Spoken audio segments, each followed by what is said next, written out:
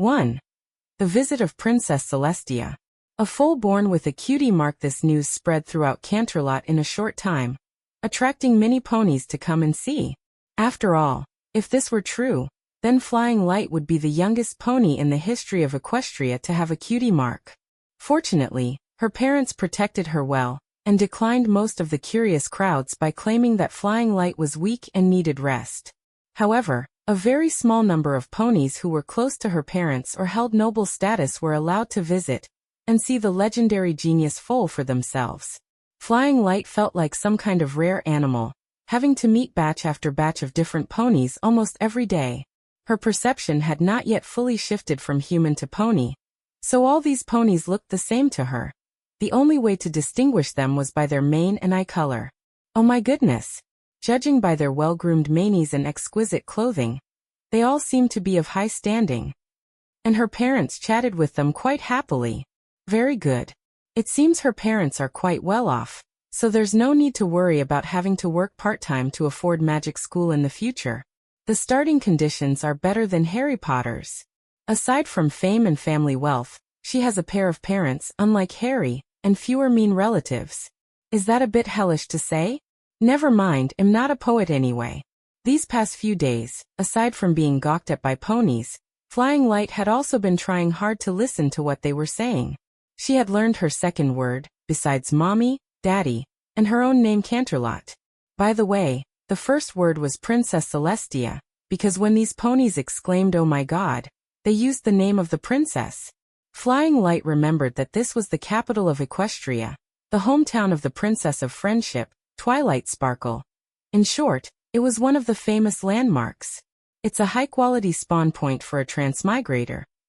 At least, in Flying Light's view, it's definitely better than the Everfree Forest.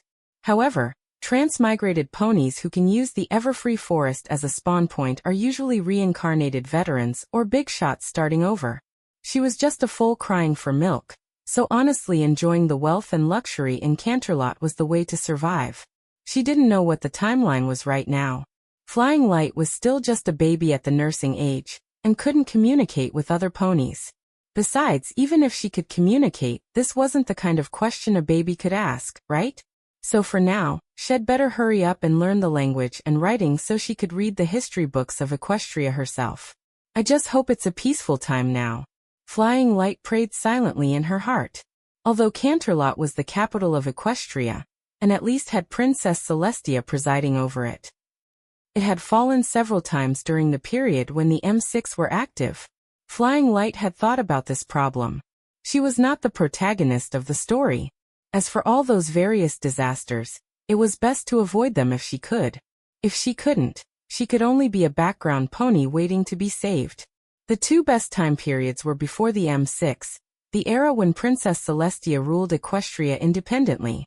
During this time, as long as she stayed in Canterlot, she wouldn't encounter any danger, and she could at least spend a period of stable development.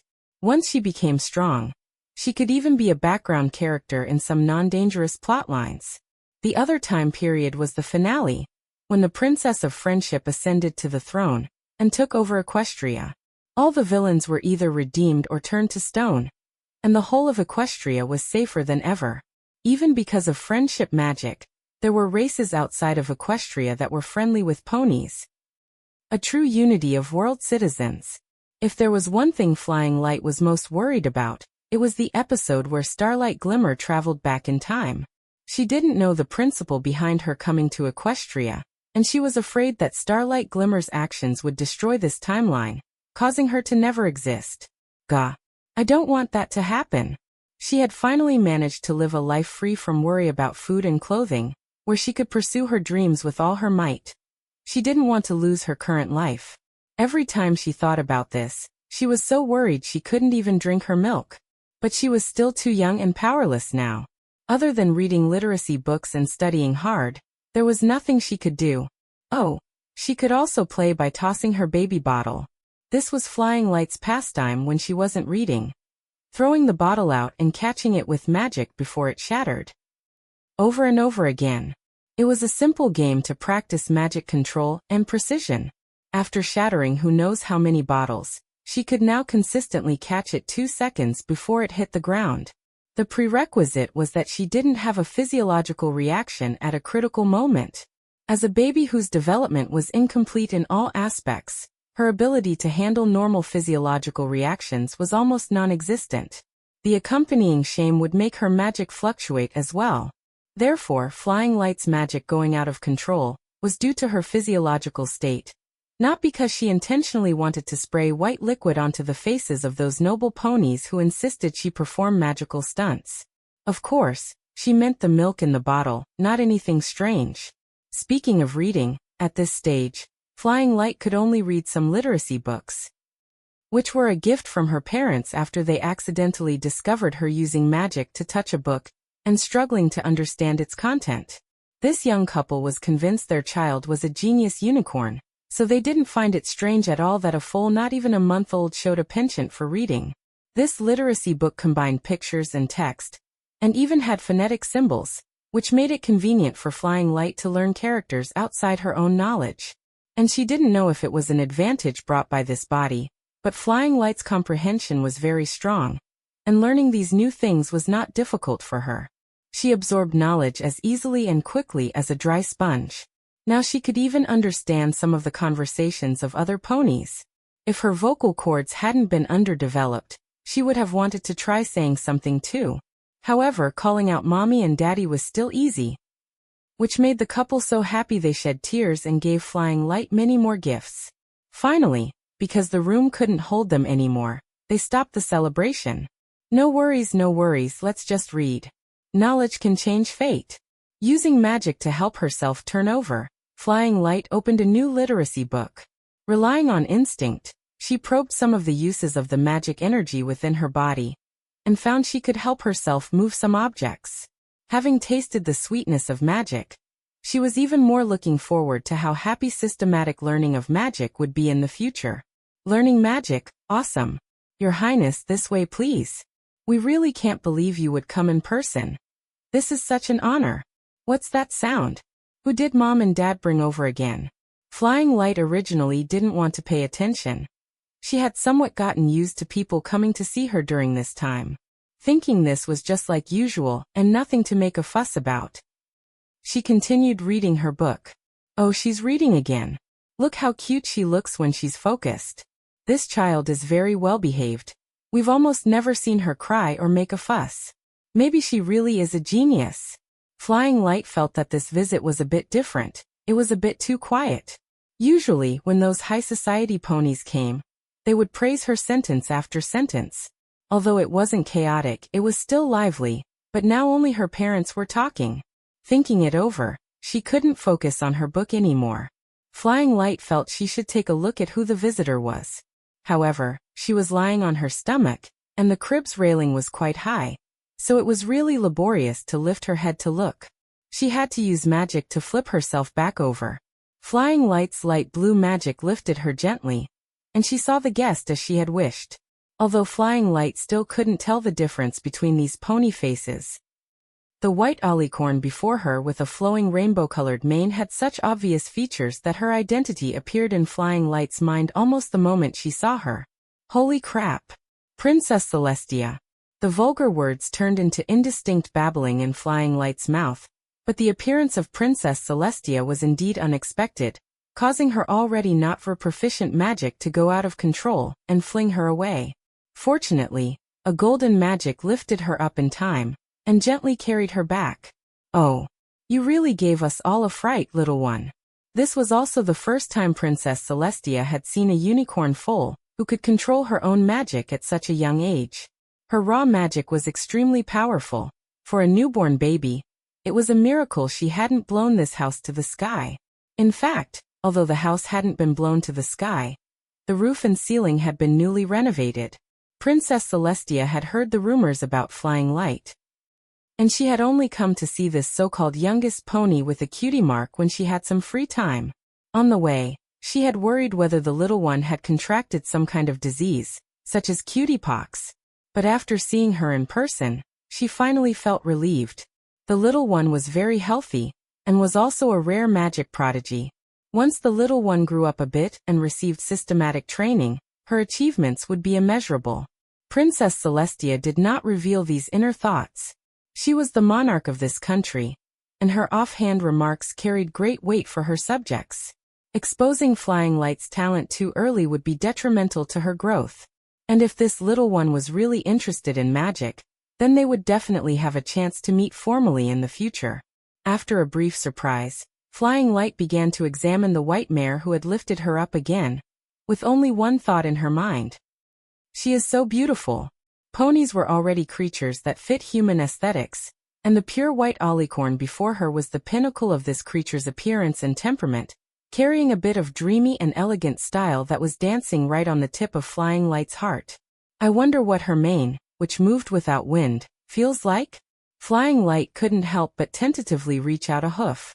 Feeling that the princess didn't show any obvious rejection, she wanted to grab a wisp of the princess' mane that was floating over. Anyway, she was just a brat now. Such an offense shouldn't be a big deal, right? Her parents on the side saw this scene and broke out in a cold sweat. That is the princess. But Princess Celestia didn't mind, just watching gently as Flying Light played with her mane. This mane, which looked like it had been treated with too much conditioner, felt like silk mixed with Dove chocolate, smooth and silky, and smelled fragrant, too. Moreover, it contained amazing magic, and it was impossible to grasp firmly in her hand. As expected of the strongest alicorn today, her magic power is terrifyingly immense. Flying Light only played for a little while before letting go. For a brat of this age, Flying Light was considered very polite. After satisfying her curiosity, Flying Light looked at Princess Celestia with a somewhat naive and cute expression, unable to help but smile. Hee, she is so beautiful. This was one of her favorite ponies when she was watching the show. Shiny hair, pure white body, horn and wings. It satisfied all of Flying Light's fantasies about ponies. A combination of power and beauty. And she was also a mature and intellectual big sister. One can only say that not falling in love after seeing Princess Celestia is impossible. However, since the ruler of Equestria was still Princess Celestia, her imagined finale mode start was impossible. But the beautiful princess was right in front of her, so she couldn't feel depressed. Anyway, she would just let herself be intoxicated by the prince's beauty for a while. Haha. It seems little Flying Light is also happy about the princess visit. Taking advantage of the gap, her mother caught Flying Light, who was being lifted by magic, and smoothed things over. I don't know if my daughter's talent is worthy of your attention, or would you be willing to offer some small suggestions for her future? Her father asked with a flattering tone. Suggestions? Ha, no need to rush, Mr. Astor. She is still just a baby. No pony can decide what she should do in the future. That has to be up to her. Let's give her a little more patience and time, shall we? Astor, that was her cheap dad's name. Flying Light could recognize it. And her cheap mom's name, Meteora. It was obvious that Flying Light's name was taken from her mother. Ah yes, the princess is right. As long as the child can grow up healthily, that is more important than anything. We can talk about the future later. Meteora pushed her husband to the back and threatened him with her eyes not to talk too much. I have other business to attend to in a while, so I will take my leave. See you next time, little one. Your Highness, let us see you out. Held by her mother, Flying Light waved her little hoof at Princess Celestia, saying goodbye to the beautiful princess with some reluctance. If there were no surprises, she would definitely go to Celestia's school for gifted unicorns in the future.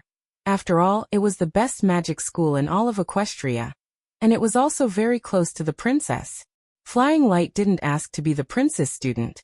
As long as she could learn magic every day and occasionally admire the princess' beauty, she would be satisfied. To be honest, being the princess student is really not easy.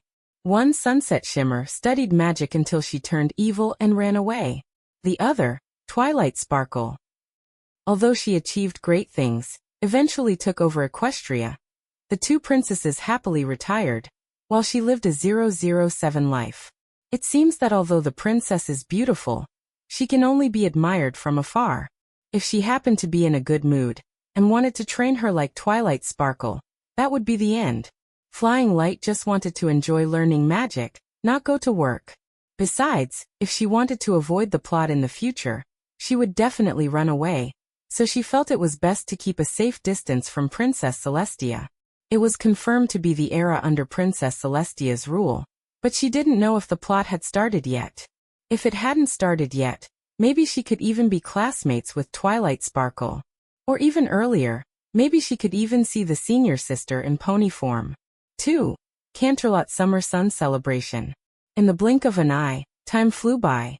Ponies grow up quickly, but Flying Light learned new knowledge even faster than she grew. Now, she was already able to use her hooves to climb into the study to read books. She used every spare moment to learn everything that interested her. She finished reading the thick chronicles of Equestria, and also studied the basic theoretical knowledge of magic.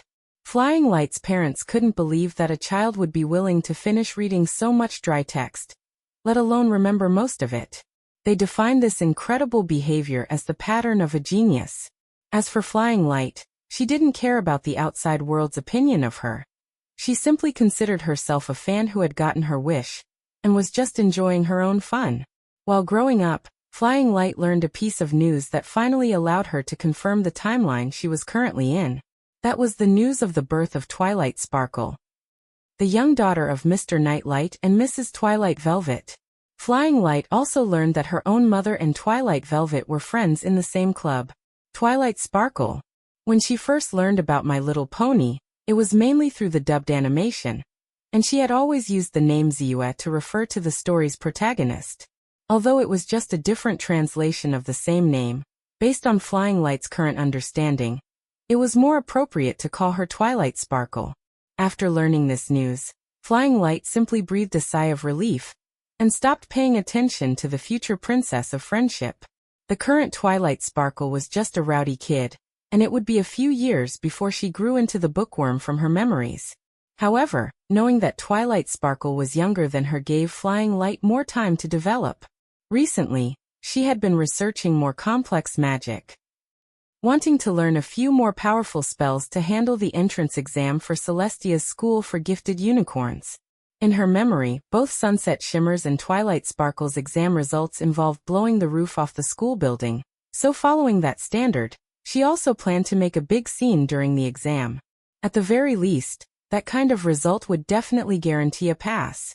It was strange, though. Flying Light had been exploring her own magic for quite some years, but she had never truly discovered where her limits were.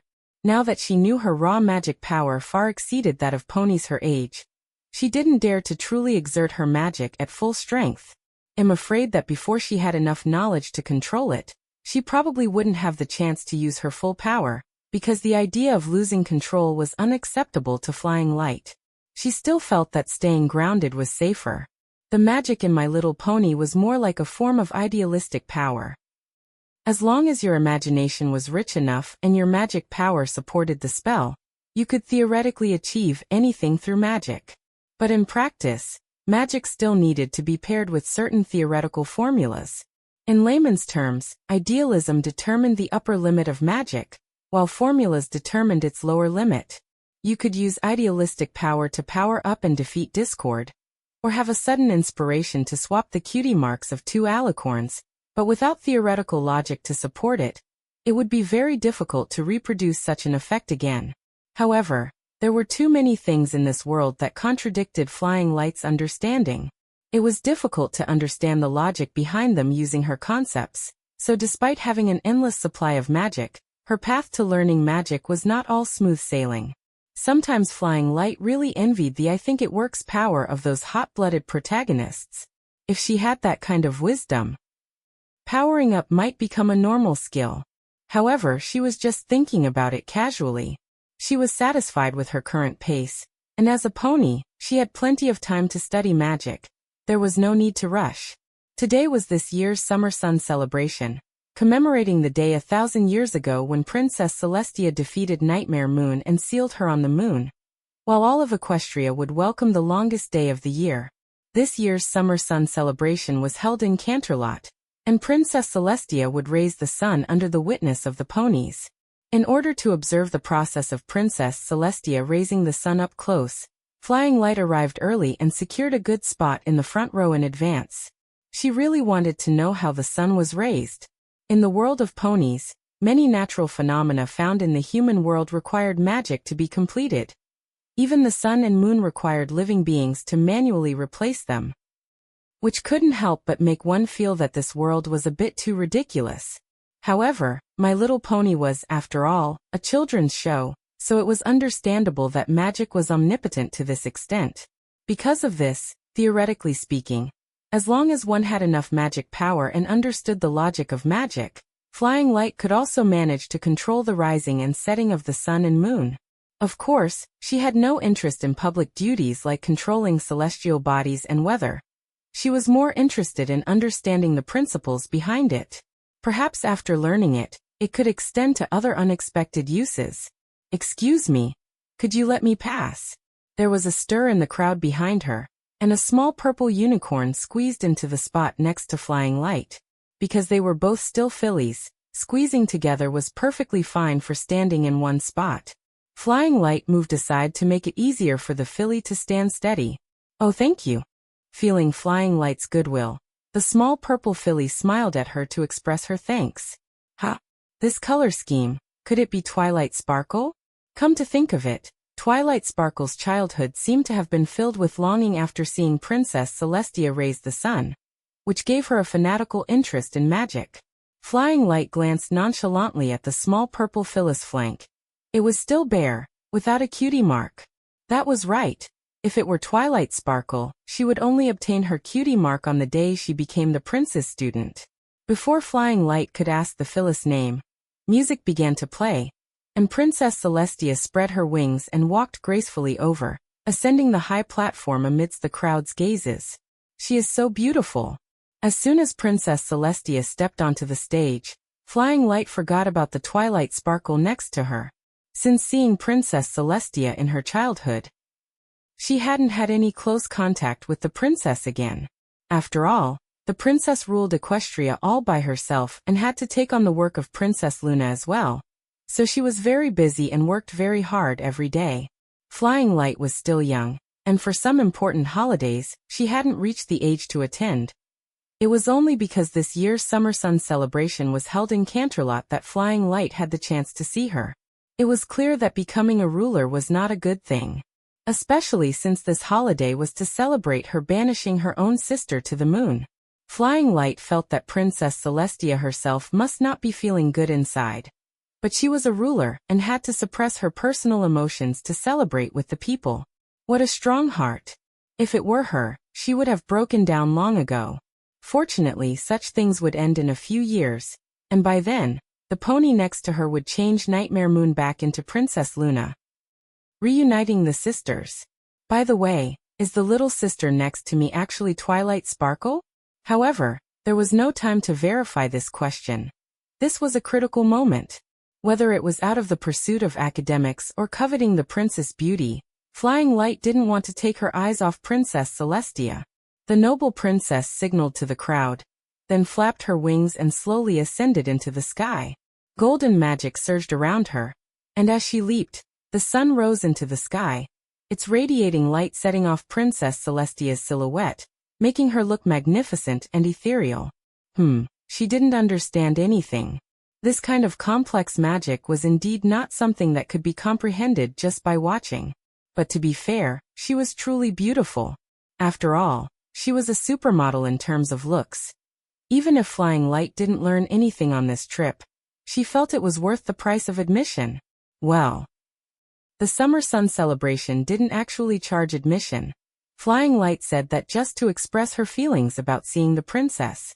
Back to the point, for this kind of divine-level magic, if you want to understand the principles behind it, you really have to ask the person who cast it. So the question is, how should she ask humbly, so that Princess Celestia wouldn't think she had intentions of usurping the throne? So she should just give up. She felt that if the princess were actually willing to teach her, she would start to panic instead.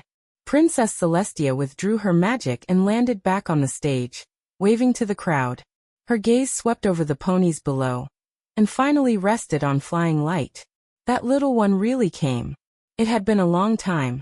The child had grown up a lot, but the look in her eyes when she looked at her was still as pure as when they first met.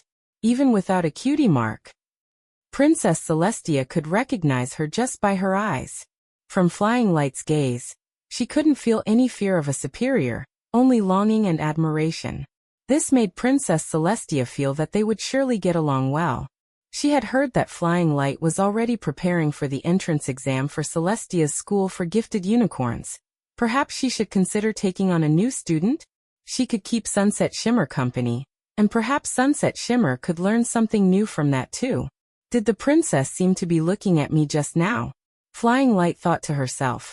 Then glanced at the purple filly beside her who hadn't yet recovered.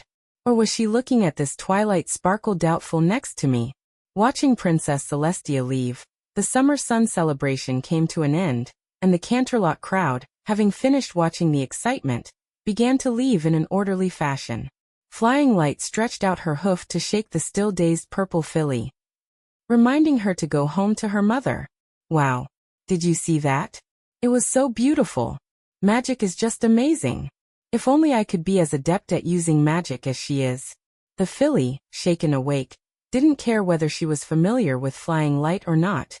She excitedly vented her feelings to the pony nearest to her.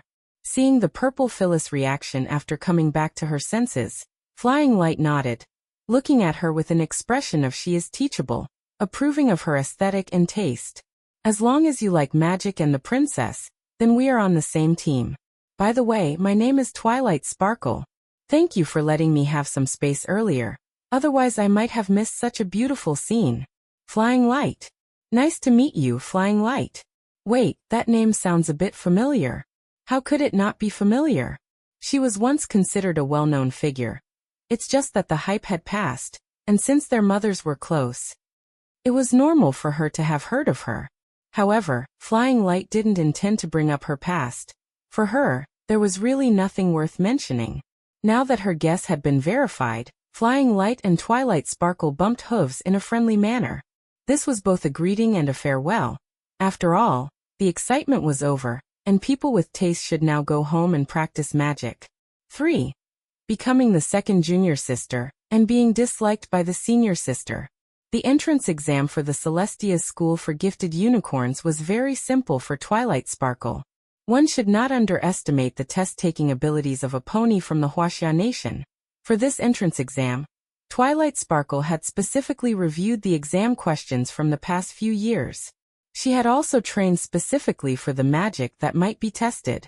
She had originally thought there would be a written portion, but she did not expect to pass with just a practical exam.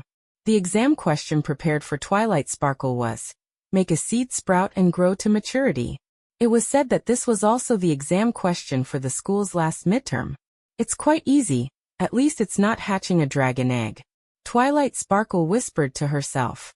She had researched the magic for hatching dragon eggs herself, but had never had the chance to actually perform it. After all, dragon eggs were not easy to come by. Twilight Sparkle did not want to snatch away Twilight Sparkle's little brother, and she was not very interested in Western dragons either. Twilight Sparkle buried the seed in the pot, glancing at the 3 proctors sitting under the podium. They watched every move of Twilight Sparkle seriously, writing down their comments on the scorecard from time to time. This exam mainly tested the students' control over magic and their total raw magical power. According to the standards for a young unicorn of this age, being able to make a seed grow into a sapling within a few minutes was considered passing, while being able to spawn a mature tree was rated as an excellent grade. Of course, this standard was for ordinary unicorns.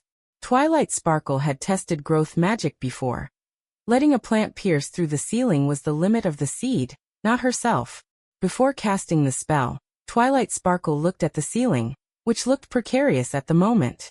Since she already knew the passing standard, she should be able to stop when she met the requirements. There was no need to cause a commotion by breaking through the ceiling. That would be too exaggerated and not suitable for someone as low-key as her. Also, Twilight Sparkle did not know if she would have to pay for damaging the school building. Paying was a small matter. She had considerable family wealth, and donating a teaching building would not be a problem.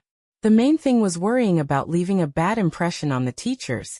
Getting credits deducted on the first step of enrollment would be very uncomfortable. Besides, if the ceiling fell, it might hit other ponies, which would be very unethical. She's hesitating. When I took the exam, I wasn't as difficult as her. What was unexpected was that while Twilight Sparkle was focused on the exam, a big and a small pony were watching everything happening inside from the window of the classroom. The speaker was an amber-colored little unicorn, her red and yellow mane as flamboyant and enthusiastic as a flame. She looked at Twilight Sparkle, who had not cast a spell for a long time in the classroom, her eyes full of contempt and disdain. And the big pony beside her was Princess Celestia. She had come to examine Twilight Sparkle's magic level and brought her student, Sunset Shimmer, to meet the new friend she had introduced to her. However, she seemed very reluctant. If she was not her teacher, it would be hard to convince her to come. But Sunset Shimmer had to try to change her current personality. Otherwise, with her current disposition, she would be unable to shoulder heavy responsibilities. She just got her cutie mark very early. That does not prove her talent can compare to mine. Sunset Shimmer arrogantly admired her own hooves, seemingly feeling that the exam inside was not as exciting as her freshly groomed hooves. Oh, Sunset Shimmer, she is younger than you. Not by much, and when I was her age, the exam did not take that long. As long as they finish the exam within the allotted time, they are excellent unicorns. There is no need to be too impatient. You are right, Your Highness. Not all ponies can be as accomplished as I am in one go. Indeed, we must give ponies with less ability more time. For her student's attitude, Princess Celestia could only roll her eyes helplessly. Her student was good in every way, except for being too aloof. She hoped Twilight Sparkle would not mind this and could make friends with Sunset Shimmer, and hopefully, make Sunset Shimmer learn the meaning of humility. During the teacher-student conversation, Twilight Sparkle had also decided what to do. Having brewed the magic, she finally began to complete her exam. Without too many exaggerated special effects, under the guidance of Twilight Sparkle's magic, the seed began to sprout. 3 stems broke through the soil, growing upward in an interlaced manner, neither fast nor slow. It stopped when it reached a suitable height, and then began to branch out in all directions. Under Twilight Sparkle's control, there was no extraneous growth. Everything was as orderly as she had imagined. The tender green leaves were lush, and then some small red fruits grew on the branches, like small lanterns hanging on the tree, looking very festive. The whole process was completed in one go, as if the small shrub had grown into a bonsai tree on its own. This was the power of magic. Oh, this tree is so beautiful. One of the proctor's eyes lit up as they looked at the bonsai that could be called a work of art. The originally serious expression could not even be maintained. Miss Twilight Sparkle, after the exam, can you give it to me? I want to put it in the most prominent place in my office. Feel free to do so, ma'am. This evergreen shrub is very suitable as an indoor bonsai. It also has another name called fortune tree, which has the auspicious meaning of wealth and career advancement. It is also very easy to maintain. It only needs a warm environment and enough water, but be careful not to water it with hot water. While explaining, Twilight Sparkle used transformation magic to change the shape of the flower pot, and wrote rolling wealth on it in the script of Equestria, feeling satisfied in her heart. Hearing this, the other 2 proctors suddenly regretted speaking a step late, and missing the opportunity to own this fortune tree. But thinking that the 3 of them were in the same office, they felt much better. I could do that level too. And her movement is too small. Last time I conjured a towering tree. Princess Celestia looked at the proud Sunset Shimmer amusingly. She knew that her student had a preliminary recognition of Twilight Sparkle's level in her heart. Just that her arrogant self was unwilling to admit that there was a pony as excellent as herself. Yes. You both just handed in excellent answer sheets in different ways. You are both very excellent young unicorns. Princess Celestia gently pushed Sunset Shimmer with her hoof and asked, I am going in to take a look. Do you want to come together? You will meet an equally excellent new friend. Better not, Princess. I had better wait for you outside. Rejecting Princess Celestia's invitation, she looked at Twilight Sparkle, who was waiting for the exam results inside, with vigilance. Seeing this, Princess Celestia just shrugged, not forcing Sunset Shimmer to obey her. Anyway, the 2 ponies would soon become classmates, and they would get to know each other eventually. Princess Celestia. The great princess was really everywhere. Muttering in her heart, Twilight Sparkle hurriedly followed the 3 teachers to salute the princess. Miss Twilight Sparkle, I am very happy to see you here. Entering the classroom, Princess Celestia helped Twilight Sparkle up, her eyes full of gratification. I am also very happy to see you, respected Princess Celestia. I still remember the scene when we first met. Maybe you do not remember me, after all, you were just a baby then. Listening to Princess Celestia. A flash of panic flashed in Twilight Sparkle's eyes. Listening to the great princess tone, the next sentence would not be I held you when you were little. And then start telling stories about her childhood, would it? Stop it. You are the great princess, not some great immortal bird. Fortunately, the great princess did not come to chat with her this time. The great princess saw the hidden embarrassment of Twilight Sparkle, and knew that she had accidentally done something a boring elder would do. So she could not help but feel a little awkward. She coughed lightly and continued. I mean, I have always been looking forward to seeing such a special pony as you again. I saw your exam just now. It was very wonderful.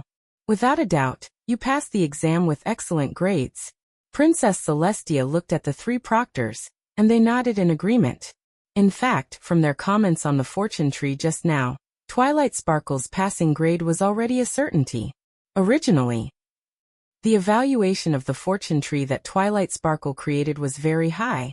And now that it had received the affirmation of the great princess, let alone the entrance exam, it was a guarantee that as long as Twilight Sparkle did not break the law, she could lie down and graduate smoothly. However, I came here this time, besides congratulating you on joining the academy, there is another thing I want to ask you. Please ask, Princess. I wonder if you are willing to become my personal student? This. I always feel it was not as surprising as imagined.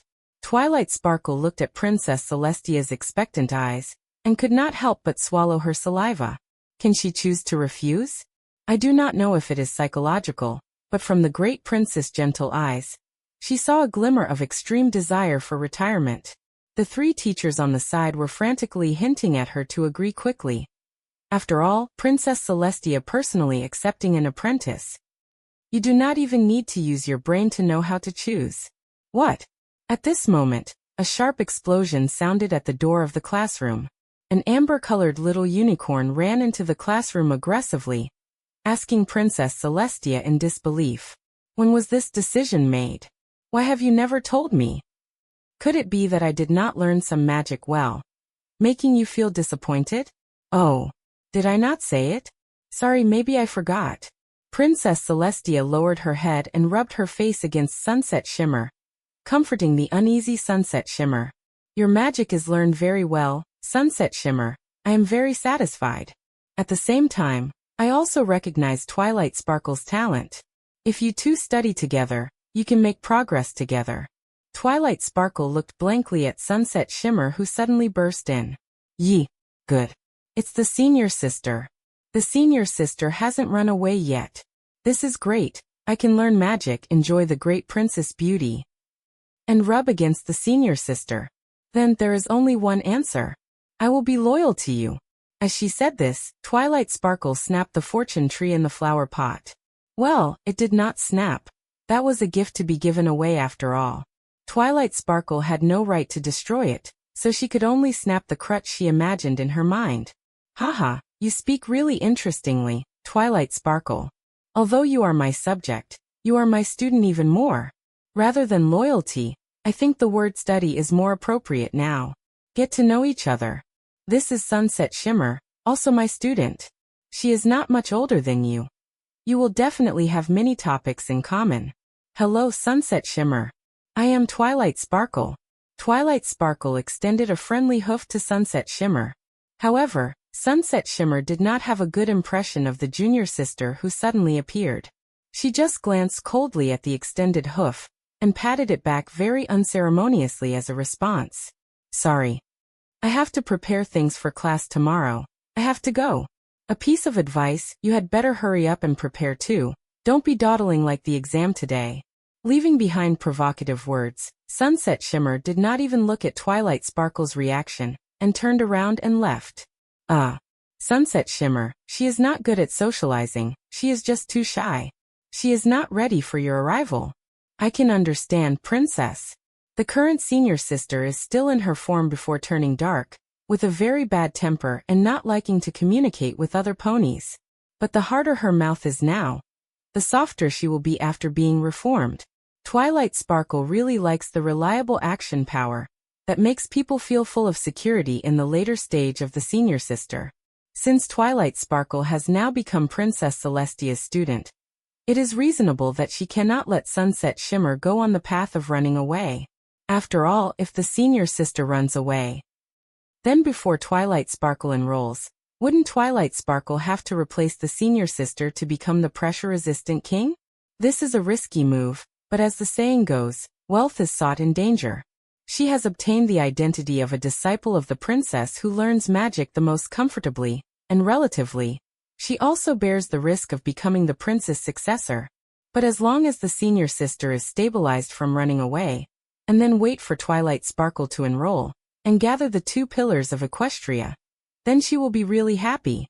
Sunset Shimmer and Twilight Sparkle only need to honestly follow the arrangements to be the 007 successors to the throne, but Twilight Sparkle, who only thinks about herself, thinks a lot. In a sense, Twilight Sparkle might be more selfish and evil than the darkened Sunset Shimmer. Sunset Shimmer, who left the classroom, looked back at Twilight Sparkle and Princess Celestia. Seeing the two talking happily, she seemed to see the picture of her celebrating with the princess when she got her cutie mark. A feeling of loss welled up in her heart. Sunset Shimmer shook her head violently to dispel that terrible thought, and then a flash of gloom appeared in her eyes. I will prove that I am the best one. 4. The senior sister who is being pestered. After becoming Princess Celestia's student, the first task she assigned to Twilight Sparkle was to make friends with Sunset Shimmer. I know the reward, so what is the task? This was of course a joke. With the senior sister currently being so impervious to reason, getting on good terms with her was clearly not an easy task. Even though Twilight Sparkle displayed a very friendly attitude and wanted to get close to the senior sister, for some reason, she always acted very resistant. She would either coldly ignore her or rudely drive her away. In short, there was never any progress. And constantly trying to be warm to someone who gave the cold shoulder even with Twilight Sparkle's thick fan filter for Sunset Shimmer was becoming a bit too much to handle. Princess Celestia wasn't trying to force Twilight Sparkle to befriend Sunset Shimmer. After all, friendship requires mutual cultivation, not one-sided effort. It was just that Sunset Shimmer was extremely inexperienced and didn't attach any importance to this aspect. Princess Celestia hoped that the more well-adjusted Twilight Sparkle could take the initiative and care for Sunset Shimmer in places she couldn't reach herself. Knowing that Sunset Shimmer had her sights set on her, Twilight Sparkle was a bit curious about what methods the senior sister would use to deal with her. Referencing Sunset Shimmer's actions as a villain in Equestria Girls, she might end up with some American-style bullying, or the usual tricks of a children's show villain, like framing her for something. However, in reality, it wasn't as flashy as Twilight Sparkle had imagined. Once, during an experimental class, the teacher, on a whim, explained a new advanced spell. Sunset Shimmer perfectly replicated this magic, winning applause from the whole room. While enjoying the admiration of the other ponies, she glanced provocatively in Twilight Sparkle's direction. This is a show of force. What a cute show of force. In that instant, Twilight Sparkle suddenly understood. The original Sunset Shimmer was just a proud and complacent pony. She believed that not another unicorn in all of Equestria could stand shoulder to shoulder with her. Of course, that was indeed the case. Otherwise, Sunset Shimmer wouldn't have been so arrogant. However, even like this, she didn't satisfy Princess Celestia, who even wanted to sever their mentor-student relationship. Not understanding Princess Celestia's good intentions, and simply thinking that she didn't get recognition because she wasn't strong enough, Sunset Shimmer pinned her ambitions on that mirror leading to another world. That was why she abandoned everything in the pony world, and slipped away to the other side of the mirror to become a high school bully. From heir to the throne to high school bully. I don't understand, but I respect it. To think I preconceived that such a simple senior sister was a vile, evil pony. I truly deserve to die. It wasn't impossible to change Sunset Shimmer's current personality of looking down on others. For example, if there were another unicorn at this moment who was on par with Sunset Shimmer, or could even do better than her, even if it couldn't instantly cultivate empathy in the senior sister, at least it could let her know that there are always others better than oneself. Although the teacher only said the magic incantation once, Twilight Sparkle had a good memory. Plus, she always focused on studying the logic of magic, so it wasn't difficult to understand. This was a reverse growth spell that could turn a plant back into a seed without harming the plant itself. However, this was also her first time casting an advanced spell she had only heard once. As for whether it would succeed or not, she would have to try to find out. Twilight Sparkle concentrated and began to try. When the flower in the pot in front of her turned back into a seed, she knew she had succeeded. Wow. You're amazing, Twilight Sparkle. No wonder the princess chose you to be her student. The ponies who were originally surrounding Sunset Shimmer saw the commotion on Twilight Sparkle's side, and immediately gathered around her instead. The experimental class teacher walked over, checked the condition of the seed, and asked in surprise, "Miss Twilight Sparkle, have you learned this spell before?" "No, sir. I did it according to the method you just described." "That means you learned this spell after hearing it just once." I was just trying it out. It can't really be considered fully learned yet." For Twilight Sparkle, she only considered a spell fully learned once she had chewed up and swallowed every incantation and circuit of it. The incantation for this reverse growth spell was a bit like reciting a growth spell backward, but with a few connecting words changed. Such a marvelous design truly left her with endless aftertaste. Twilight Sparkle couldn't help but wonder if applying this combination method to other spells could also cause them to have a reverse effect. "Oh, you are too modest, Miss Twilight Sparkle. You are a genius." The experimental class teacher did not spare his praise for Twilight Sparkle. Just then the bell rang, and he announced the end of class before leaving the classroom with his teaching materials. Twilight Sparkle saw Sunset Shimmer also walk out of the classroom. She dismissed the ponies who wanted to chat with her, packed up her books, and followed. "Senior sister. Don't walk so fast, wait for me." Twilight Sparkle quickly caught up with Sunset Shimmer from behind. It looked like she was still very unwilling to pay attention to her. It seemed that stealing her spotlight in class just now had made her very unhappy. "Do you have something smart and modest, Miss Twilight Sparkle? I am rushing to the classroom for my next lesson. If there is nothing urgent, please stay away from me and don't waste my time." Sunset Shimmer issued a distant dismissal, intentionally or unintentionally bumped into Twilight Sparkle, and then sped up to shake her off. That really wasn't very polite. Twilight Sparkle, having been bumped aside, stumbled a few steps to steady herself. She looked in the direction Sunset Shimmer had left and raised an eyebrow with some helplessness. Ponies really are creatures with pure emotions. Just provoking her a little bit made her feelings so obvious. "It seems that my existence has already ignited Sunset Shimmer's competitive spirit. I'm going to be busy from now on." Meanwhile, on the other side, Sunset Shimmer's mood was quite terrible. Princess Celestia had once explained the incantation for that reverse growth spell during class. In other words, she was only able to cast it in class because she had learned it beforehand. And that Twilight Sparkle, she actually learned it after hearing it just once. Sunset Shimmer knew how complex that incantation was, so this definitely wasn't a coincidence. Although she was unwilling to admit it in her heart, the facts were right in front of her, and she couldn't pretend not to see them. She was no longer the most special pony. No. She was Princess Celestia's best student. Only this point would never change. Although she still couldn't understand why Princess Celestia wanted her to make friends. Even if she were to make friends, it absolutely wouldn't be Twilight Sparkle. However, soon she saw Twilight Sparkle again in the next classroom, and she was sitting right next to her. Twilight Sparkle saw Sunset Shimmer's facial muscles twitch, forcing back a funny expression. "What are you doing here?" "Oh, I don't have any more classes. And it doesn't say here that auditing isn't allowed." "Kidding. Could a place where magic is taught be short of Twilight Sparkle? Besides that, I still have something I want to say to you, senior sister, so I followed." "I say you." The two young ladies in the front row. Even if you are the princess students, you must observe classroom discipline. If connecting with each other is far more important to you than my teaching content, then please go out and don't waste the other ponies' time. The magic theory teacher tapped the blackboard with a pointer, looking at Sunset Shimmer and Twilight Sparkle with dissatisfaction.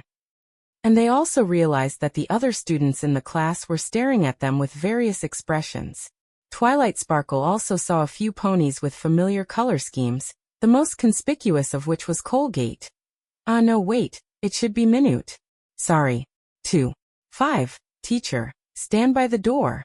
That is how Sage Fourleaf perfected his protection spell. Today, we will learn a similar incantation.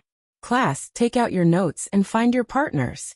This magic theory class covered the protection spell that Sage Fourleaf had created based on the friendship he shared with his friends, so it required at least 2 ponies to be most effective when cast. Sunset Shimmer had originally wanted to pair up with Minute, who was closest to her, but discovered that Minute had already paired up with Lemon Hearts. Once again, she was the one left over. That didn't really matter. The spell wasn't difficult, and she could complete it even on her own. However, just as she was about to pick up her notes, Flying Light poked her head over. Even though you've lost your partner, you still have me. I can totally be your magic partner, right? If you think you can please everyone, I'll tell you right now. Don't even think about it. Because they were in class, Sunset Shimmer didn't want to be accused of disrupting the order again, so she practically squeezed these words through her teeth to retort to Flying Light. This protection spell required a certain degree of tacit understanding between the ponies casting it in order to synchronize their magical frequencies and unleash greater power. It was clearly impossible for her and Flying Light to achieve this, so rather than working together, it was better to just do their own thing. Mind if I take a look at your notes? Sunset Shimmer didn't speak, just kept reading her book. I'll take your silence as consent, then? Flying Light reached out a hoof towards Sunset Shimmer's notes. Thanks, Senior. But just before Flying Light's hoof could touch the notes, an amber hoof pressed down on them first. Flying Light could only watch helplessly as they were moved further away from her. Sorry, I need these. You should just stick to being an auditor, little junior. Flying Light retracted her hoof in chagrin. To have been played by Sunset Shimmer like that, she couldn't help but feel a bit uncomfortable. She was just here as a temporary auditor, with neither notes nor a textbook. Her thirst for knowledge felt like a quill scratching at her heart, leaving Flying Light feeling itchy inside. Just then, Flying Light felt something tap her shoulder. Turning around, she saw a notebook and a textbook, and a mint-colored pony in another row of seats waving a hoof at her in a friendly manner. Lyra. Lyra Heartstrings was one of the most recognizable background ponies, and since Flying Light shipped her and Bon Bon, there was absolutely no way she could mistake her. Flying Light looked back gratefully, and accepted the notes and textbook that Lyra Heartstrings had lent her. Sage Fourleaf's protection spell could be seen as a form of friendship magic. The deeper the friendship between the ponies, the more obvious the spell's effects. Flying Light quickly sorted out the principles of the spell, and discovered that casting it wasn't difficult. The hard part was how to fully utilize the boost brought by the power of friendship. She had to admit that in terms of talent for friendship magic, Flying Light was about the same as Sunset Shimmer, or perhaps far inferior to her. After all, Sunset Shimmer had even comprehended the element of empathy after her redemption arc later on, earning her spot as the designated protagonist of the Equestria Girls series. Flying Light was not a pure pony. Her human experiences had firmly locked her heart in shackles. So she knew how hard it was for her to find a true friend. Long since having self-awareness, Flying Light didn't expect to achieve anything in friendship magic. She hadn't intended to walk the same path as the protagonist anyway. She was happy just being able to learn magic. As for friendship magic, at worst, she could just follow behind the protagonists and reap the benefits later. However, as for magic, she could not know it, but she couldn't not learn it. Having memorized the incantation for the protection spell, Flying Light looked at the attentive Sunset Shimmer, and a plan suddenly formed in her mind. As revenge for being teased just moments ago, Flying Light immediately tested the spell she had just learned on Sunset Shimmer. Hey, you. Feeling the anomaly on her body, Sunset Shimmer gave a start, then immediately reacted to what had happened. She looked angrily at Flying Light, who was feigning ignorance. The magic surging on her horn already poised for action. But before the two ponies could start their standoff, a shadow loomed over them. When they looked up, they happened to meet the teacher's stern gaze. Ladies, I believe there is a clear rule that magic is not to be used casually during theory class. Is there not? And so Sunset Shimmer and Flying Light were politely escorted out of the classroom. This is the first time I've been kicked out of class by a teacher. Sunset Shimmer's expression was like dark clouds before a storm. Well, congratulations on unlocking a new achievement in your school life. Flying Light acted as if she hadn't noticed Sunset Shimmer's explosive temper at all, and made a casual joke. It was this light-hearted joke that directly ignited Sunset Shimmer's powder keg. She cornered Flying Light step by step until there was nowhere left to retreat, nose to nose, staring fixedly at Flying Light. If this is your challenge, then I accept. Don't think that just because everyone praises you a little, you're something special. I will use my strength to show you who is Princess Celestia's most prized student. Flying Light felt that Sunset Shimmer was way too close. Now if she just moved a little, she could kiss the senior's little mouth. However, she wasn't into furries, so she decided against it. But hearing the threatening words Sunset Shimmer had unleashed, she found her adorable. Clearly, Sunset Shimmer saw her as a rival competing for power, which explained why she had been so hostile towards her. But she would never guess that she had only approached Princess Celestia for the sake of magic and her beauty. She even wished for her to become the successor to the throne, so she could just enjoy the privileges without having to bear such heavy social responsibilities. Flying Light thought this side of Sunset Shimmer was quite cute, which gave her the mischievous urge to tease her. She couldn't help but be a bit cheeky, asking with a smile, "Are you triggered?" Ponies living in a wonderful fairy tale world had never seen this kind of abstract magic invented by humans. Sunset Shimmer's expression twisted visibly. She then put some distance between herself and Flying Light, though her expression was even angrier than before. "Fine. I've got my eye on you, just you wait." Leaving behind that threat, Sunset Shimmer stormed off in a rage. This time, Flying Light didn't follow her. She had to return the books and notes to Lyra Heartstrings. Checking the time, there was still half a class left until the end. Flying Light simply sat in the corridor outside the classroom and continued to look through the textbook. She also took the opportunity to use a duplication spell to copy the notes to take back and study in detail. It wasn't until the bell rang that Flying Light stopped reading. She waited at the classroom door for Lyra Heartstrings to come out, and took the opportunity to apologize to the teacher of the class. Almost every student coming out of the classroom glanced at Flying Light before leaving. After all, the prince's student being kicked out of class for violating discipline was too novel. In their eyes, some were just purely curious, some were gloating, and some were condemning her for embarrassing the princess. Flying Light didn't care about this. The Princess Celestia she knew was also a playful pony, and wouldn't be disappointed in her over such a trivial matter. "Lyra Heartstrings, thank you for your notes and books." "Oh, you're welcome. By the way, do you know me? Your name is on the notes." "Uh-huh, that's true." Lyra Heartstrings took back the books Flying Light had returned and put them into her backpack. Flying Light, do you have time later? Would you like to come to the park with us?" Behind Lyra Heartstrings were Minute, Twinkleshine, and Lemon Hearts. They were all looking over with expectant eyes. Flying Light remembered that these ponies were all Twilight Sparkle's classmates in the animation. She couldn't figure out how they were in the same class as Sunset Shimmer. Seeing that Lyra Heartstrings had something to say to her, Flying Light nodded and agreed. 6. The senior sister challenges you to a duel. After asking, I found out that the lecture Twilight Sparkle had just crashed was an elective, open for ponies of any grade level to audit. Since Lyra Heartstrings was interested in this course, she had called upon her classmates and friends to attend it together. I had thought that Hasbro's laziness had even affected the native world of My Little Pony. But then again, since they are here, does that mean Twilight Sparkle will be enrolling soon? Wow, I can't believe we're actually friends with the princess student. There's no need to make such a big deal out of it. I also heard that when you were born, Princess Celestia came to see you. Could it be that she decided to take you as a student back then? That's fake, right? Who would have requirements for a newborn foal? My dad said you had your cutie mark as soon as you were born. It's destiny. Maybe you'll become a princess in the future. Who are you wishing that on, sister? Hey, you shouldn't say that. My dream is to become a unicorn scholar just like Star Swirl the Bearded. Do you live in Canterlot Castle now, just like Sunset Shimmer? Yes, because it's quite convenient for reading there. And while I'm at it, I can harass the senior sister under the guise of holding a study session. Though I always get the door slammed in my face. Because Sunset Shimmer viewed Twilight Sparkle as her rival.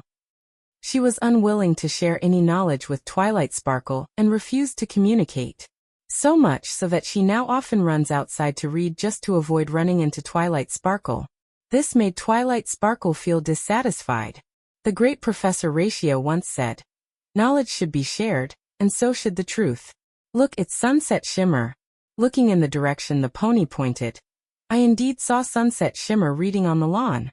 I didn't expect Sunset Shimmer to run to the park to read, but thinking about it, it's not entirely incomprehensible, as it's quite close to the school. She is an arrogant pony.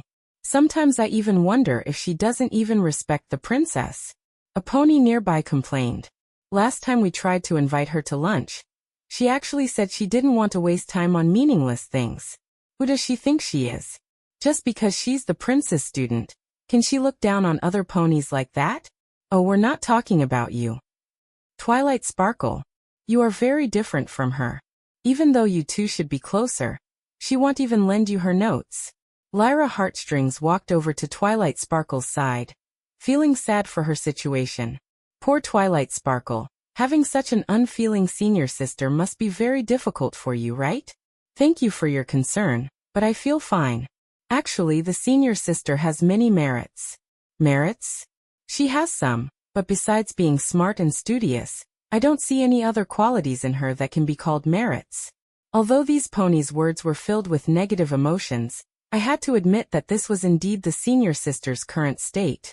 Only Twilight Sparkle, the pony who had read the script, knew how wonderful the senior sister would be once she tasted the sweetness of friendship. Sunset Shimmer heard the commotion in the distance, pulled herself out of her thoughts and looked over, seeing Twilight Sparkle surrounded by ponies. Her expression darkened, but she suddenly thought of a good idea to make Twilight Sparkle make a fool of herself in public, so she put down her book and walked over. Who could it be? Isn't this my little junior? I can't believe I see you here. I thought you would at least be as diligent as me, instead of gathering some mediocre and gossipy followers. Sunset Shimmer held her head high as she walked through the crowd of ponies, and stood in front of Twilight Sparkle. If this is what you want, then pretend I said the wrong thing. I can only say that even Princess Celestia has times when she misjudges. Hey, how can you say that? Lemon Hearts couldn't help but retort. Am I not describing it correctly? Of course not. Twilight Sparkle stepped forward, confronting Sunset Shimmer head-on. Followers and friends are two different words. They are my new friends. Oh, is that so? Sunset Shimmer raised her eyebrows indifferently.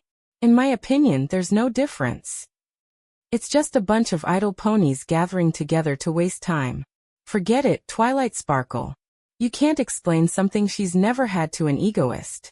Minute glared at Sunset Shimmer. They couldn't communicate with a pony who didn't respect them, so they wanted to ask Twilight Sparkle to leave with them. Is that so?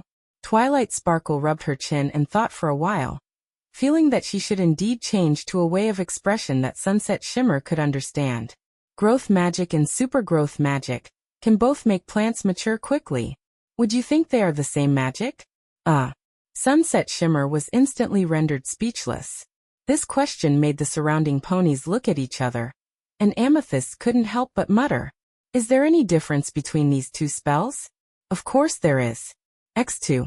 Immediately after, she was retorted by the two disciples of the princess. The length of the incantation.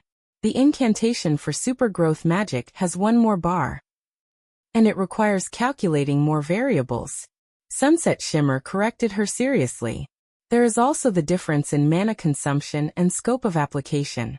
Although casting super growth magic requires more mana, considering the efficiency, under the same conditions, super growth magic is actually more mana efficient. so this magic is usually used in more professional fields. Twilight Sparkle thoughtfully added another difference. So, that's how it is. Sorry, I was not rigorous. Amethyst smiled awkwardly, and then quickly hid behind the crowd. She had made a fatal mistake, which was to casually comment on magic in front of magic geniuses. Sunset Shimmer realized that she had unconsciously stood next to Twilight Sparkle, and quickly stepped away. It seems you do have some knowledge, but other aspects are hard to say. Do you dare to have a duel with me? Yo, so the true intent is finally revealed. The Sunset Shimmer that Twilight Sparkle knew was not the type of pony who would provoke other ponies for meaningless things. With her personality of not wanting to be outdone by others in anything, she probably had long wanted to compete with her in magic. How should Twilight Sparkle choose? Of course, she would choose to fall for it. Sure, what are we competing in? How do we compete? Twilight Sparkle rubbed her hooves with some excitement. After studying magic for so long, she hadn't used it in actual combat yet. Her first opponent was actually the senior sister, which directly maxed out her expectations. You should have learned the magic from that book Humorous Clown, right? I have. I really didn't expect you to have read that book too. This remark caused the surrounding ponies to have question marks on their faces again, obviously becoming increasingly unable to understand what these two ponies were saying. Has any one of you heard of this magic book? I haven't. The title is too ridiculous. I would absolutely never read it. This magic book is considered a puzzle education book for young unicorns. The magic inside is written for children who are learning to read. For older unicorns, the content in this book is both useless and obscure. I thought I was the only one who would be so bored to read it. Twilight Sparkle couldn't help but lean closer to Sunset Shimmer. The feeling of accidentally discovering that she and the senior sister had a common little hobby was such a secret joy. Don't take the opportunity to get close, listen to me first. Sunset Shimmer suppressed the embarrassment in her heart, pushed away the approaching Twilight Sparkle with a hoof, and began to state the competition rules. Do you remember Magic 4? Don't tell me you don't remember. I don't want to help you review what that is. I won't forget every magic I've learned. The one you mentioned is a prank magic with random effects, where the number of times the magic is used is determined by the clown dice, and no one knows which spell will take effect. That's right. Saying that, Sunset Shimmer took out a die with a clown pattern, her eyes full of provocation. So, do you dare to accept the challenge? While playing big, huh? Come on, I like Russian roulette. What is Russian roulette? Oh, nothing. Let's start. Who's going to roll the dice? Now they had arrived at a lowlying area where they didn't have to worry about accidentally hurting other ponies while dueling. Sunset Shimmer threw the dice. After spinning on the ground a few times, the side with the number 1 stopped facing up. Seeing this result, Twilight Sparkle gasped. This result meant that the next magic spell would definitely trigger an effect, just like a revolver with a magazine capacity of only 1 round. Then, let's start. As soon as Sunset Shimmer finished speaking, she immediately launched a sneak attack. Fortunately, Twilight Sparkle was prepared, dodged to the side, and launched a counterattack at the same time. Little Junior, where are you aiming? Twilight Sparkle's counterattack awareness was very fast, but her accuracy was really far off. Sunset Shimmer just tilted her head and didn't even graze a hair. But before she finished speaking, she suddenly had a bad premonition and subconsciously lunged forward. It turned out that Twilight Sparkle's magic beam had actually refracted halfway, attempting to ambush her from behind. But it wasn't over yet. As if expecting her to dodge, Twilight Sparkle's next magic spell was already coming towards her. Sunset Shimmer could only urgently use the levitation spell to force herself to shift and dodge the attack, while simultaneously launching a counterattack to prevent Twilight Sparkle from pursuing again. Really, I can't underestimate her.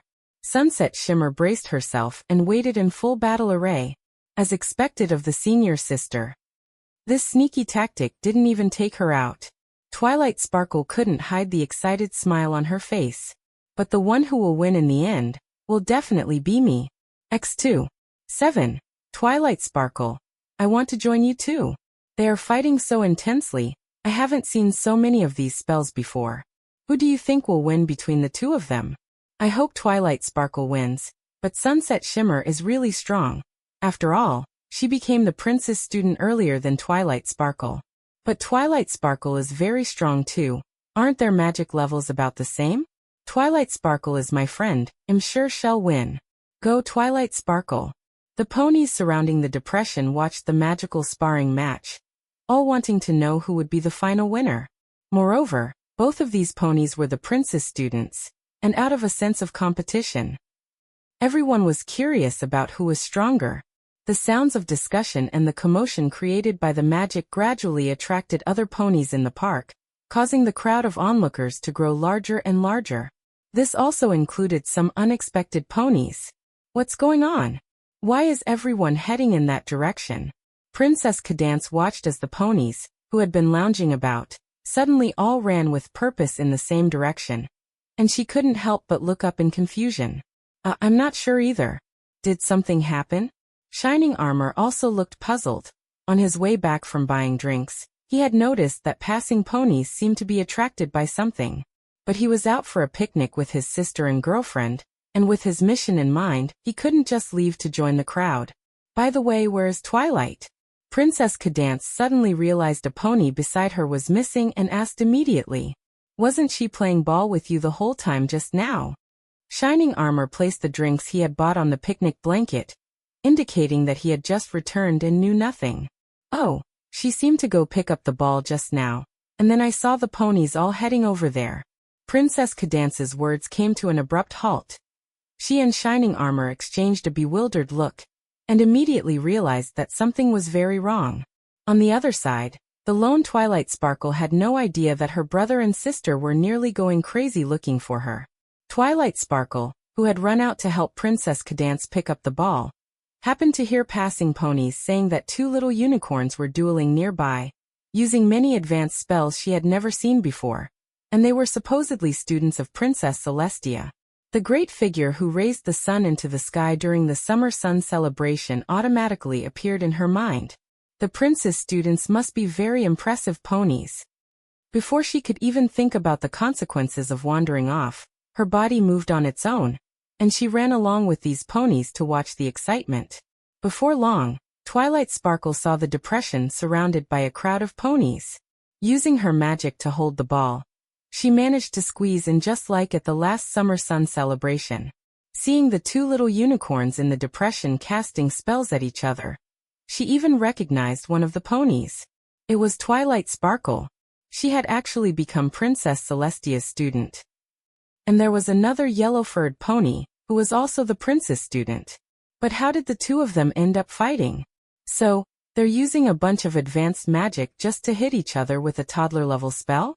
Yeah, who knows what they're thinking, but it looks pretty exciting. Do you bet the blue one will win?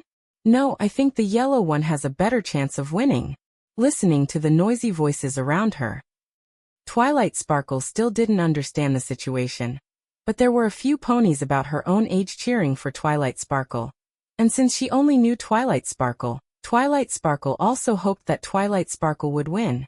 But they were both so impressive. Even though they weren't many years older than her, they knew so many spells and used them so skillfully. If her own magic level could reach their level, could she also become the princess student? The dazzling light of the magic made a wonderful vision appear before Twilight Sparkle's eyes. But thinking about how she was just an ordinary pony without even a cutie mark, and that she wasn't even very skilled at the levitation spell, she felt a bit dejected again. She seemed to have a long, unreachable road ahead to reach the level of the two ponies before her. The emotional gap caused Twilight Sparkle to forget that she was using the levitation spell to control the ball, to prevent it from rolling away. And in that split second of distraction, the ball slipped out of control and rolled down the slope. Oh no! Twilight Sparkle hurriedly tried to use the levitation spell again to retrieve the ball, but the more anxious she became, the worse she performed. Added to her sudden confusion, she startled the ponies nearby who were intently watching the show, and in the crowding, someone kicked out she didn't know who and accidentally knocked Twilight Sparkle down. Rolling all the way down, Twilight Sparkle felt dizzy, and when she came to her senses, she had already landed in the depression. Seeing the purple pony suddenly appear in the middle, Twilight Sparkle and Sunset Shimmer were both stunned for a moment. Sunset Shimmer, who was in the middle of moving, didn't have time to stop her ongoing action. And to make matters worse, the ball that Twilight Sparkle had dropped rolled right to the spot where she was stepping. Suddenly stepping on a ball, Sunset Shimmer's foot slipped. And the magic she had stored in her horn was released as a result. The spell ricocheted wildly around the field, and Twilight Sparkle's clever brain instantly calculated the direction the magic would ultimately fly, which was exactly where Twilight Sparkle was. Holy crap. This really scared Twilight Sparkle into using some slang, and fortunately, it wasn't heard by any other ponies. The incident happened suddenly, and the situation was critical. Twilight Sparkle didn't have time to think. She activated teleportation magic ahead of time. Twilight Sparkle saw the spell rushing toward her. Terrified, her hooves went weak, and unable to dodge, she could only curl up, shielding her head. But a light grayish-blue little unicorn appeared with a pop in front of her. Through her cutie mark, she recognized this pony as Twilight Sparkle. Completing the charge while activating teleportation magic within a second, the moment Twilight Sparkle's figure reappeared, she fired the magic, precisely canceling out the incoming magical attack, and incidentally hitting Sunset Shimmer, who was unable to react after slipping. Sunset Shimmer, who had been hit squarely, turned her head nervously to look at herself, only to find that she hadn't been hit at all. Or rather, she hadn't been struck. It seemed that when the attack reached her, a ripple like a triggered magic barrier had appeared in front of her. But Sunset Shimmer was certain that she couldn't possibly have had time to construct a defense spell at that moment. Puzzled, Sunset Shimmer suddenly remembered the protection spell that Twilight Sparkle had cast on her during the theory class today. Oh my goodness! I am so sorry for dragging you into this. I hope you weren't hurt. Twilight Sparkle was no longer in the mood to continue the PK with her senior sister. She quickly helped Twilight Sparkle up and checked her physical condition. This was the future princess of friendship, the chosen working pony. The ultimate backup plan if the senior sister went astray. Nothing could go wrong. Although the damage caused by the magic they used to attack only amounted to a prank, if this left a psychological shadow on Twilight Sparkle and made her resistant to magic, then it would be Twilight Sparkle's turn to cry. Fortunately, Twilight Sparkle was fine aside from being a little dusty, and a simple cleaning spell would fix it. Twilight Sparkle felt slightly relieved, and turned to say to Sunset Shimmer, "Senior sister, let's call it a draw today. What do you think?" Today's incident had already blown up a bit, and Princess Celestia would definitely hold them accountable later. Thinking that Sunset Shimmer surely felt the same, even though she said nothing, she nodded in response, then packed up her things and hurried away from the scene. The senior sister ran away so decisively, it seemed she would have to clean up the mess left at the scene herself. Twilight Sparkle sighed, used the levitation spell to retrieve the ball that had rolled away, cleaned it off, and then prepared to return it to Twilight Sparkle. I'm really sorry, did I interrupt you? No, it's not your fault, Twilight Sparkle. Sunset Shimmer and I shouldn't have been using magic here in the first place, and we even almost put you in danger. Besides, they shouldn't have fought so intensely in front of a large group of ponies. She felt like they were going to see their own highlight reel in tomorrow's Canterlot Daily. The Canterlot Daily had a column that existed just to collect this kind of gossip. That's great. You still remember me. Twilight Sparkle's focus was clearly a bit different. Of course. How could I forget the pony who watched the sunrise with me? Seeing little Twilight Sparkle gazing at her with wide eyes, Twilight Sparkle felt like she was seeing such a cute little thing for the first time, and couldn't help but use her hoof to tidy up her mane. Twilight. Thank goodness. We finally found you. Oh dear, you aren't hurt, are you? Shining Armor and Princess Cadance, who had hurried over, checked Twilight Sparkle's condition, and after confirming that nothing was wrong, their hanging hearts finally let go. Twilight Sparkle protected me. She is my friend. Shining Armor and Princess Cadance looked at the light grayish-blue pony that Twilight Sparkle had introduced, which was Twilight Sparkle. Noticed, Twilight Sparkle quickly withdrew her gaze, which had been secretly observing Princess Cadance. Although she didn't see Twilight Sparkle exchange the royal code with this Princess Cadance, the one in front of her should indeed be the real Princess Cadance, and not Queen Chrysalis in disguise. So Princess Cadance had already become Twilight Sparkle's babysitter at this time. And she was really beautiful. Now Twilight Sparkle only needed Princess Luna, who was still on the moon, to unlock the full collection of canon princesses. According to royal etiquette, Twilight Sparkle needed to bow when seeing Princess Cadance, but since Princess Cadance was only here as Twilight Sparkle's babysitter, the other party waived those formalities. Twilight Sparkle briefly recounted what had happened here just now and sincerely expressed her apologies for letting their little sister have such a terrifying experience. Actually, it wasn't scary, it was kind of exciting. Especially the part where you activated the teleportation magic. I really want to know how that. Twilight Sparkle got more and more carried away, but when she looked up and met the slightly angry gazes of her brother and sister, she didn't dare to continue. Twilight, I want to talk to you after we get home about how you shouldn't have wandered off alone at that time. Oh, I know, big brother. Twilight Sparkle walked behind Shining Armor with her head hanging and a dejected look, but as soon as she was out of her brother and sister's sight, she resumed her excited expression and secretly waved a hoof at Twilight Sparkle. I really don't think you should be using such dangerous magic here. It's so busy here, and there are many children. Oh, and even you yourselves are still just children. Princess Cadance's worried gaze made Twilight Sparkle feel a bit guilty, although they had originally just wanted to spar simply like a game. As they went on, they both got more and more carried away, not hesitating to use many high-difficulty spells to help themselves win. Twilight Sparkle had never thought she would do something so flashy, and she even felt that it was a bit satisfying. At least she had really enjoyed using the magic. Anyway, since things have come to this, it's best to apologize first. I'm very sorry, Princess Cadance. My senior sister and I have already realized our mistake. Seeing that Twilight Sparkle's attitude toward apologizing was good, Princess Cadance put on a gentle smile and gave her a comforting hug. Being able to skillfully use so many impressive spells at your age proves that you are both students Princess Celestia is most proud of. I believe she hopes even more than I do that you can use the knowledge you've learned where it is needed most. After saying this, Princess Cadance leaned down and whispered a few words to Twilight Sparkle. You know, the first time I saw Twilight, she was so happy to introduce her pony friend to me.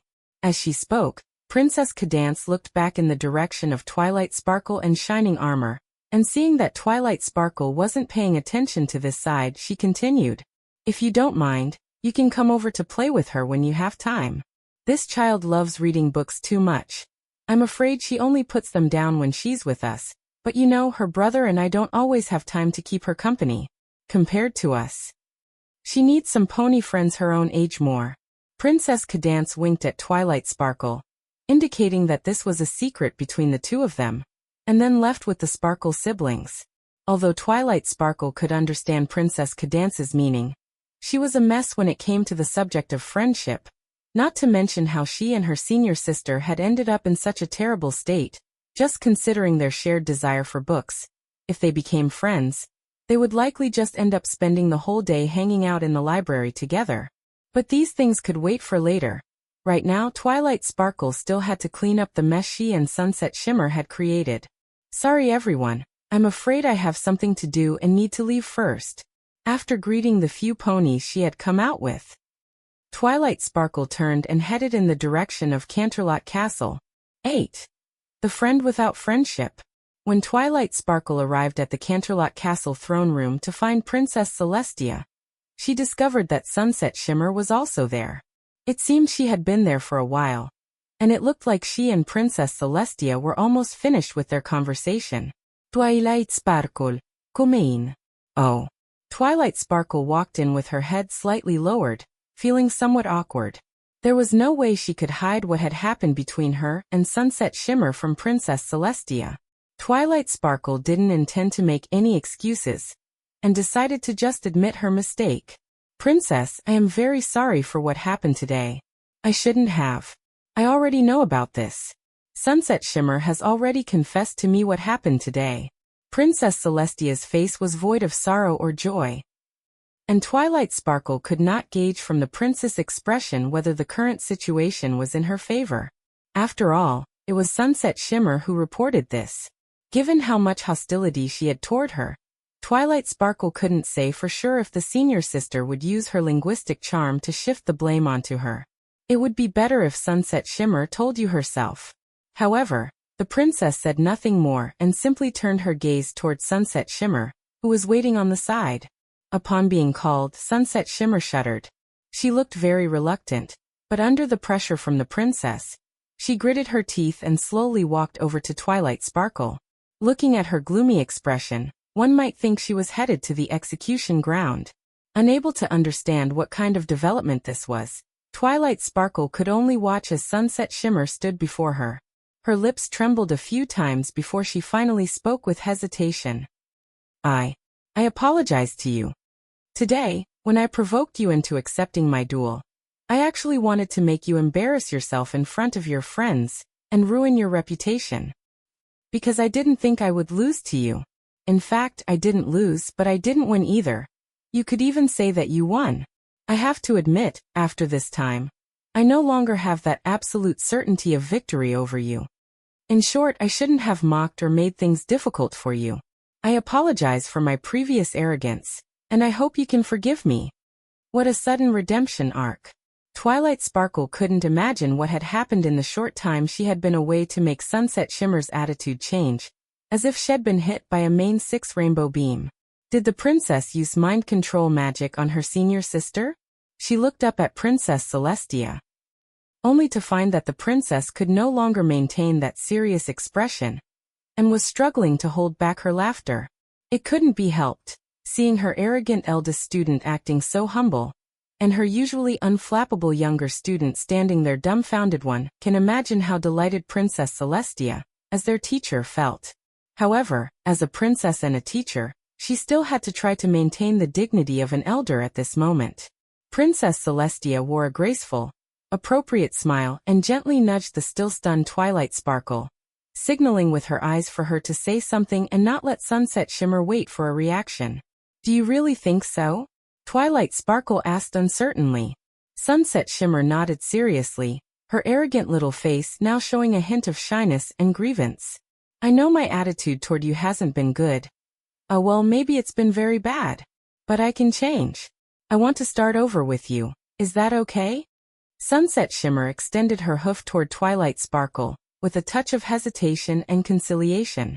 However, Twilight Sparkle swatted Sunset Shimmer's hoof away. Then, catching her off guard, she stepped forward and hugged her neck. Actually, I've never blamed you because you are my senior sister, and I've just been looking for the right way to get along with you. She couldn't help it. This senior sister was just too cute. Twilight Sparkle wasn't sure what Sunset Shimmer was thinking privately, and this opportunity might not come again, so she seized the chance to hug her senior sister and enjoy it first. Feeling the scent of her senior sister so close, and thinking about how she had actually believed her senior sister was making things difficult for her on purpose, Twilight Sparkle felt she was truly awful. It was a miracle that someone like her could even make friends. Watching the two ponies embracing, Princess Celestia felt warmed by the touching scene. This was the reward she deserved for nurturing her students. She wondered if she should declare this day a national holiday, but would that be too exaggerated? Never mind, she would just record it for now. At the very least for them, this day was absolutely a very special one. By the way, senior sister?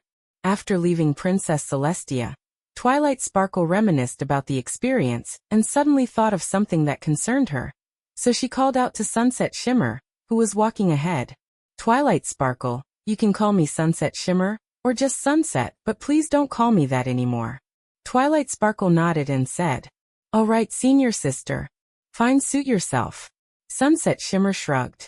She had originally thought the title senior sister was just Twilight Sparkle's way of mocking her bitterness, just like how she called her junior sister for similar reasons. But now it seemed she just liked calling her that.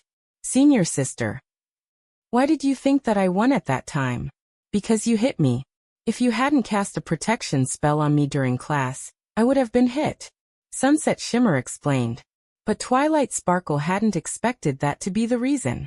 You mean the spell took effect? But how is that possible? Logically, after so much time, even if the magic had succeeded, it should have expired long ago. Don't be humble in front of me. Or do you just want to hear me praise how powerful your magic is?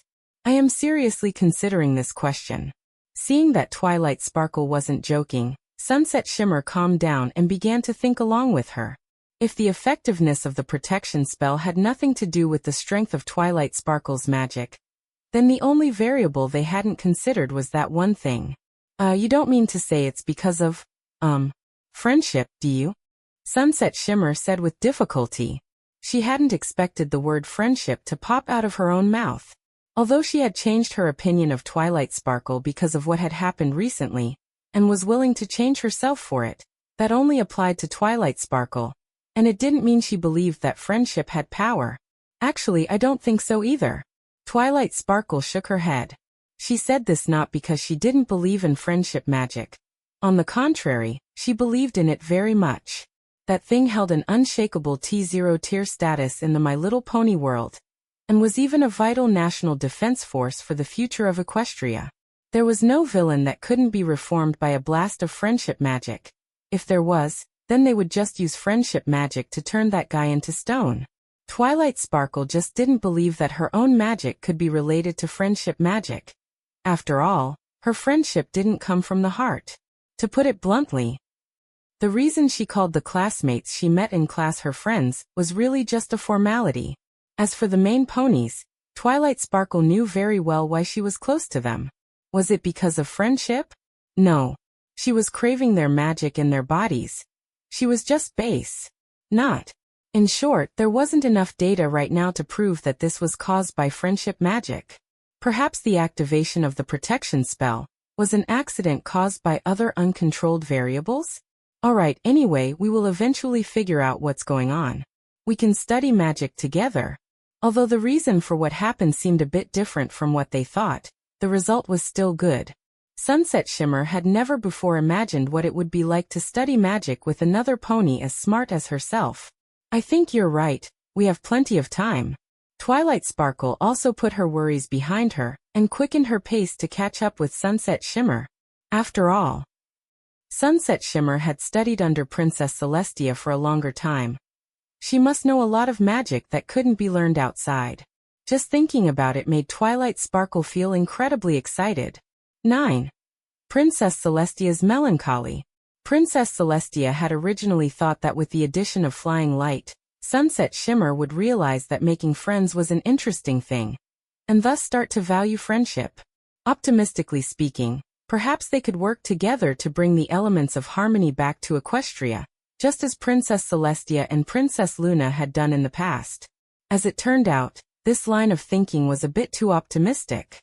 However, the one causing problems this time wasn't Sunset Shimmer, but flying light. In Princess Celestia's eyes, flying light's problem was even greater than Sunset Shimmer's had been. Ever since her relationship with Sunset Shimmer improved, she had entered a study mode that was practically hermetic. Every day. Aside from interacting with Sunset Shimmer and Princess Celestia, she had no proper communication with any other ponies. Princess Celestia also heard that she hadn't even been in contact with her own family for a long time. Because of this, her mother had taken the opportunity at the annual royalty party to privately ask Princess Celestia about her daughter's recent situation. Even Sunset Shimmer found it hard to believe when she heard about this. You're being a bit too extreme, sis. But Flying Light didn't think much of it. She felt this was a normal state for exam preparation, and could only say that back before the college entrance exams, she had been even crazier than this. Furthermore, when the knowledge you learn can provide immediate feedback, it's really hard not to get excited. So by the time Princess Celestia realized something was wrong, Flying Light had already passed the Academy's grade skipping exams and become classmates with Sunset Shimmer. Flying Light had even caught up to Sunset Shimmer's progress in the magic studies Princess Celestia had assigned them. If she weren't so young, she would probably already be a certified wizard. By Princess Celestia, I mean no offense, but this is terrifying. Sunset Shimmer couldn't help but say. This pony acted as if she had started learning magic from the moment she was born, and had maintained that enthusiasm for learning ever since. Because this thought was simply too bizarre, Sunset Shimmer just sighed to herself and forgot about it. Princess Celestia was genuinely proud and happy to have such an extraordinary student, But she was also worried about Flying Light's mental state. She had originally thought that since Flying Light was able to become friends with Sunset Shimmer, she must be a pony who enjoyed making friends. Instead, she discovered that Flying Light seemed to only care about things she was interested in, and that included social aspects. Thus, Princess Celestia started worrying about her students' character development again. Flying Light, I must now issue an order as your teacher. Stop what you are busy with, go outside and make some friends. Ha! Summoned, Flying Light looked up at Princess Celestia. At this moment, Princess Celestia's face was filled with a helpless expression. That sounds so familiar. The senior standing next to Princess Celestia couldn't help but exclaim, but was immediately given a glance by Princess Celestia, and dared not make another sound. Before Flying Light, wasn't she the one always being nagged like this by Princess Celestia? Although she had improved a bit now, it wasn't by much. Sunset Shimmer currently only had Flying Light as a friend. Princess Celestia felt so tired. How could the students she had painstakingly selected from the academy both dislike actively making friends? Flying Light, who was obsessed with her studies, came back to her senses and pondered the meaning of the order Princess Celestia had given her. Thinking back, she had indeed been a bit too obsessed with learning magic lately, and had even dragged her senior along with her. No wonder Princess Celestia, who was fixated on finding a successor for friendship magic, was unhappy. But who could blame her when learning magic was just so satisfying? The more she studied magic, the more Flying Light realized the omnipotence of magic power. Even when applying it to physics formulas, there was no sense of incongruity. It could practically be called the fifth fundamental force. Flying Light even wondered if she could use magic to recreate the miraculous abilities she had learned about in other works from her previous life. In the pony world, this was no different from original magic, and just thinking about it was exciting. It was just very difficult to implement, and she still needed to accumulate more theoretical knowledge about magic. But getting back to the point, Flying Light was gradually hitting a bottleneck on her path of magic, so it was indeed time to stop and find something else to distract herself. Besides, it really wasn't worth losing Princess Celestia's favor over something like this. Although Flying Light loved learning magic, besides magic appreciating the beauty of ponies, she meant, making pony friends was also a joy in life. I understand, Princess Celestia. You really understand? Princess Celestia had been prepared to argue a few points with Flying Light.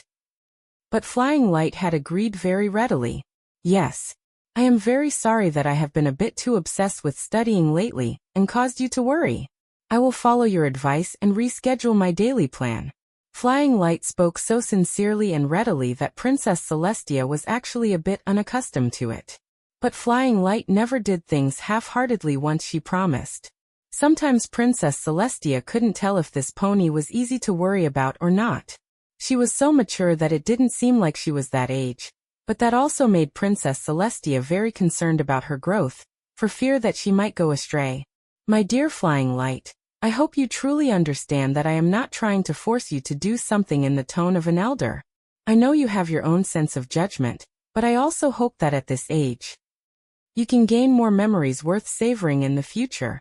Princess Celestia gently pulled Flying Light into her arms and tenderly stroked her mane. Princess Celestia hoped that when every pony grew up and looked back on their childhood, the first things they would think of were the happy things they did with family or friends, not just what personal achievements they had attained. Even for a special pony like Flying Light, Princess Celestia hoped her childhood life could be just like any other pony's ordinary and happy. After all, childhood was the most carefree time in one's life. However, at this moment, Flying Light's mind was full of Princess Celestia smells so good. She had been a pony for many years now, and the hormones secreted by her body had also changed her consciousness and cognition, making her more able to appreciate what beautiful creatures ponies were. She had been too obsessed with magic, and had actually forgotten how cute ponies were. Since she had to choose to rest for a while, why not go and pet other ponies? After cuddling with Princess Celestia for a moment, Flying Light left excitedly, leaving Princess Celestia and Sunset Shimmer to look at each other in dismay. I think I can understand how you felt back then, Princess. When she only had Sunset Shimmer as a student before, She might not have felt much, but now, from the perspective of an onlooker watching the interaction between Princess Celestia and Flying Light, Sunset Shimmer could somewhat understand what Princess Celestia's mood was like when she was worrying about her.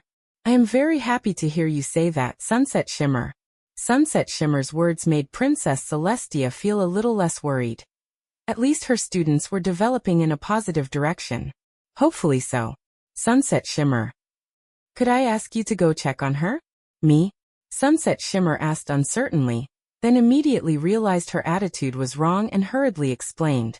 It's not that I'm unwilling, I just think Flying Light can handle it herself.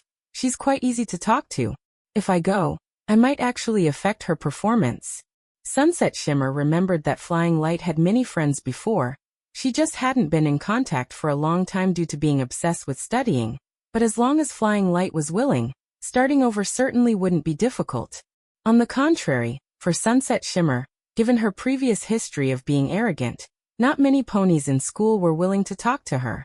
Sunset Shimmer felt that if she were by Flying Light's side, it might actually cause other ponies to distance themselves from Flying Light as well.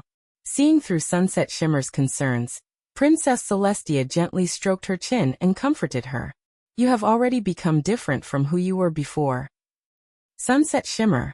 If you don't take the initiative to communicate with other ponies, they won't know how good you are. And as for Flying Light, Princess Celestia paused, a complicated expression appearing on her face. She may need more care than you imagine. Sometimes being easy to talk to doesn't necessarily mean she is easy to get close to.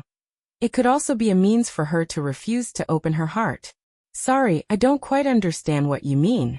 Sunset Shimmer was currently just a socially awkward young pony, and couldn't understand the meaning behind Princess Celestia's words. Being able to get along with all ponies in order to reject all ponies that sounded very contradictory, no matter how you heard it. This is the homework left for you. When you understand it, you will understand what friendship is. Princess Celestia stopped there. She ignored Sunset Shimmer's distressed little face, just winked at her, and stopped discussing this matter with her any further. 10.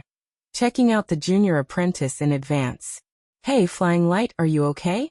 Although Sunset Shimmer still couldn't understand Princess Celestia's reasoning, she understood that being scolded by a teacher definitely wouldn't feel good.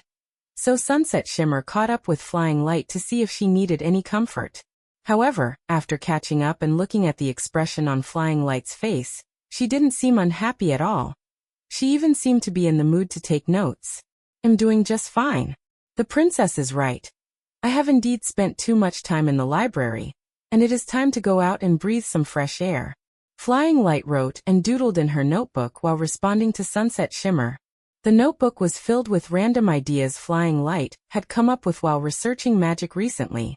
As Sunset Shimmer walked beside her, she couldn't help but glance at the content. On the influence of idealistic power on magic. Can philosophical concepts be introduced into magic to replicate the Pathstrider power of the eons next door? Flying Light believed that the strongest magic in this world could be viewed as physical damage caused by the materialization of the beautiful qualities in human nature in the form of magic. A classic example is the Season 4 finale, where Tyrek absorbed the magic of 4 alicorns plus countless ponies, but in the end he was still insta-killed by the main Six's friendship magic. Since it was difficult for Flying Light to succeed on the path of friendship magic, she could take an unconventional approach and try researching other forms of idealistic power. Although Flying Light knew that the Pathstrider power next door was strong because it was linked to transcendental entities like eons, her comparative experiments revealed that the application of magic reinforced with idealistic power was indeed more concentrated than usual, with an indescribable feeling to it. Therefore, Flying Light planned to find some philosophy books to read in her spare time to deepen her ideological realm, so her head wouldn't just be filled with questions like why birds fly. Sunset Shimmer couldn't understand what Flying Light had written, but she was deeply impressed. Those unfamiliar, coined terms seemed whimsical, as if they came from another world.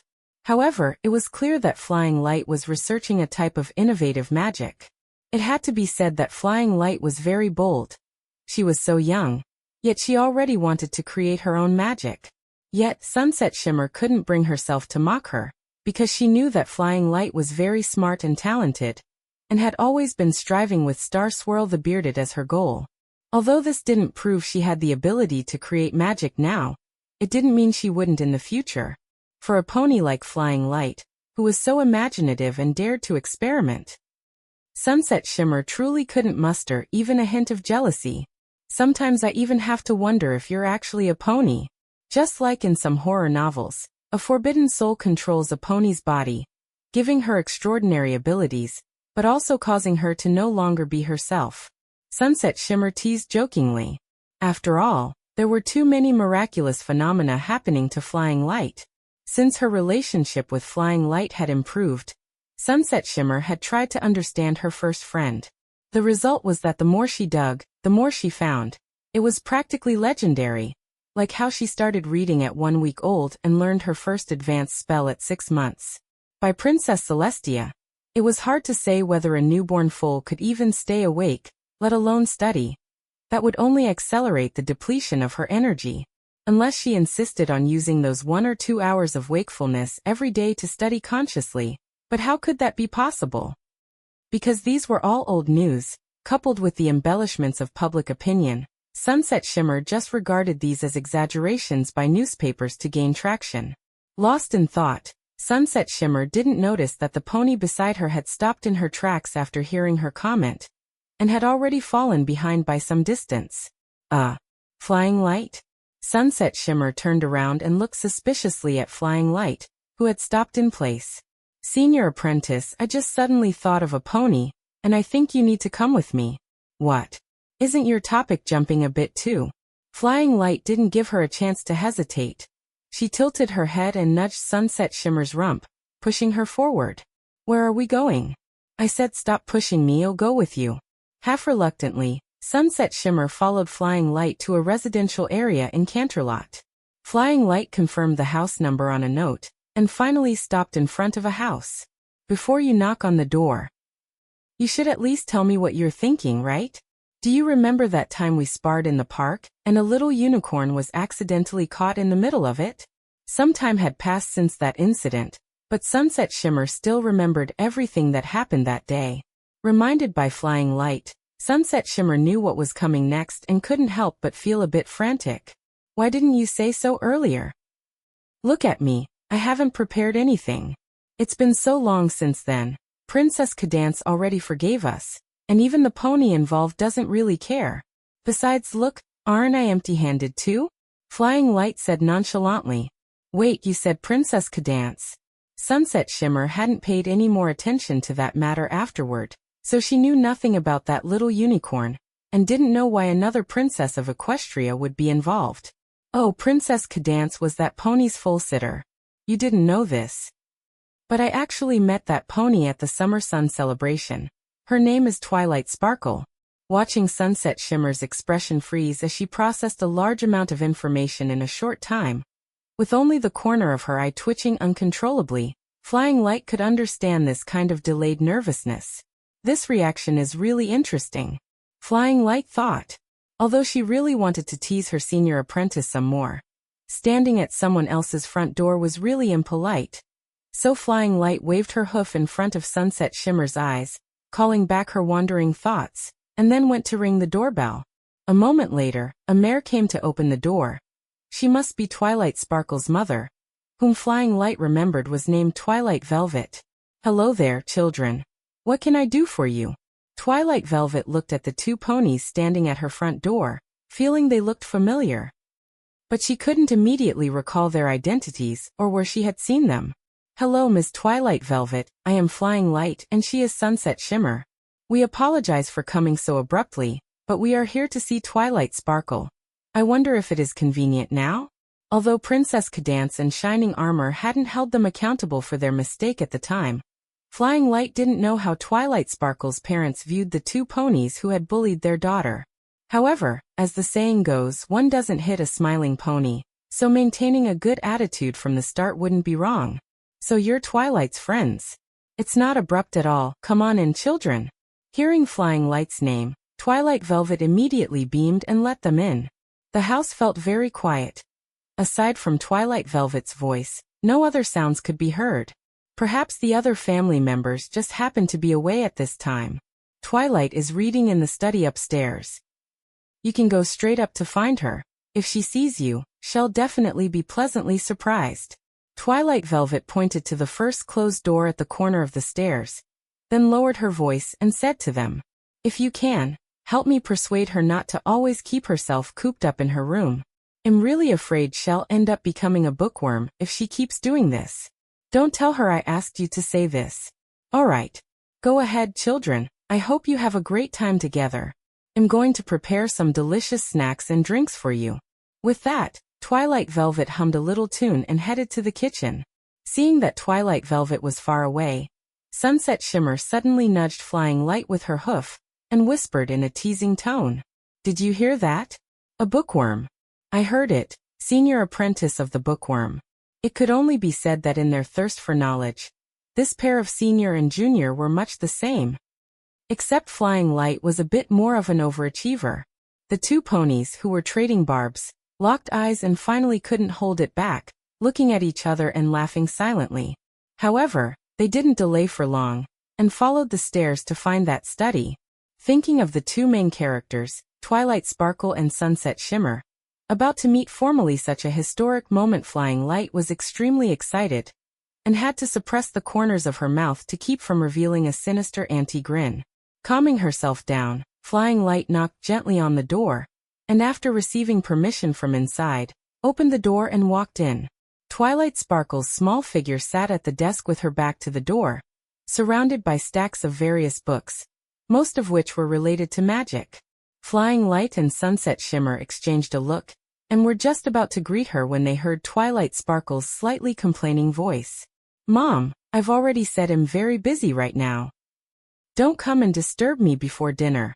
Hearing this, the two ponies behind her looked at each other, seeing the expressions of being unable to laugh or cry on each other's faces. Clearly, Twilight Sparkle had mistaken the ponies entering the room for Twilight Velvet, and her mother probably hadn't done this for the first time. Otherwise Twilight Sparkle wouldn't have had such a conditioned reflex.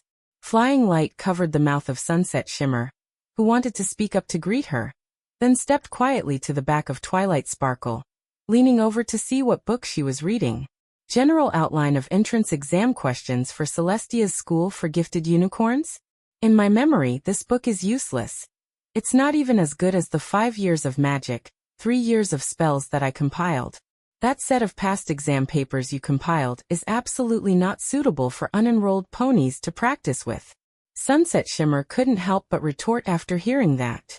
Previously, out of curiosity, she had asked Flying Light for a set to practice with. After finishing it, Sunset Shimmer almost threw up. The magic questions inside were like dry rations, both tricky and tough. Although finishing them could indeed improve academic ability, this way of learning didn't suit Sunset Shimmer. Flying Light looked back at Sunset Shimmer and felt satisfied upon seeing her expression of resistance. Because the purpose of the exercises she compiled, besides being convenient for her to do for fun and exercise her brain, was mainly to torture other ponies. OS, what a vicious heart. Facts proved it was very effective. After Sunset Shimmer finished that set of papers, she didn't want to see any magic spells for nearly a week. Princess Celestia no longer had to worry about Sunset Shimmer being addicted to studying and not liking to make friends. So, Princess Celestia started worrying about Flying Light's mental state. The purpose of Princess Celestia founding Celestia's School for Gifted Unicorns was mainly to cater to all students interested in magic, so generally speaking, the entrance threshold was not actually high.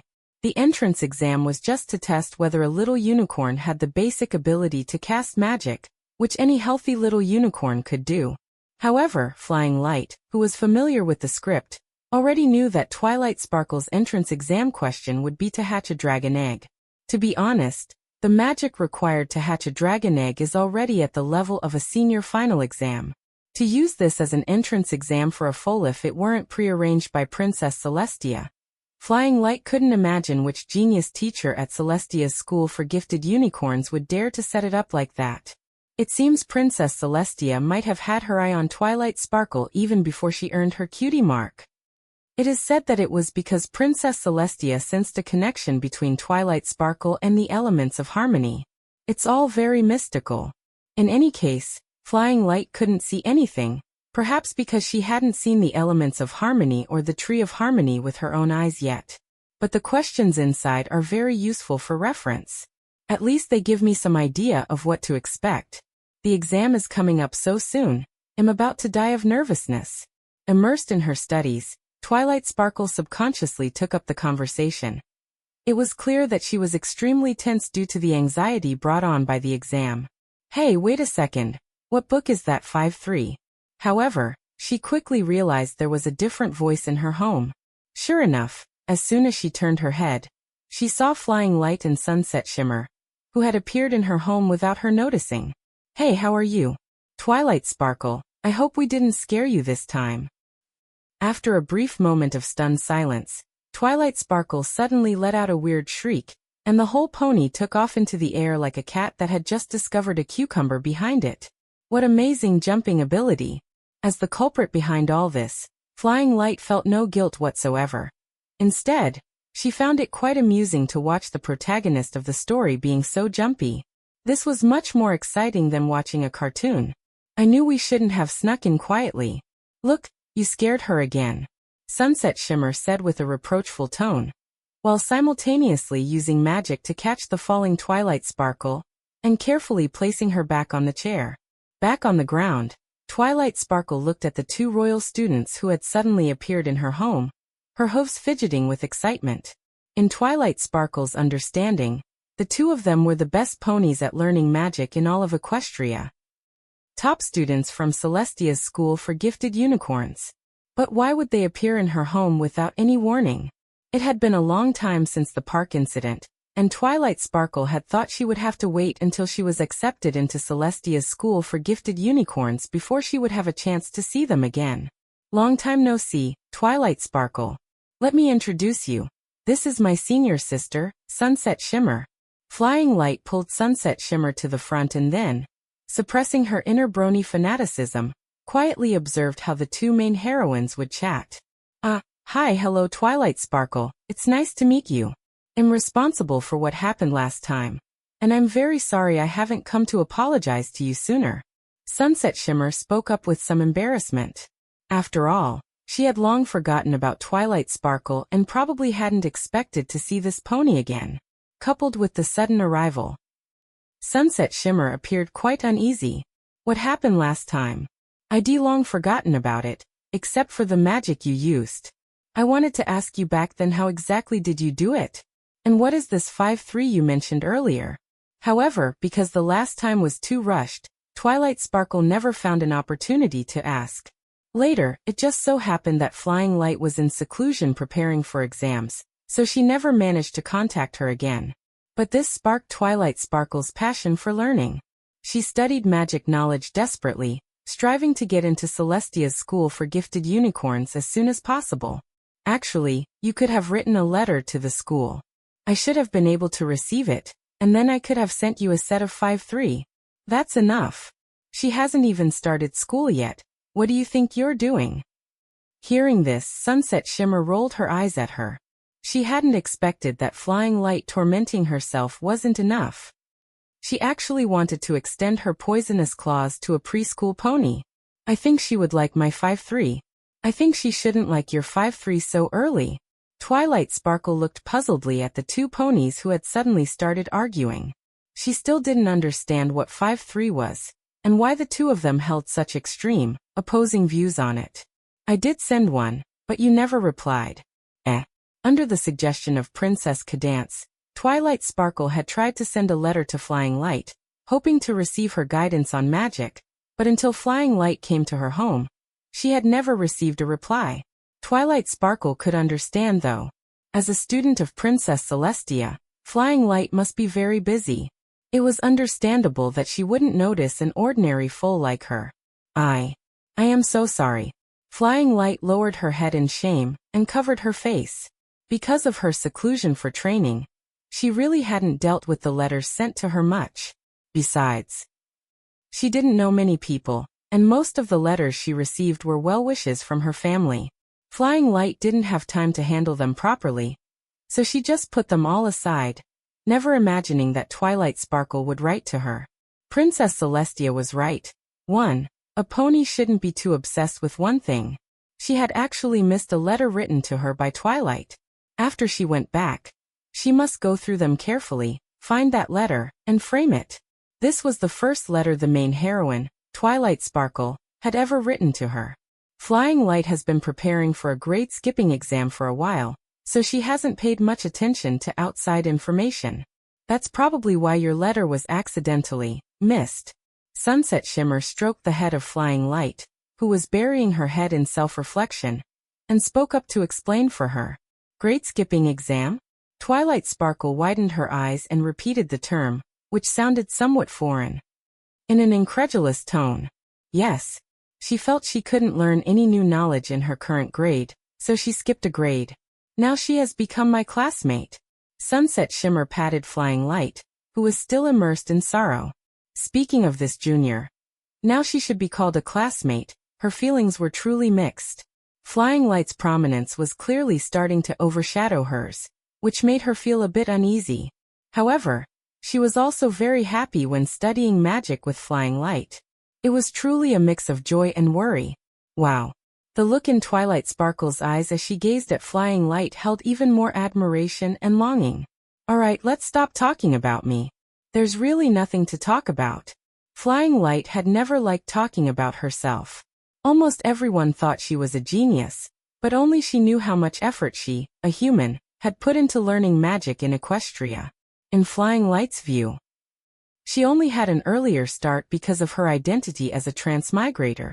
True geniuses were the chosen ones like Sunset Shimmer, Twilight Sparkle, and Starlight Glimmer. By the way, Twilight Sparkle, you are preparing for the entrance exam now, right? Flying Light steered the conversation back to Twilight Sparkle. This visit was originally for her. Hearing this, Twilight Sparkle's expression became anxious again. To be honest, I have no confidence. What is the school's entrance exam like? Is it hard? I originally wanted to prepare for a while longer before considering applying, but my father has already signed me up. How could he do that? I still have so many books I haven't had time to read. I hope the exam doesn't test things I'm not good at. Watching Twilight Sparkle pace back and forth in front of them, lost in her own world, muttering quickly to herself. It was clear she had fallen into her own vortex of emotions again. This anxious personality was exactly the same as the Twilight Sparkle in Flying Light's memory. Although Flying Light really wanted to comfort Twilight Sparkle by saying the entrance exam wasn't hard, the moment she thought of Twilight Sparkle's dragon egg hatching exam question, she felt that Twilight Sparkle did indeed have reason to panic. Actually, you don't need to be this nervous. Our school's entrance exam is very simple. Seeing that Twilight Sparkle was about to wear a groove into the floor, Sunset Shimmer, who was getting dizzy watching her, grabbed her and made her sit down with them to chat. That's only simple for you, right? You are Princess Celestia's students. We weren't Princess Celestia's students from the beginning either. Who didn't learn magic one spell at a time? Speaking of which, senior sister, what was your entrance exam? Let me think. It seems it was hatching a phoenix egg. Because this happened so long ago, Sunset Shimmer only remembered that Princess Celestia took her as a student on the day of enrollment, and then she focused all her attention on learning magic, never paying attention to anything else. A phoenix egg? Could it be Philomena? It may be. That phoenix has indeed been raised by Princess Celestia ever since. This phoenix named Philomena had even scared Fluttershy to tears with her resurrection ability in the animation. Flying Light had also seen her once in the castle. She hadn't expected her to have been hatched by her senior sister. Good grief, Sunset Shimmer hatched a phoenix egg, Twilight Sparkle hatched a dragon egg, and only Flying Light had ordinarily grown a money tree. That's too lame. Is it really because Princess Celestia doesn't have high expectations for her? A pony's career is not easy, she sighed. But this is fine, right? Flying Light came here to learn magic anyway. Whether she makes something of herself doesn't seem to matter. However, Twilight Sparkle was dumbfounded after hearing Sunset Shimmer's entrance exam question. A phoenix egg? What kind of thing is that? Is there any book that writes about the knowledge of how to hatch this kind of animal? Calm down, Twilight Sparkle. Phoenix eggs are not something you see everywhere in Equestria. Normally, a pony preparing for enrollment wouldn't run into such an absurd question. Flying Light's exam content only required her to demonstrate a growth spell. Watching Twilight Sparkle dive into a pile of books and flip through them frantically, Sunset Shimmer comforted her, while signaling Flying Light with her eyes to say something too. Yeah, a phoenix egg is a rare item. Senior sister has already paved the way for us, so you can rest easy. Hearing Flying Light say the same, Twilight Sparkle let her hanging heart relax a little. But you can look forward to something else. Like a dragon egg or something? Hey, we are here to comfort her, not to make her even more nervous. Sunset Shimmer pointed a hoof at Twilight Sparkle, who had started flipping through books frantically again, and scolded Flying Light with annoyance. And Flying Light just showed a very punchable smile, which made Sunset Shimmer convinced that she had said it on purpose. Chapter 11. Giving the Junior Apprentice a Private Lesson. What do? I can't find a book on hatching dragon eggs anywhere. Have you two read any books about hatching dragon eggs? No, how could there be such a book? You have to realize that dragon eggs are only found in the Dragonlands where dragons live, and currently, ponies know very little about that place. Sunset Shimmer held down the pacing and shouting Twilight Sparkle, trying to suppress her breakdown, but she underestimated how difficult Twilight Sparkle was to handle when in full meltdown mode. But even if there are no dragon eggs, there might be eggs of other creatures I don't know about. What if I run into one? It's over. I'll never pass the entrance exam for Celestia's school for gifted unicorns in this lifetime. Listen to me, Twilight. Flying Light was just speaking off the cuff. The entrance exam really isn't that complicated. You just need to show the proctor a simple spell that any unicorn can learn to prove you have the most basic abilities. Sunset Shimmer's comforting words had some effect. Although Twilight Sparkle's emotions gradually stabilized, and Flying Light didn't say anything provocative this time. She just picked up a notebook that looked like study notes. Are these notes you made? Can I take a look? After getting Twilight Sparkle's permission, Flying Light began to flip through them. The notes were organized very cleanly and neatly. Should one say she is worthy of being a future genius student? Even before starting school, she had already demonstrated an ability to summarize and synthesize that far exceeded ponies of her age. At this moment, Twilight Velvet brought in some snacks and juice.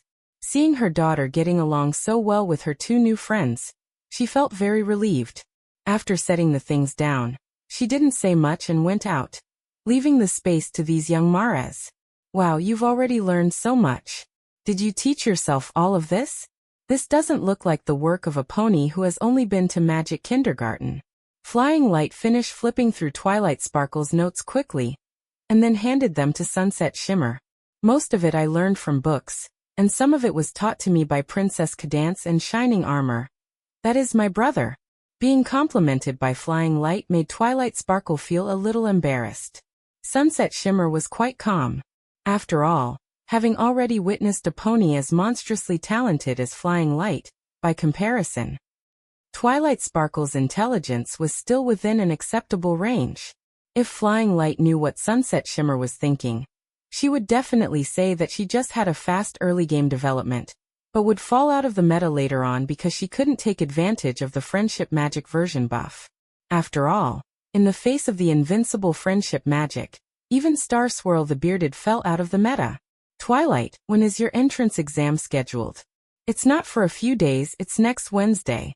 Come to think of it, next Wednesday she would be able to see the legendary Sonic Rainboom.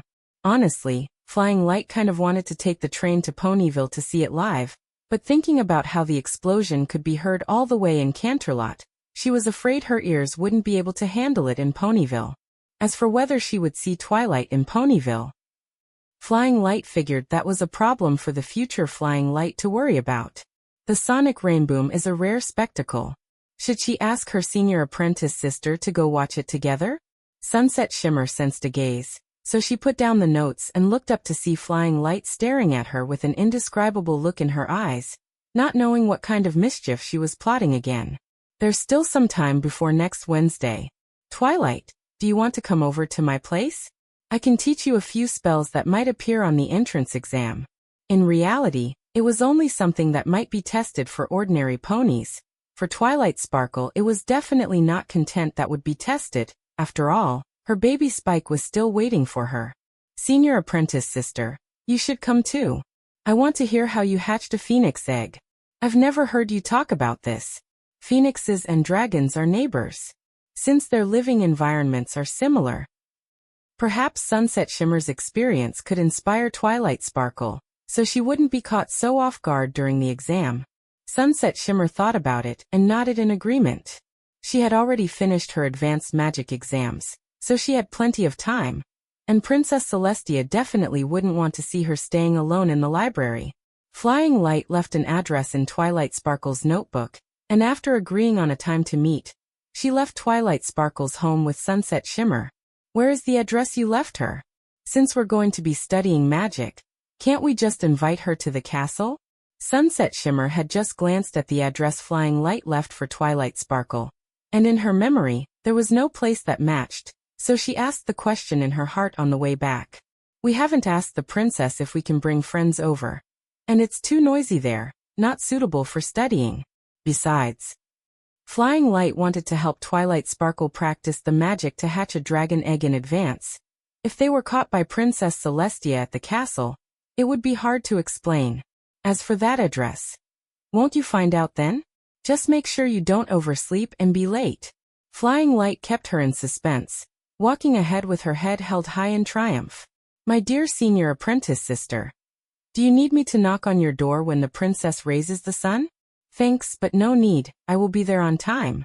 Hearing that Flying Light was mocking her again, Sunset Shimmer pulled a long face and politely declined Flying Light's kindness. Sunset Shimmer was someone who had trouble waking up early. In the past, when she overslept, Princess Celestia would wake her up, but now this task naturally fell to Flying Light. Perhaps it was because the instinct for perfect attendance from her past life was carved into her soul. So Flying Light was never late. However, because she studied magic happily every day, and was far away from overtime and shift work, her daily routine was now healthier than Yashikage Kira's, so waking up early was no longer painful. The next day, when arriving at the agreed meeting place, Flying Light was surprised to see Sunset Shimmer already waiting there. You have to know that Flying Light usually left at least 10 minutes early to deal with any emergencies that might occur on the way, to avoid being late. Now that Sunset Shimmer had arrived earlier than her, it actually made Flying Light feel quite surprised. Especially when Sunset Shimmer saw her, she had a triumphant expression as if she had won against her. So cute, I'll compliment her later. Having made up her mind, Flying Light pretended to have just noticed Sunset Shimmer, and greeted her with surprise. Senior apprentice sister? You're here so early. Sorry, have you been waiting long? Actually, I just arrived. That sentence really is a classic lie. After greeting each other, Flying Light took Sunset Shimmer to their destination. This was a house that looked quite ordinary, but Flying Light took a key out of her bag to open the locked door, and led Sunset Shimmer inside. The house was almost filled with rows of bookshelves. Rather than a residential house, it was more like a small library, and one that belonged exclusively to Flying Light. This house could be considered Flying Light's own little home. It was purchased originally to store her book collection. Now when she graduates from Celestia's School for Gifted Unicorns, if she is still living in Canterlot, she would be living here. The facilities here were complete. In addition to the library on the first floor, there was an observatory and living quarters upstairs, as well as a basement that served as a laboratory. It was simply a magical wonderland for academics. You have a place like this? I've never heard you mention this. Now we're even. Flying Light was referring to the fact that Sunset Shimmer hadn't told her about her legendary experience of hatching a phoenix egg. There was still a while before the agreed meeting time with Twilight Sparkle, so Flying Light first took Sunset Shimmer on a tour of her private library. This is a place I often came to before I started school. Because I bought so many books that my home couldn't hold them, I simply cleared out a place specifically to store my books. It housed most of the mainstream magic books, with the most related to Star Swirl the Bearded, as well as many rubbings of rare magic books, presumably obtained from the Canterlot archives. After all, Star Swirl was the greatest wizard since the founding of Equestria, and Flying Light couldn't possibly be missing Star Swirl's books. In addition to that, there were also some niche and obscure magic books. Sunset Shimmer even saw the humorous clown mentioned before. The entire series was here. Every book was preserved in very good condition. It was clear that their owner had spent a lot of effort maintaining this place. This bookshelf mainly houses my favorite books. Flying Light pointed to a bookshelf that was organized particularly neatly and cleanly. It was placed in the most conspicuous position in the house, and she introduced it to Sunset Shimmer. I welcome my friends to borrow any books from here at any time, but for this specific bookshelf, I hope that when they are borrowed, a note is left behind. You built a place like this, isn't it troublesome to maintain? After Flying Light started school, she was almost running between the school and the castle every day. Sunset Shimmer felt she shouldn't have time to manage this place, but it was spotless and didn't look like a place that had been vacant for a long time. I hired other ponies to help me clean up here regularly, about once a week. Obviously, their work results are worth the price I pay. No matter in which world, as long as the money is right, there will be much fewer worries. Sunset Shimmer also remembered that her junior's family background in Canterlot seemed to be a noble and prestigious family. No wonder she had the spare money to specifically build such a library to collect these books. Because Flying Light showed absolutely none of the bad temper of noble ponies, it actually made Sunset Shimmer always forget that Flying Light was one of them.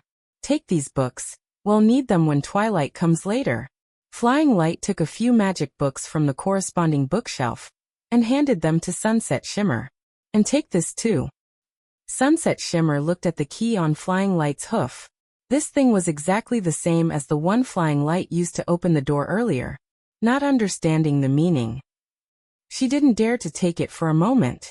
Flying Light had no intention of avoiding suspicion at all, and directly stuffed the key into Sunset Shimmer's satchel. This is the spare key to my house. From now on, as long as you want, you can use this place at any time without needing to ask me. After saying this, Flying Light felt it wasn't quite appropriate, so she quickly added another sentence. But this doesn't mean you can skip leaving a note when using my favorite bookshelf. Do you understand?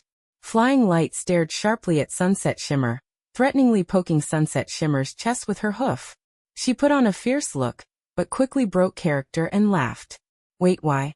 However, just at this moment, the doorbell rang.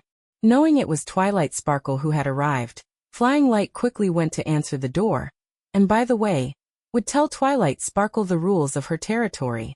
At this moment, Sunset Shimmer's mind was still in a state of confusion. After all, everything had happened too suddenly. Sunset Shimmer took the key out of her bag and looked at it carefully. It was indeed the key to the house, not some insignificant little toy. How did Flying Light manage to give her such an important thing so calmly and naturally? And why her? Their relationship hadn't eased for that long, had it? How could such a thing happen? Staring at the key, Sunset Shimmer felt a very strange and unfamiliar emotion in her heart. Perhaps this was the feeling of being completely trusted by someone? But she didn't hate this feeling, and even felt a little flattered and panicked. Sunset Shimmer thought through everything she had done, but couldn't think of a reason why Flying Light would think she was worth being treated this way. She even felt it wasn't worth it for Flying Light. Although Sunset Shimmer knew nothing about friendship at this point, even she felt from the bottom of her heart that Flying Light was definitely the most generous and sincere friend in the world. Sunset Shimmer couldn't help but think of the words Princess Celestia had told her before. She now felt that Princess Celestia must have been wrong. How could such a Flying Light be a lonely pony at heart? 12. Canterlot Study Group.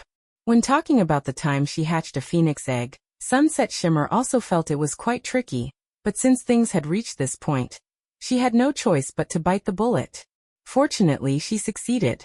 Considering that phoenixes live near volcanoes, she first used temperature-changing magic to raise the temperature on the surface of the egg, creating an incubation environment, and then used animal growth-hastening magic. However, this magic is generally applicable to ordinary small animals. Whether it was effective for magical creatures like phoenixes, Sunset Shimmer wasn't sure at the time. After infusing a large amount of magic, The little phoenix finally successfully hatched. So the point is that the magic level needs to be high enough, right? Sunset Shimmer nodded, agreeing with Flying Light's point of view. When the principles are unclear, brute force producing miracles is not a bad choice. You just provide the magic, and let the magic figure out the method. Flying Light, your magic level shouldn't be low either, right? Perhaps? But I don't know where my limits are yet. Out of academic rigor, Flying Light's research on magic has remained in the theoretical stage to date. After all, it is very peaceful now, and there are no opportunities to make her take it seriously. But with the accumulation of knowledge, she also secretly pondered over doing something big to test the upper limit of her magic level. Twilight Sparkle's mood was not as relaxed as theirs. Currently, she didn't have a clear understanding of her own magic level, thinking she was just like an ordinary unicorn. And coupled with her easily anxious personality, she habitually thought of the worst-case scenarios. Don't worry, Twilight, I promise you will pass. Thank you for your comfort. Twilight Sparkle smiled forcefully, looking down to continue reading, distracted. It was difficult for Flying Light and Sunset Shimmer to provide her with any effective comfort regarding this matter, unless she could become more confident herself.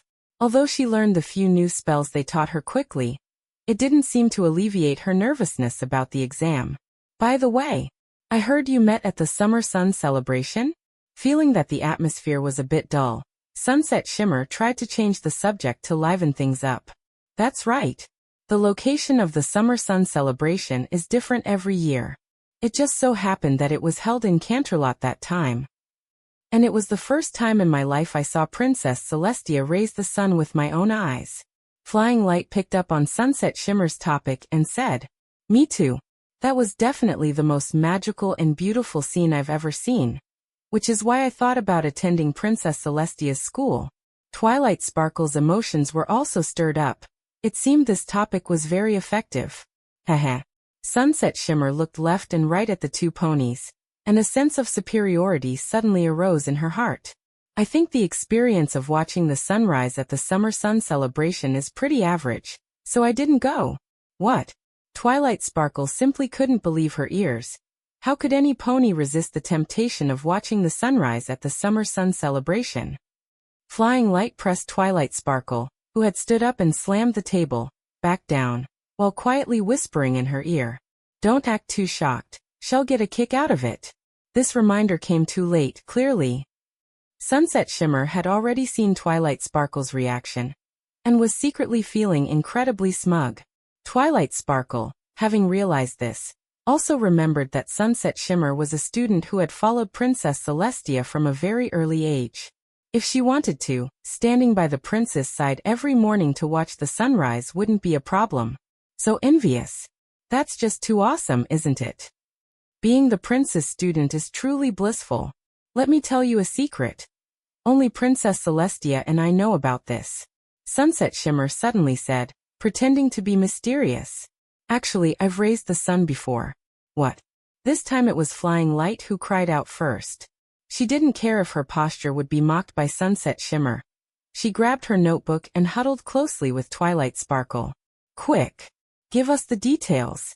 Being stared at by two pairs of eyes, Sunset Shimmer, who had been putting on airs, suddenly found it hard to back down, and could only awkwardly argue in a low voice. But I didn't succeed. I just begged the princess to let me try it for a moment. That doesn't matter. Tell us quickly what it feels like to manipulate celestial bodies.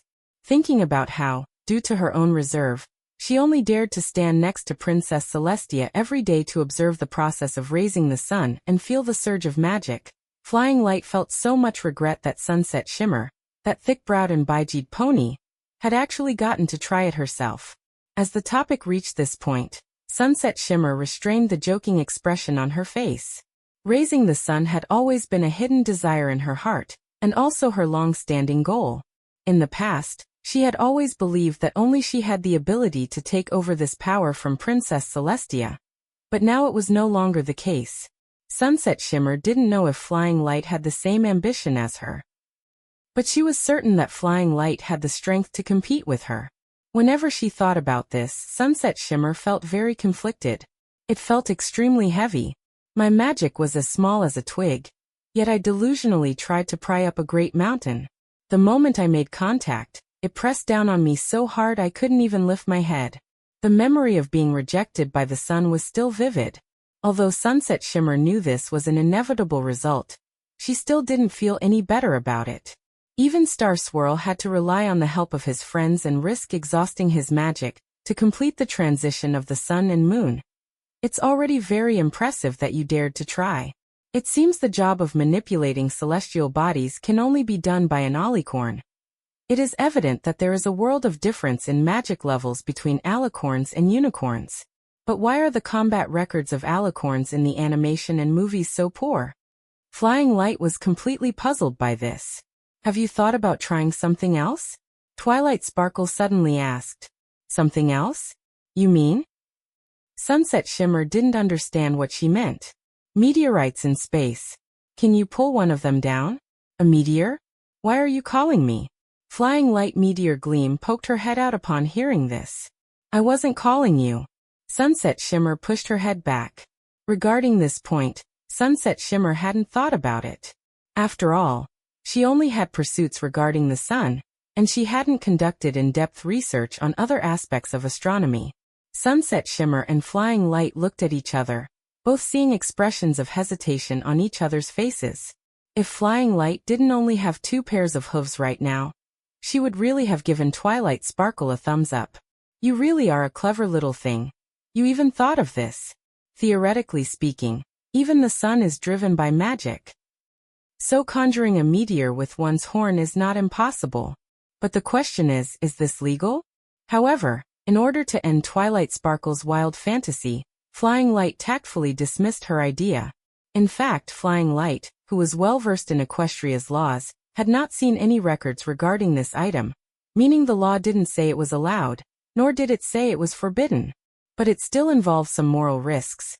If an artificial meteor were seen by unsuspecting astronomy enthusiasts, they would probably be so anxious they wouldn't be able to sleep at night.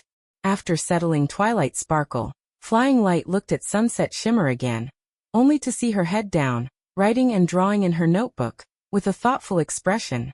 Suddenly she noticed Flying Light staring at her. She froze for a moment, hurriedly turned a page, and then looked at Flying Light and smiled, a very awkward smile. It's no wonder. This one is even more of an outlaw.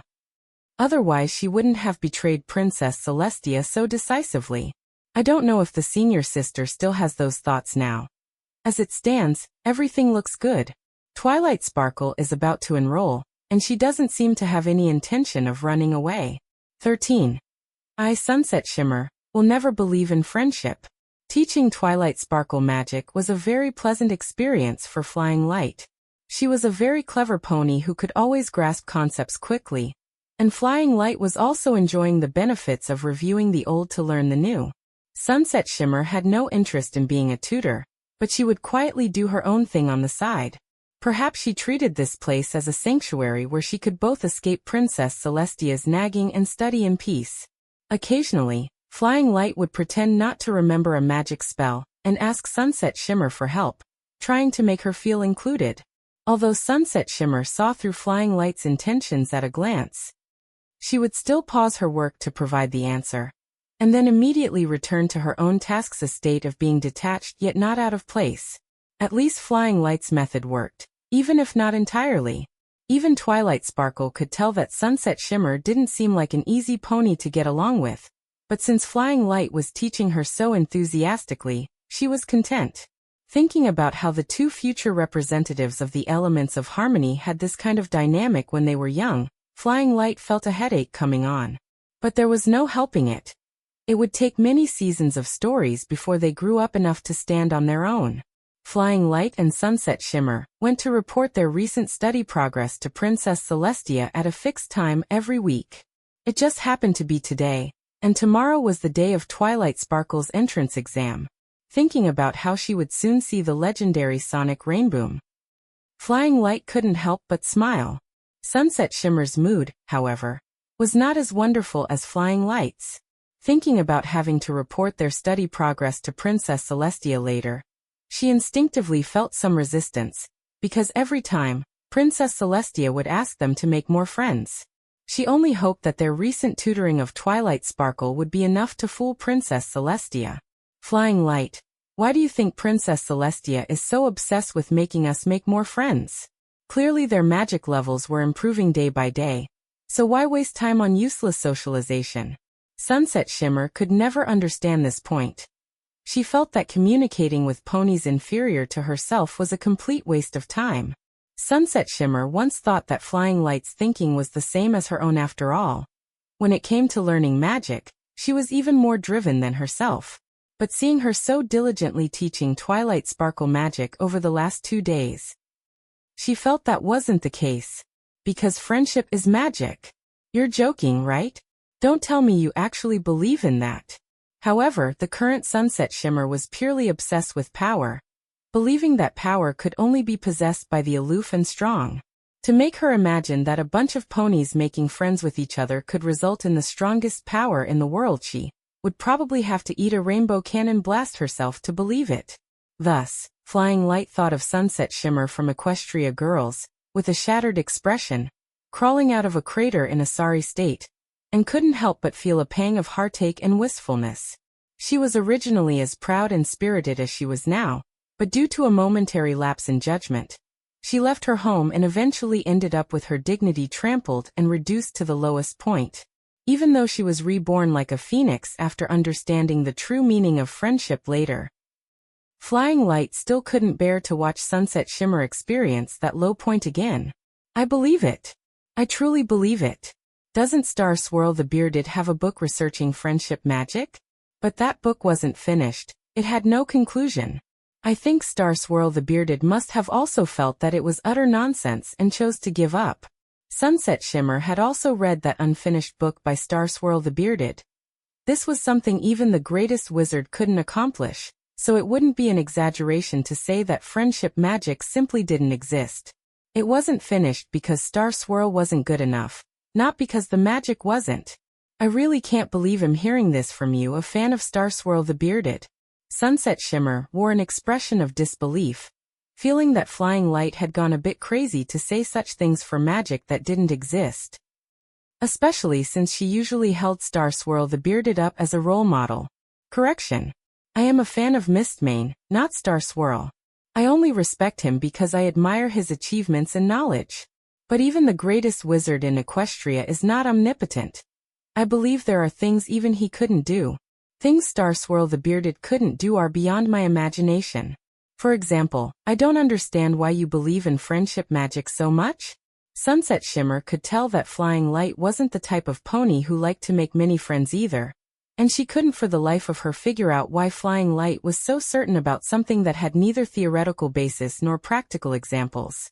Flying Light naturally couldn't say that she had read the script and knew in advance how powerful friendship magic was, but she just didn't believe she could possess this kind of power, so she didn't show anything in this regard usually.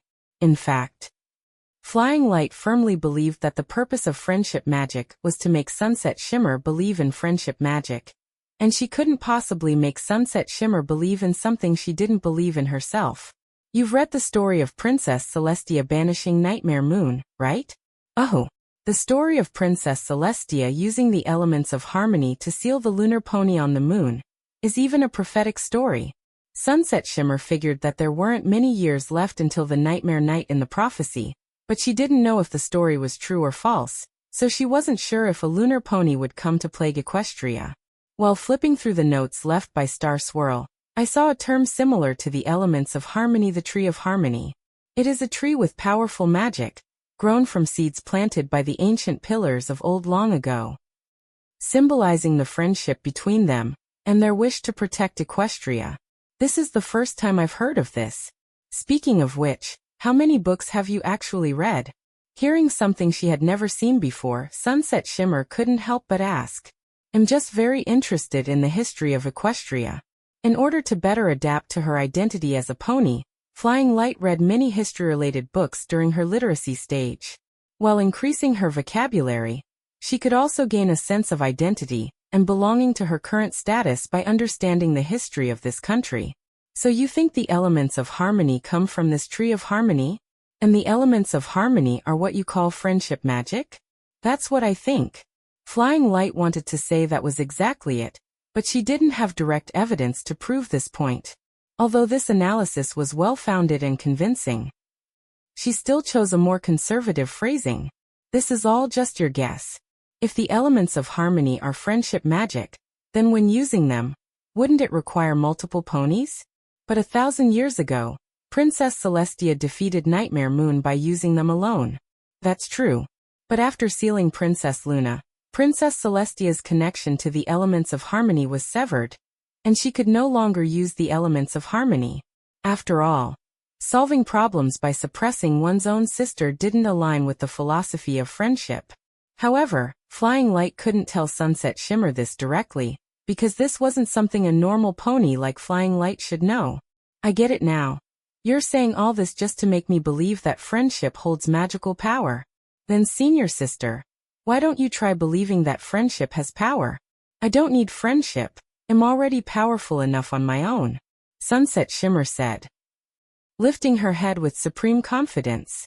I will rely on my own abilities to become Princess Celestia's most proud student. And for a princess, friends were not a necessity. Because in Sunset Shimmer's eyes, Princess Celestia was that kind of pony. Sunset Shimmer had followed by Princess Celestia's side since she was very young. To Sunset Shimmer, she was both a teacher and a role model. Sunset Shimmer longed to become an existence like Princess Celestia, and once she became the princess protégée, she was certain this would be her destiny. Princess Celestia also had no friends. She was lonely, beautiful and powerful, having ruled Equestria alone for 1,000 years. So that's what you think. But have you ever thought that perhaps Princess Celestia is not as you imagine? Are you trying to say that you know her better than I do? Sunset Shimmer's tone became impatient. Flying Light's words undoubtedly touched her forbidden zone, and her tone was suppressed with anger. Don't forget, I came first. I am the pony who has spent the longest time with her. Sorry, I didn't mean to deny anything. What I meant to say is, since she is our teacher, she certainly wouldn't ask her students to spend extra effort on meaningless things. If you think the strong don't need friends, then doesn't that contradict the princess orders? This was exactly the point Sunset Shimmer couldn't understand. If the friendship Princess Celestia spoke of was for the purpose of ruling the country, then after becoming a superior, wouldn't the ponies naturally follow her orders? Unless friendship really had magic, and very powerful magic at that, would it be worth a princess spending effort on it? But how could that be? If friendship was magic, then why didn't Princess Celestia use it herself? She was a princess after all.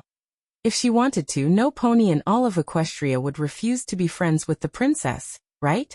Obviously. Friendship magic was still too much of a nonsense.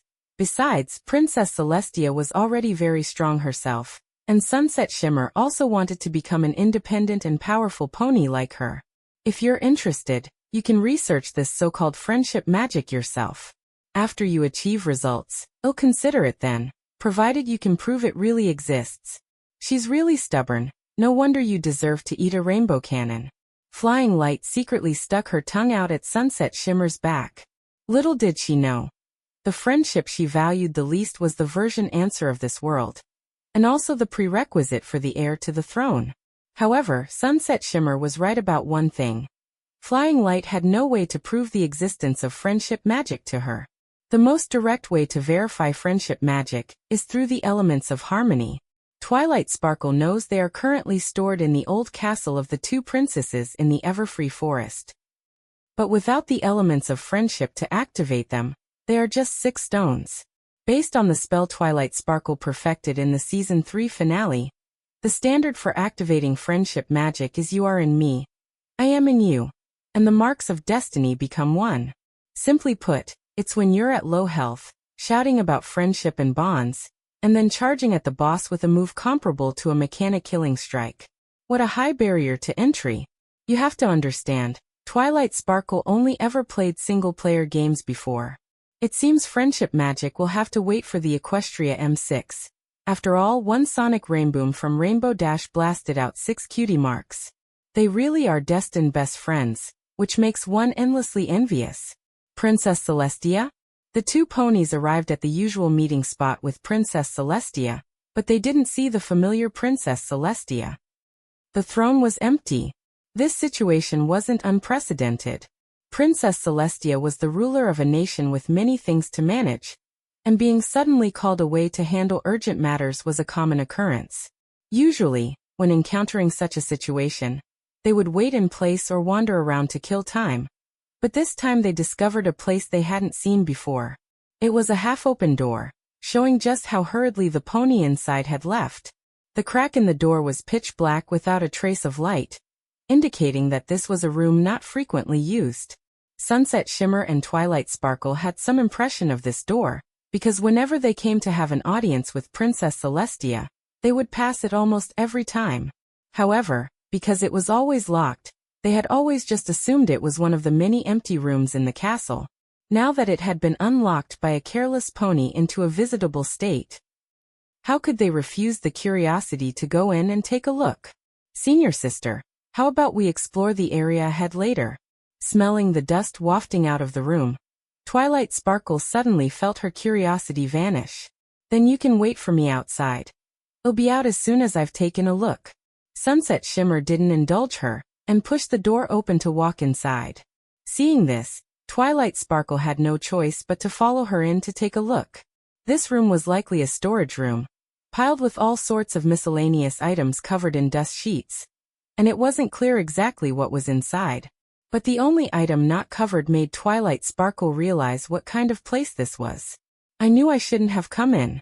A full-length mirror with a magnificently decorated frame was placed in the most conspicuous position in the room, especially since everything around it was covered in thick dust, and only it was spotless. It was truly hard not to notice. Twilight Sparkle looked at the mirror as if facing a formidable enemy. This was the magical item that could travel to another world. In the original work, Sunset Shimmer used it to run away. If she could, Twilight Sparkle would have liked to smash the mirror, completely cutting off the possibility of Sunset Shimmer becoming a defector. But this thing was, after all, the prince's property, and Twilight Sparkle, who was well versed in Equestria's laws, didn't dare to take action. Wow, what is this?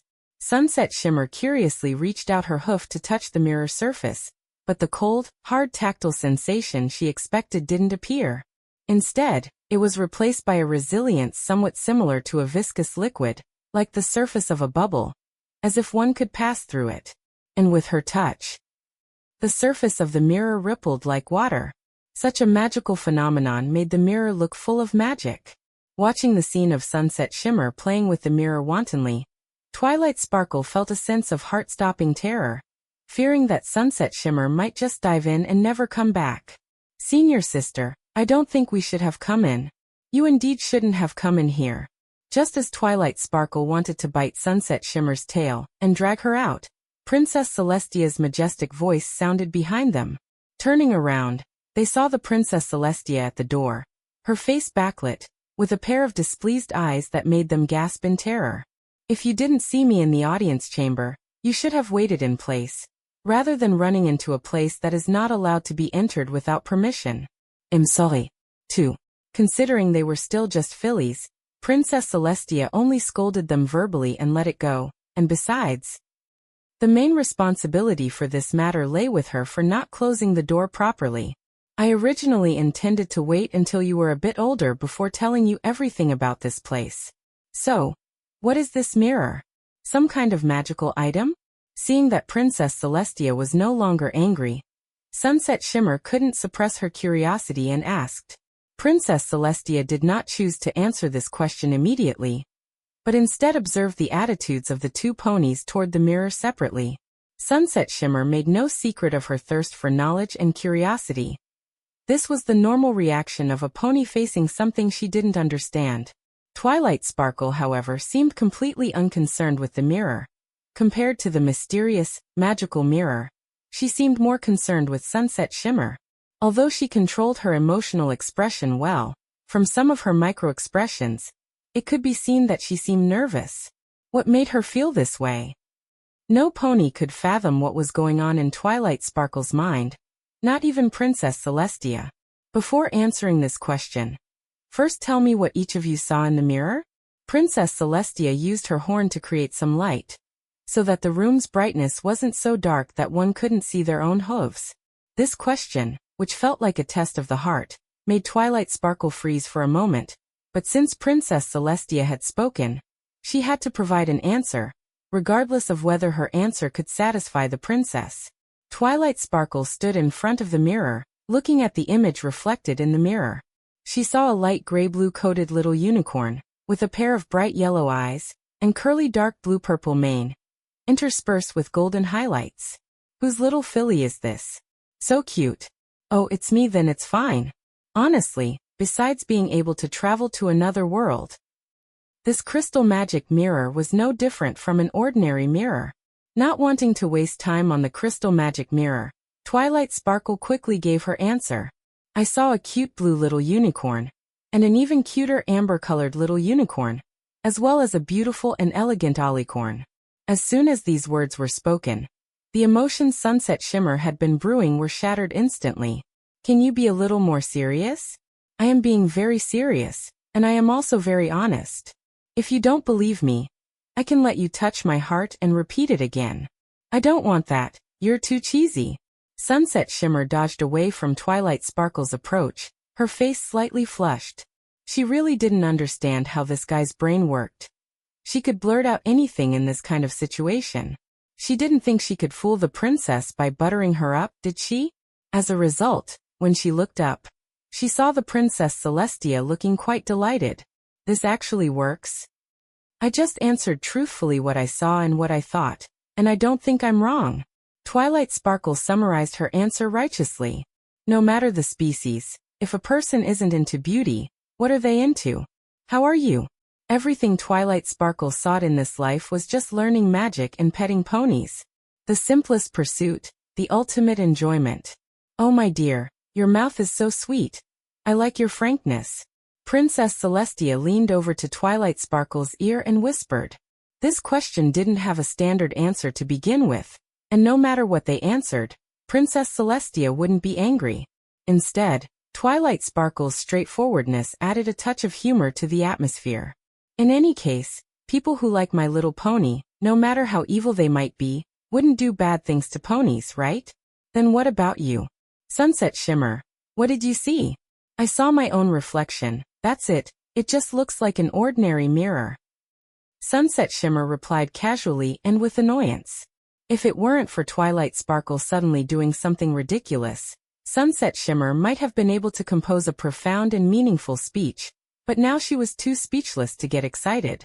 Now can you tell us about this mirror? Clearly it is just an ordinary mirror, isn't it? Princess Celestia, who was in a good mood at the moment, playfully acted shamelessly, clearly not intending to tell them the function of this mirror. There is still a lot of knowledge for you to learn before you can understand it. And before that, you cannot enter here without permission. For the sake of your safety, I have to do this. Jokes aside, Princess Celestia still gave a proper warning. Alright my girls, it's time to go. I heard you recently made a new pony friend, and I can't wait to chat with you about it. Her name is Twilight Sparkle. Twilight Sparkle mentioned the name Twilight Sparkle naturally, while observing Princess Celestia's reaction to the name. Oh. Princess Celestia responded flatly and continued. This name sounds a lot like you too, it's very shiny. The prince's calm reaction left Twilight Sparkle confused, but she didn't continue to probe anything, and instead chatted normally with the princess. However, they didn't notice the somewhat melancholic expression on Sunset Shimmer's face as she followed behind, as her mind was clearly still on that mysterious mirror. Just now, when Princess Celestia asked her what she saw in the mirror, there was actually one point she hadn't mentioned. When Princess Celestia walked behind Sunset Shimmer to ask her the question, in that very instant, she saw her own figure in the mirror subtly overlap with Princess Celestia. The amber-colored little unicorn had a pair of wings and a crown, noble enough to look just like a princess. And this was exactly what she craved deep in her heart. 14 Sonic Rainboom. Today is Twilight's entrance exam. I know. Sunset Shimmer replied offhandedly.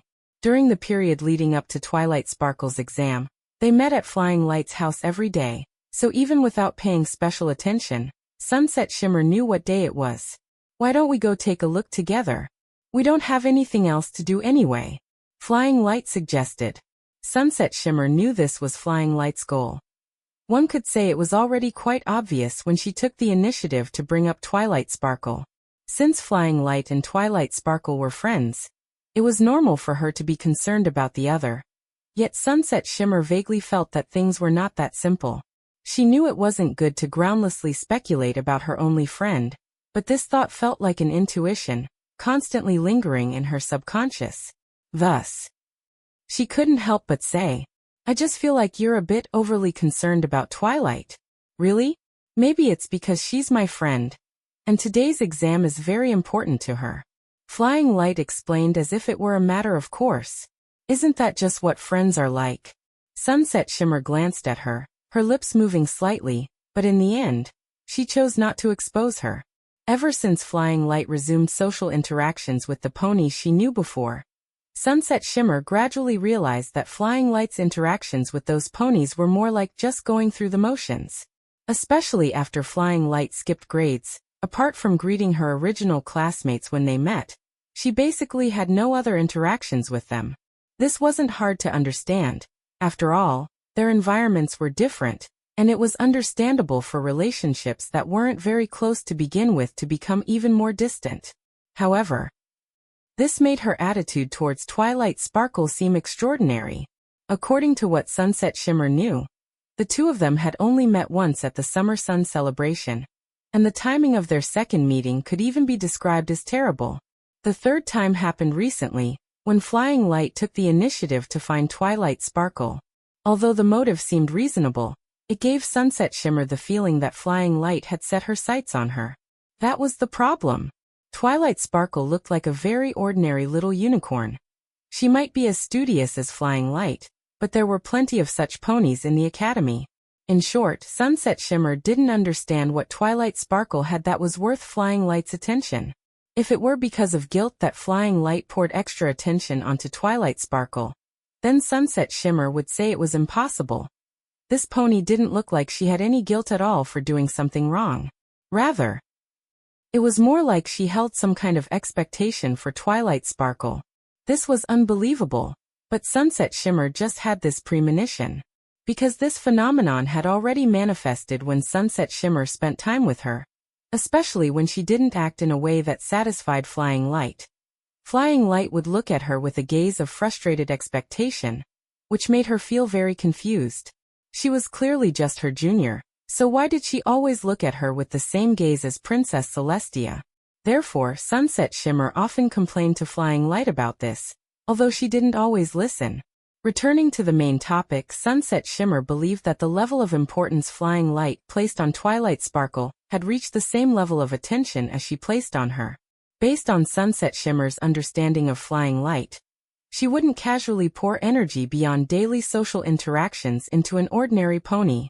This meant that in Flying Light's eyes, Twilight Sparkle was definitely not an ordinary pony. Yet Sunset Shimmer was completely unaware of anything extraordinary about Twilight Sparkle.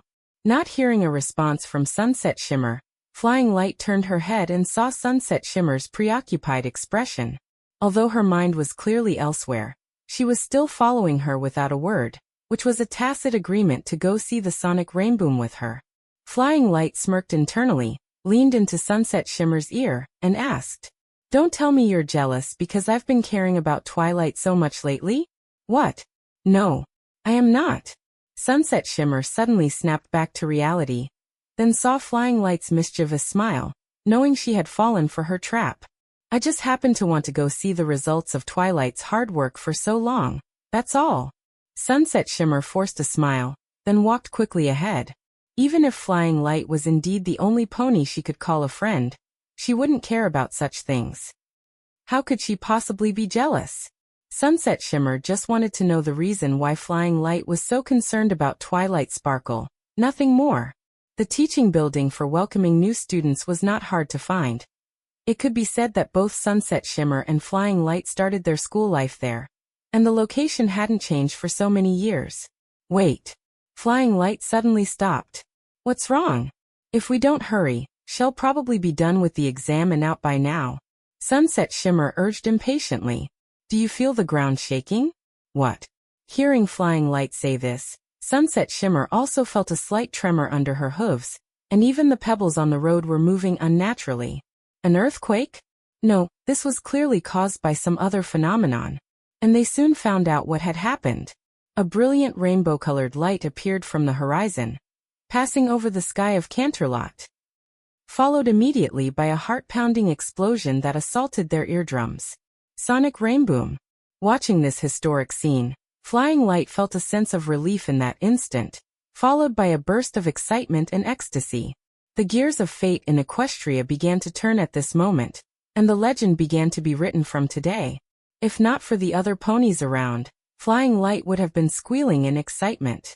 The surging heat in her heart made Flying Light's face flush slightly, and even the magic within her became active, as if it had been sleeping for a long time and had just been awakened, giving Flying Light many new understandings of magic, as if she had suddenly had an epiphany. Flying Light shook her head a few times, reached out a hoof to tap her glowing horn, soothing her restless magic, and reminded herself not to show any strange reactions. What was that? A rainbow? And an explosion? Sunset Shimmer couldn't understand this phenomenon. It happened so suddenly that she hadn't even reacted yet. However, today was destined to be a day full of unexpected events. Without giving Sunset Shimmer any time to buffer or think, a window in the teaching building flashed with a dazzling magical light, and immediately after, a huge dragon head with purple and green scales burst through the roof of the teaching building and poked out. Although it looked like an adult dragon, its eyes were filled with the innocence and ignorance of an infant. So cute. Flying Light couldn't help but comment. This is not the time to be saying that.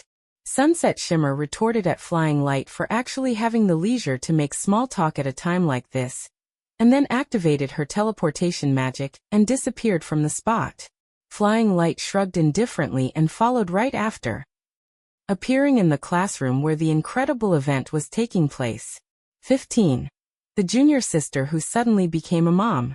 Twilight Sparkle was floating in midair, unleashing her might, along with the suspended Proctor, the rapidly growing Spike, and two suspicious potted plants in the corner. By Princess Celestia. Twilight, did you do all this? Under normal circumstances, Sunset Shimmer might have complimented her, but the situation now was not so lighthearted. The entire school building had been devastated by Twilight Sparkle's terrifying magic.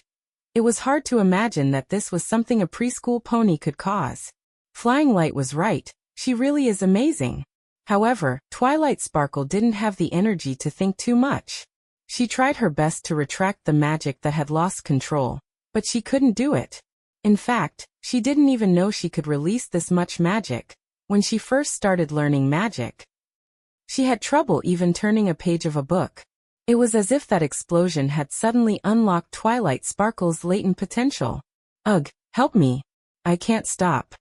To control the magic, Twilight Sparkle was struggling with all her might, but it had no effect, and instead it only made things worse. She felt she was in a mysterious state, with vast magic surging, and she was powerless against it.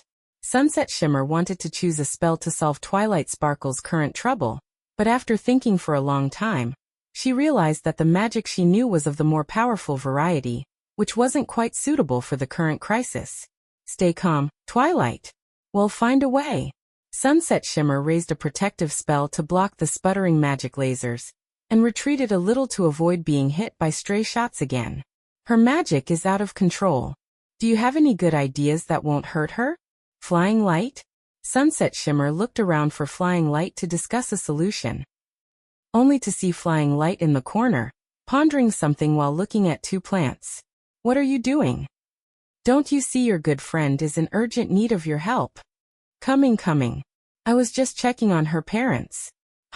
Because Night Light and Twilight Velvet had already been victimized by the time they arrived at the scene, Sunset Shimmer didn't know there were two other victims present. Those two are Twilight's parents. They were turned into plants by transformation magic, converting life forms between animals and plants. That's advanced magic. Flying Light had originally wanted to help them break this transformation, but she discovered that Twilight Sparkle was unconsciously keeping them in that state, so she had to give up. Now the only way to stop all the farce happening in the classroom was to get Twilight Sparkle to calm down. You've read more books than I have. Do you know any spells that can solve a magic overload?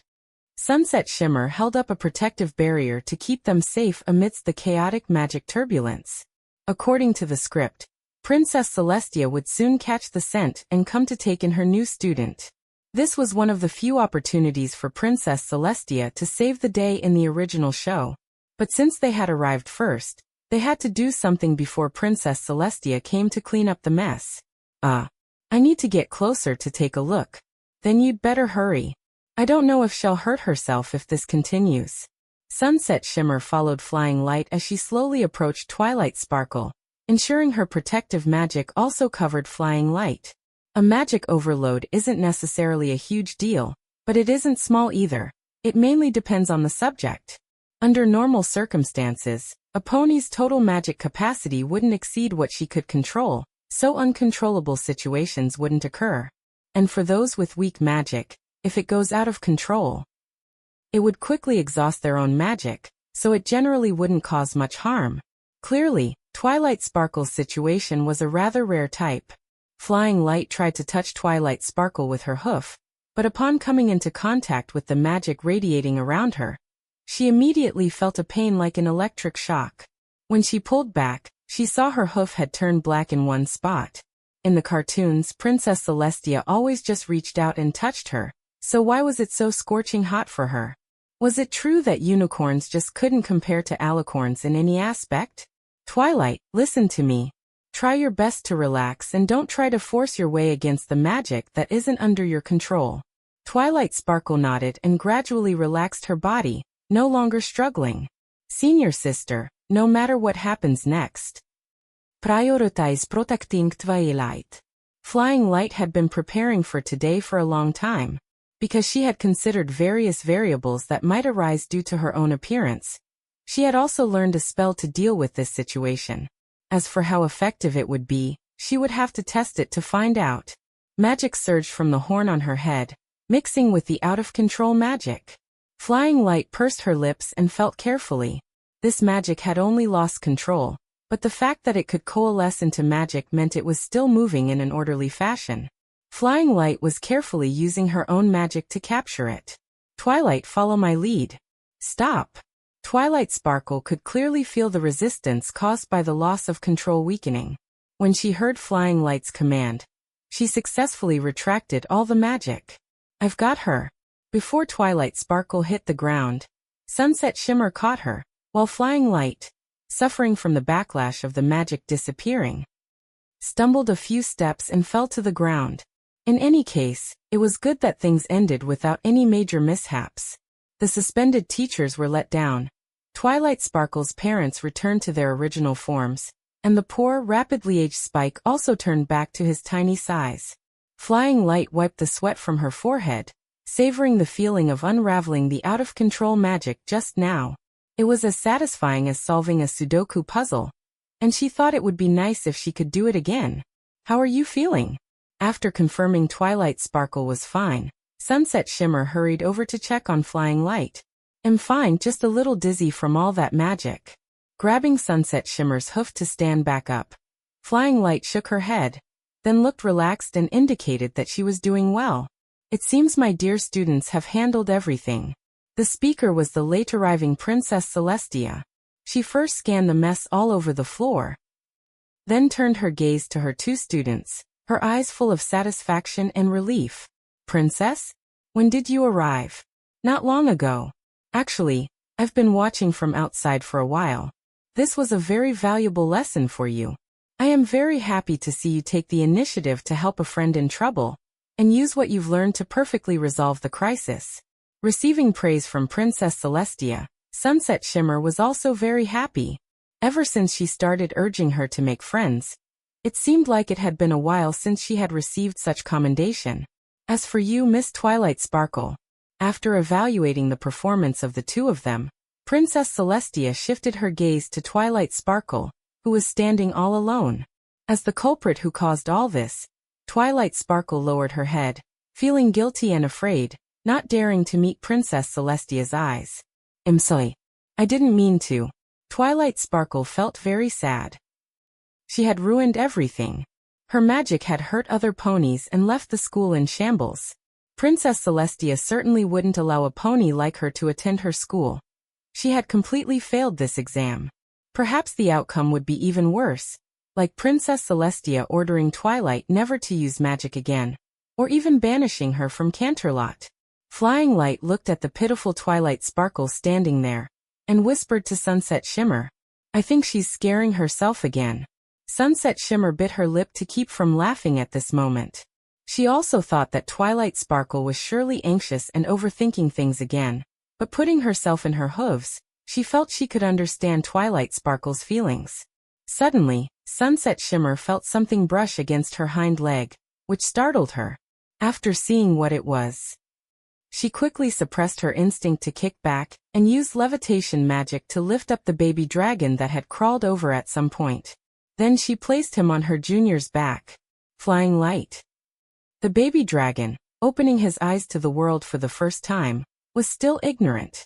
Perhaps he felt that Flying Light's purple mane reminded him of the pony who brought him into this world, feeling very, very close to her, so he naturally grabbed onto those purple tresses and nestled into them. Flying Light.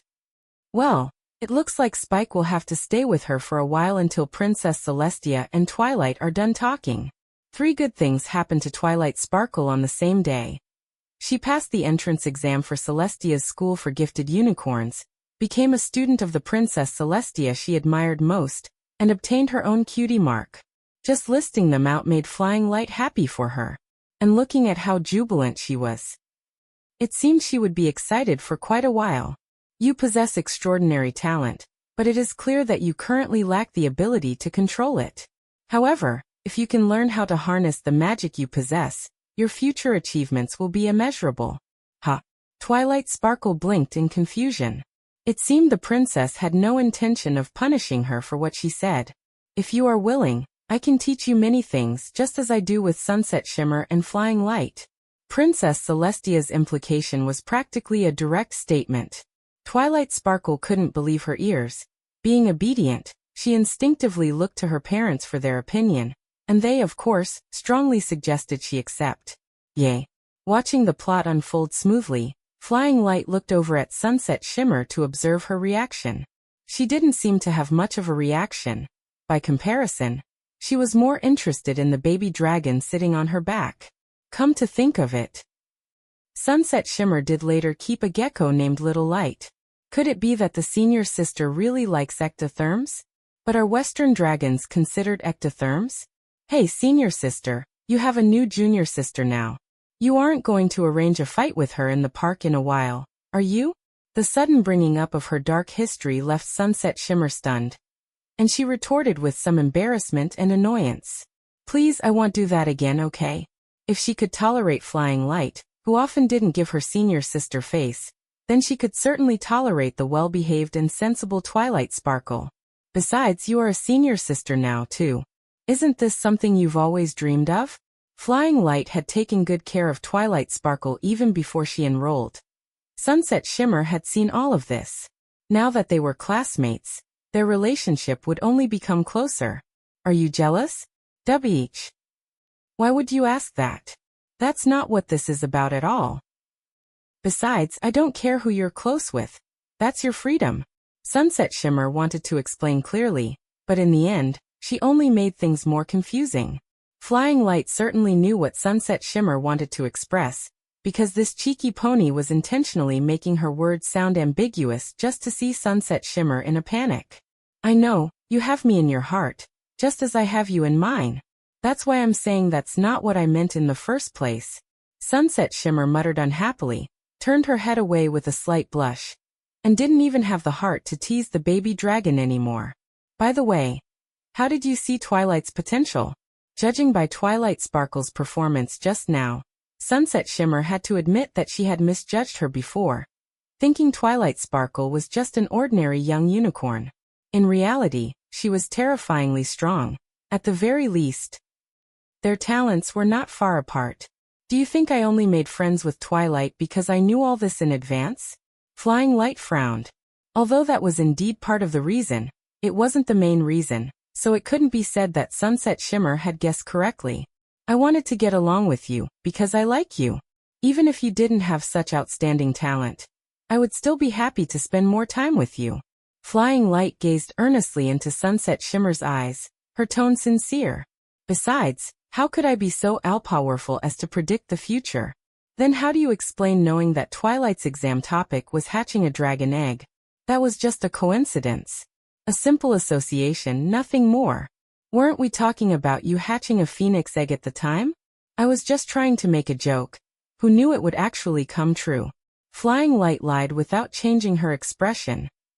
She couldn't possibly tell Sunset Shimmer that she could predict the future. That was true and it sounded logical, but Sunset Shimmer's sixth sense told her it wasn't the way Flying Light described. However, she couldn't prove that this suspicion wasn't an illusion. So after struggling internally for a moment, she let it go. Flying Light. I did it. And I even got my cutie mark. Today must be my lucky day. Having finished talking with Princess Celestia, Twilight Sparkle immediately ran over to share her joy with Flying Light, and Flying Light gave her a hug to express her congratulations. Twilight Sparkle was grateful to Flying Light and Sunset Shimmer. Not only did they help her with very effective pre-exam review, but they also saved her from a state of magical overload. They were the best and most wonderful senior sisters in the whole world. Congratulations, Twilight. From now on, you are our junior sister. However, although we are closer now, there are some things I won't spoil you with. Flying Light grabbed the baby dragon, who was already eating her hair, and placed him on Twilight Sparkle's back, letting her carry him instead. The feeling of wet, sticky mane clinging to her body was unpleasant. Flying Light would definitely have to clean herself up immediately after going back. Dragon saliva was said to be difficult to wash off, but fortunately, this was just a baby dragon that had been born only a few minutes ago. So the adhesiveness of its saliva wasn't that strong yet.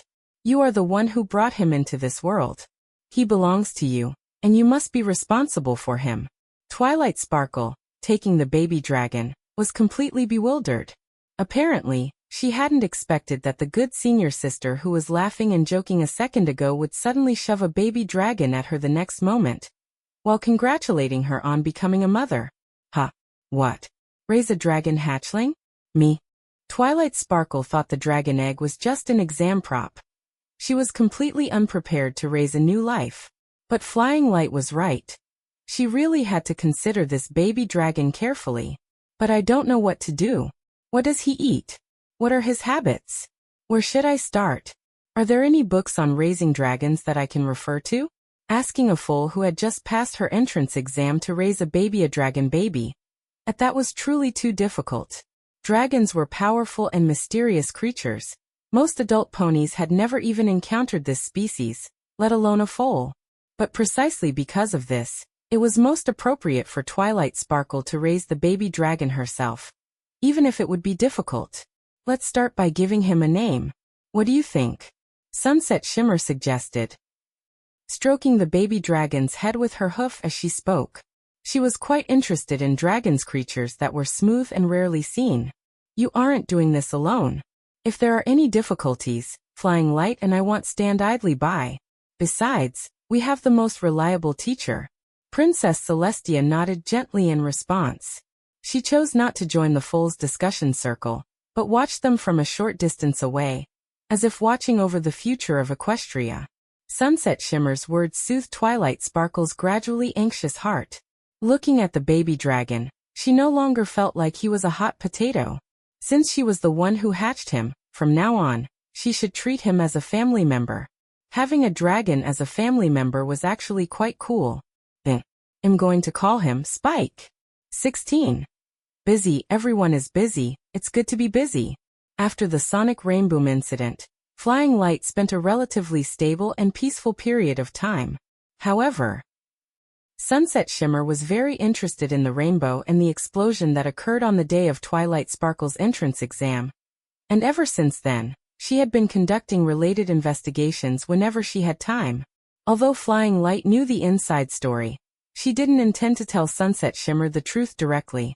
She was just waiting for her to investigate to the end, and discover that such a massive commotion was actually caused by a Pegasus younger than both of them breaking the sound barrier, due to flying too fast, and to see what kind of expression she would make. On the other hand, after Twilight Sparkle enrolled, she had to devote herself to intense coursework while also taking care of Spike, which often kept her incredibly busy. Sometimes Twilight Sparkle had to bring the swaddled Spike to class with her. If Spike happened to be full and sleeping, it was fine, but once he started crying, it became a rather headache-inducing classroom accident. Fortunately, with the assistance of her two senior sisters, Flying Light and Sunset Shimmer, as well as their teacher Princess Celestia, they would take care of Spike when Twilight Sparkle couldn't find the time due to her class schedule. This division of labor helped Twilight Sparkle get through her initial adjustment period after enrollment quite smoothly. Because different grade levels led to different learning progress, Twilight Sparkle didn't often meet with Flying Light and Sunset Shimmer on campus, at least not during breaks. But when Princess Celestia had time to teach students at the school, Sunset Shimmer or Flying Light would be present as teaching assistants. Once, during a chemistry class, Flying Light had the fortune of visiting Twilight Sparkle's class. Twilight Sparkle's classmates included Lyra Heartstrings, Minute, Lemon Hearts, Moondancer, and Twinkleshine. They were all ponies Flying Light had known before. But contact had decreased after Flying Light skipped a grade. However, they were very happy to see each other in class again. To this day, Flying Light still hadn't figured out how Lemon Hearts managed to get her head stuck in an Erlenmeyer flask. After trying many methods without success in pulling Lemon Heart's head out, a losing patience Flying Light eventually used teleportation magic to help Lemon Hearts get free. Returning to Spike. One piece of good news was that the newborn Spike was not a picky eater. Although he was a very rare dragon born within Equestria, he could adapt to the food that ponies ate, thanks to the unique dragon stomach that could even digest gems and metal. At first, Flying Light and the others were worried that feeding a dragon this way would make him malnourished, but after observing him for a period of time, they found that he didn't show any abnormal reactions, and his weight was increasing as the days went by, which gradually put their minds at ease. The only thing that gave the ponies a headache was that, as a young dragon, Spike couldn't control his instincts very well at this time, which caused him to uncontrollably breathe fire sometimes. Thanks to him, the three of them were now quite proficient with fire-extinguishing magic. But having to conduct such surprise fire drills several times a day would inevitably make any pony feel annoyed. But what else could they do? After all, Spike was just a baby dragon, and there were no shortcuts other than slowly guiding and educating him. Although Twilight Sparkle and Spike, two friends of different species, would occasionally drive each other crazy due to their differences and lack of synchronization, after Twilight Sparkle recovered from her bad mood, she would continue to take responsible care of Spike. And Spike would also become more docile than he was the last time he threw a tantrum. They were both growing up and working hard to adjust to each other. Seeing her senior sister and junior sister both busy with their own tasks, Flying Light couldn't help but feel a bit envious. It wasn't that she was very idle, but her self-created magic had made no progress, and long-term failure made her feel a bit frustrated. Because magic power can only produce corresponding magic when maintained in a specific pattern, although unexpected effects can be created by changing formulas and parameters, or by fusing two different spells, the originality that Flying Light pursued was not limited to this. If existing magic is compared to a complete painting, the methods mentioned above can only be considered changing the color or the painting style of an existing picture. What Flying Light wanted to do was to use magic power as a brush to paint something that no one had ever painted before. This is not to imply that Flying Light is a failed art student, but only to explain that before she learns to create, she still needs a lot of copying to hone her understanding of this discipline. The more she delved into this, the more Flying Light marveled at how great Star Swirl the Bearded was for inventing over 200 spells. Feeling that her knowledge accumulation was not rich enough, Flying Light could only temporarily put her dream aside and continue to further her studies in magic. Sometimes, when it was Flying Light's turn to look after Spike, she would take the opportunity to study the difference between dragon breath and the fire created by ponies using magic. After all, magic from other species is still magic. And Flying Light was equally interested in this. Moreover, now that there was one more magic genius by Flying Light's side, it added a bit of joy to her path of learning magic. However, wonderful times always come to an end. When she received a letter from home, Flying Light immediately lost all her energy and means. What does the letter say? Why do you have that expression? Seeing Flying Light's originally cheerful face become unhappy after reading the letter, Sunset Shimmer couldn't help but ask curiously. My father wants me to go home for a visit. Sunset Shimmer, who knew more about Flying Light's family situation, immediately fell silent, but Twilight Sparkle, who had just joined the study group, felt a bit confused. I don't understand. Isn't this a good thing? Reuniting with family is a good thing, but that's on the condition that it's not for the sake of making me attend a boring party. As she spoke, Flying Light took a golden ticket out of the envelope. This is a ticket to the Grand Galloping Gala. You're going to attend the Grand Galloping Gala. Twilight Sparkle let out a surprised voice, looking at the golden little piece of paper in Flying Light's hoof, her eyes revealing an envious look. This is the best celebration event in Canterlot. Even Princess Celestia will attend. Yeah, it's tonight. Twilight, do you want to go with me? Flying Light coaxed. As for Twilight Sparkle's ticket, it was naturally not a problem. Flying Light believed that if they just asked Princess Celestia, she would definitely be willing to grant it to them. Now the most important thing was Twilight Sparkle's opinion. As long as she nodded and agreed, and they went together, then this celebration event wouldn't be too boring. If Twilight Sparkle eventually lost interest in the celebration too, then at least they could hide in a corner of the celebration and read books to pass the time. To be honest, Twilight Sparkle was indeed very tempted. At this time, she didn't know how boring the real Grand Galloping Gala was as a social gathering, and naively thought she could have a pleasant chat with Princess Celestia all night at the celebration. Although I really want to go, I'm afraid I can't this time. After struggling internally for a moment, Twilight Sparkle finally smiled helplessly and politely declined Flying Light's invitation. I have to take care of Spike, and I've made an appointment with Moon Dancer to go to the library to study today.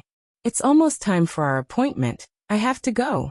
Twilight Sparkle was worthy of being the most promising one among them, making new friends so quickly, unlike her two senior sisters who were both old homebodies. Wait a second, you're going to take Spike to the library with you? Seeing Twilight Sparkle pack her backpack, and then put Spike on her back, Sunset Shimmer, thinking she was just bringing Spike along while she was at it, kindly reminded her. After all, taking a dragon that could breathe fire at any time to the library was not a wise decision. Usually, when Twilight Sparkle had to go to public places like the library, Spike would be watched temporarily by them. But Twilight Sparkle nodded and replied, yes. To cultivate his self-control, Spike and I made an agreement a while ago. As long as he can persist for a whole day without breathing fire or heat, next time I will take him to the library with me. Hearing them talking about him, little Spike, sitting on her back, proudly raised his head, looking like he was asking for praise. Wow, it seems there's a little dragon here, who is making rapid progress. Sunset Shimmer reached out her hoof to smooth the scales on Spike's body, giving him praise in accordance with his wishes. Be careful, he might get carried away. Twilight Sparkle teased Spike unceremoniously, but in fact from the way she looked at Spike, it was clear that she also felt very accomplished by Spike's growth. Then Spike and I will go first. Flying Light, hope you have a fun night. Seeing Twilight Sparkle run off decisively, Flying Light cast her expectant gaze onto Sunset Shimmer. You know, Flying Light, I would be very willing to go to the celebration event with you, Sunset Shimmer said, pulling a forced smile on her face, which made Flying Light want to roll her eyes. I also know you're about to say that annoying but... haha. But it's really unfortunate, I've been really too busy lately. I've taken leave tomorrow to go to Ponyville to investigate the mysterious rainbow explosion, so I have to complete part of my future schedule in advance today. Sunset Shimmer had already confirmed that the location of the sonic rainboom was Ponyville. As a person of action, she definitely had to go there to investigate in person. Sigh busy, everyone is busy. It's good to be busy. You don't have to make such sighs like an old lady. Looking at Flying Light's suddenly lonely back, Sunset Shimmer couldn't help but retort. Sometimes Flying Light just liked to intentionally put on this kind of exaggerated performance. Why are you so resistant to attending the Grand Galloping Gala? You know many ponies want to go but don't have the opportunity. Hasn't Princess Celestia taken you before? It's not like you don't know I never participated in social activities before, let alone of this scale. Sunset Shimmer said this as a matter of course. It seemed she was much more closed off than she had imagined. The Grand Galloping Gala is an annual royal celebration used to celebrate the completion of Canterlot after the founding of Equestria, so the main participants of the gala are mostly ponies from the upper class. Thinking about having to face those aristocratic ponies who like to look down their noses at others. Flying Light felt a tingle on her scalp. Although her family was considered aristocratic, Flying Light avoided those so-called high society pony gatherings whenever she could, spending most of her time holed up in school or the library. In short, she felt that compared to engaging in commercial flattery with aristocratic ponies, it was more practical to read a few more books. I can only say that everyone has their own preferences. I don't think such activities are fun at all. You have to keep greeting all kinds of ponies you don't know, and then chat about some very superficial topics. If you don't appear to fit in with them, you'll be secretly looked down upon, right? Oh, that sounds very suffocating. After hearing Flying Light's description, Sunset Shimmer immediately showed an expression of disgust. If it were her, she definitely wouldn't be able to stand that kind of oppressive social activity. Flying Light might be able to fit in, but her mood definitely wouldn't be very pleasant. Seriously, if you don't want to go, you should be able to choose to refuse, right? If I could turn it down, I wouldn't be so troubled as I am now. Flying Light sighed. Although she got along well with her pony parents, Flying Light was, after all, not a normally born foal. Tendency toward adulthood psychologically. She couldn't act like a normal child and act spoiled to her parents. Especially after she started systematically learning magic, communication with them became even less. Flying Light often felt that as a child, she owed them something. It was helpless to say that she had no experience in becoming a qualified child. She only felt that she had occupied the identity of this pony, but failed to let them feel much of the joy of being parents. Therefore, for an invitation like this, no matter what considerations she had, it was very difficult to refuse. That's really a pity. Sunset Shimmer muttered in a low voice. Actually, if not for the Grand Galloping Gala, Sunset Shimmer would have wanted to invite Flying Light to go with her to Ponyville to do the investigation mission. But now it seemed that it would be difficult for Flying Light to find the time. Wait. Sunset Shimmer thought of herself going to Ponyville tomorrow, and she had seen Flying Light's course schedule. Tomorrow she also happened to have no elective courses to attend. Maybe she could invite Flying Light to accompany her under the guise of relaxing? Sunset Shimmer swallowed, feeling eager in her heart. But she had never actively invited Flying Light to go out together. Usually, it was always Flying Light who invited her. And just in the moment when Sunset Shimmer was hesitating, Flying Light had already packed her things, walked to the door, and said goodbye to her. I have to go too. Before attending the celebration, there's still a lot of preparation work to do. At least that's what my mother says. Wish you a smooth investigation tomorrow. Wish you have a happy night too. Thanks for your kind words. 17. The senior sister and junior sister discover a blind spot. Mum. I think that's enough, right? Enough? Oh. My dear little sweetheart, this is your first appearance at such a grand formal occasion. Of course, you need to dress up a bit more so the other ponies know my daughter's virtues aren't limited to just being smart. Twilight Sparkle had been tossed about by her mother for almost the entire afternoon. She felt like a grooming toy, being wantonly manipulated by Meteora according to her own whims. First, they spent 2 hours at the Elite Pony Spa for a hydrotherapy session, and then they tried on a closet full of various styles of gowns. Because Twilight Sparkle hadn't been home in a long time, Meteora had accumulated a lot of stock during this period, just waiting for her daughter to come home, so she could try them all on to her heart's content. I've really been played like a genuine My Little Pony toy by my mom. Gradually feeling numb, Twilight Sparkle told herself a joke in her heart, but it didn't amuse her. Twilight Sparkle pondered that if things really didn't work out, She would just convince her parents to start a new alt account. It would surely be a child that pleased them more than she did. But to be fair, given how loving this couple was, and the fact that they were still quite young, giving Twilight Sparkle another younger brother or sister was just a matter of a few years sooner or later. Something to look forward to. Thinking this was very likely to happen, Twilight Sparkle nodded to herself. When that time comes, she would also get to play with genuine My Little Pony toys. Not. Princess Celestia will also be attending the gala tonight. It'll be a chance for your teacher to see you looking different from usual. Although Twilight Sparkle acted extremely cooperative, how could Meteora, as a mother, not see that her daughter's patience was about to run out? So she proactively mentioned Princess Celestia, attempting to raise Twilight Sparkle's expectations. Although Twilight Sparkle already knew about this, Meteora's words were somewhat effective. She only knew that Princess Celestia would attend the event, but had forgotten that Princess Celestia would also dress up for it. Just how much more stunningly beautiful would Princess Celestia be after being meticulously groomed? It had to be said that Twilight Sparkle was actually looking forward to the gala. Of course, just a little bit. Alright. Go let your father see you too. Meteora finally tied a bow on Twilight Sparkle's gown, only then releasing her with satisfaction. At the same time, her father, Aster, who had been waiting outside the door, was finally allowed to enter the room. Although Twilight Sparkle didn't pay much attention to family affairs because she was obsessed with magic, she knew that her family was in business, and that her father was a man of his word and a prominent figure outside. Therefore, when ponies outside saw him, they would always respectfully address him as Mr. Glimmergold. Now this legendary Mr. Glimmergold was looking down from above at the formally and elegantly dressed Twilight Sparkle. By Princess Celestia. My dear little shooting star is getting prettier and prettier. Aster's dignified demeanor couldn't be maintained for long. Soon he couldn't help but hug his daughter, praising and kissing her.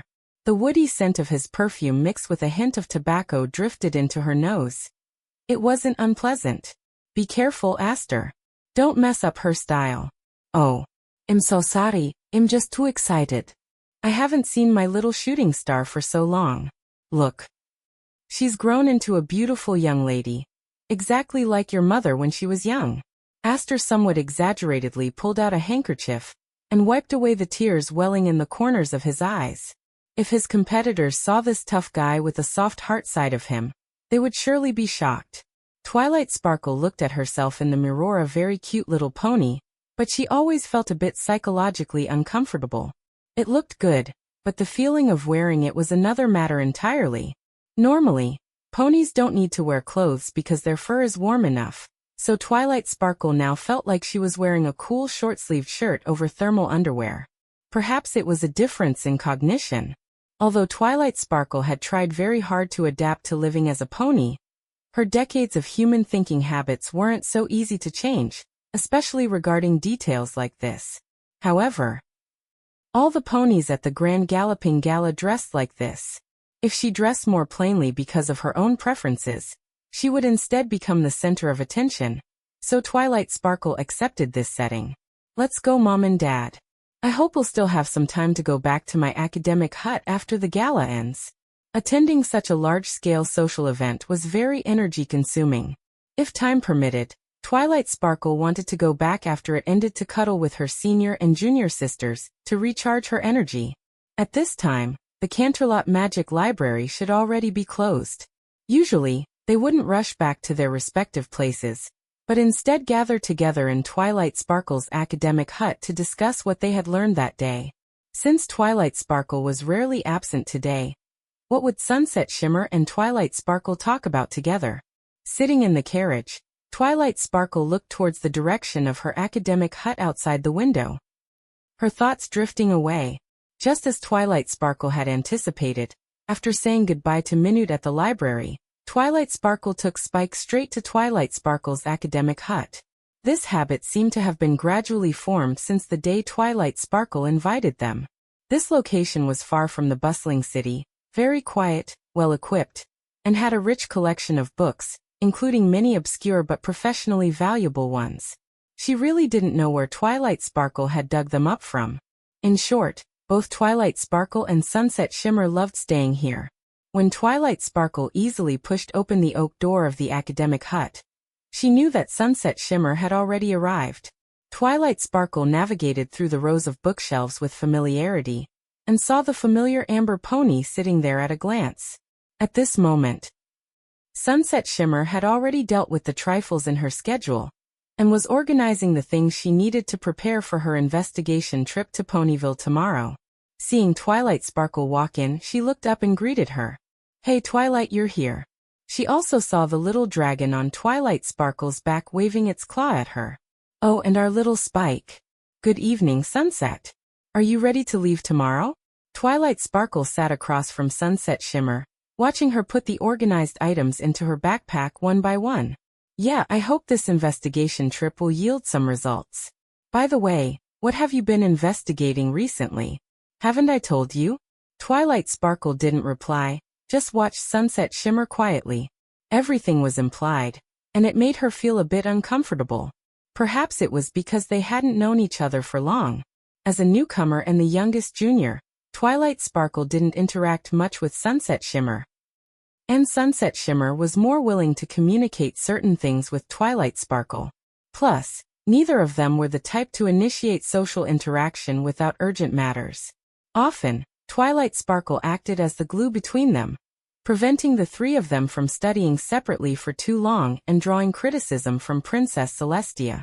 After all, in the original story, these two ponies wouldn't have known each other until much later, but because of Twilight Sparkle, they met early, so Twilight Sparkle had reason to maintain their friendly relationship.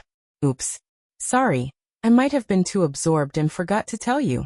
Speaking of which, this matter might have something to do with you. Has something to do with me? Twilight Sparkle became interested upon hearing this and hurriedly asked for more details. "It's the explosion that happened on the day of your entrance exam. Besides the explosion sound, there was also a dazzling rainbow at that time. You were focused on the exam, so you probably didn't notice. And shortly after the explosion occurred, your magic went out of control."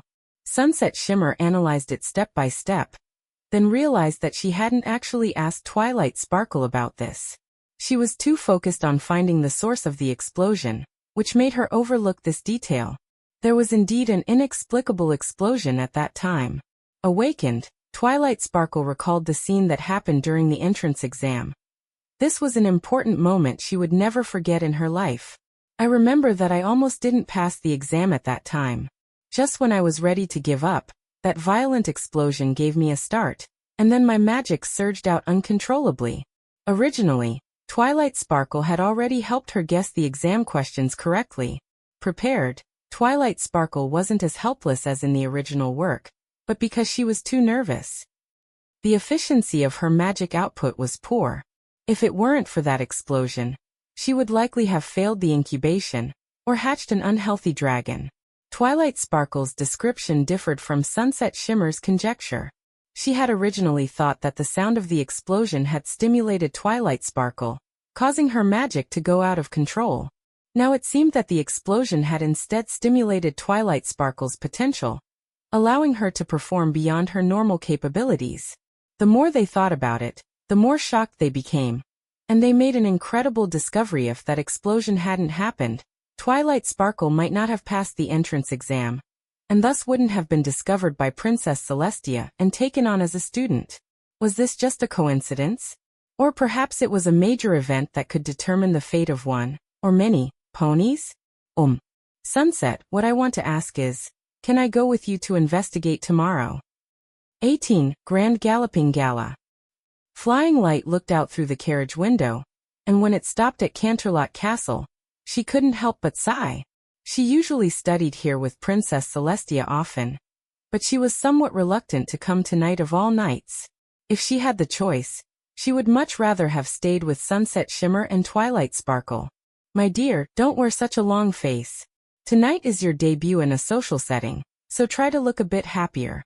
Meteora gently stroked Flying Light's chin, and under her comfort, Flying Light managed a small smile. "Come, take Daddy's hoof, my little shooting star." Aster stepped out first and very gentlemanly helped Flying Light down from the carriage. Having stepped out, Flying Light looked around. Because today was the Grand Galloping Gala, there were far more ponies visiting Canterlot Castle than usual. And without exception, they all entered the castle with their heads held high and with elegant steps.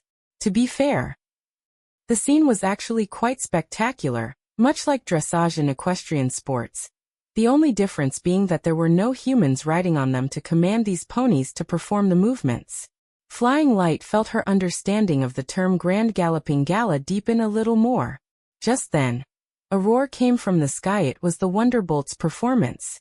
Trailing smoke and lightning behind them, they carved arcs in the air that left the ponies below in awe. And as they flew over Canterlot Castle, fireworks launched from the castle at the perfect moment drew the attention of every visiting pony back to the theme of the evening's celebration. It was a truly exquisitely designed opening performance. What do you think of the Wonderbolt's performance? Do you like them? After Aster helped his wife down from the carriage, seeing Flying Light staring intently at the performance in the sky, he leaned in and whispered to her. It's quite spectacular. Flying Light commented.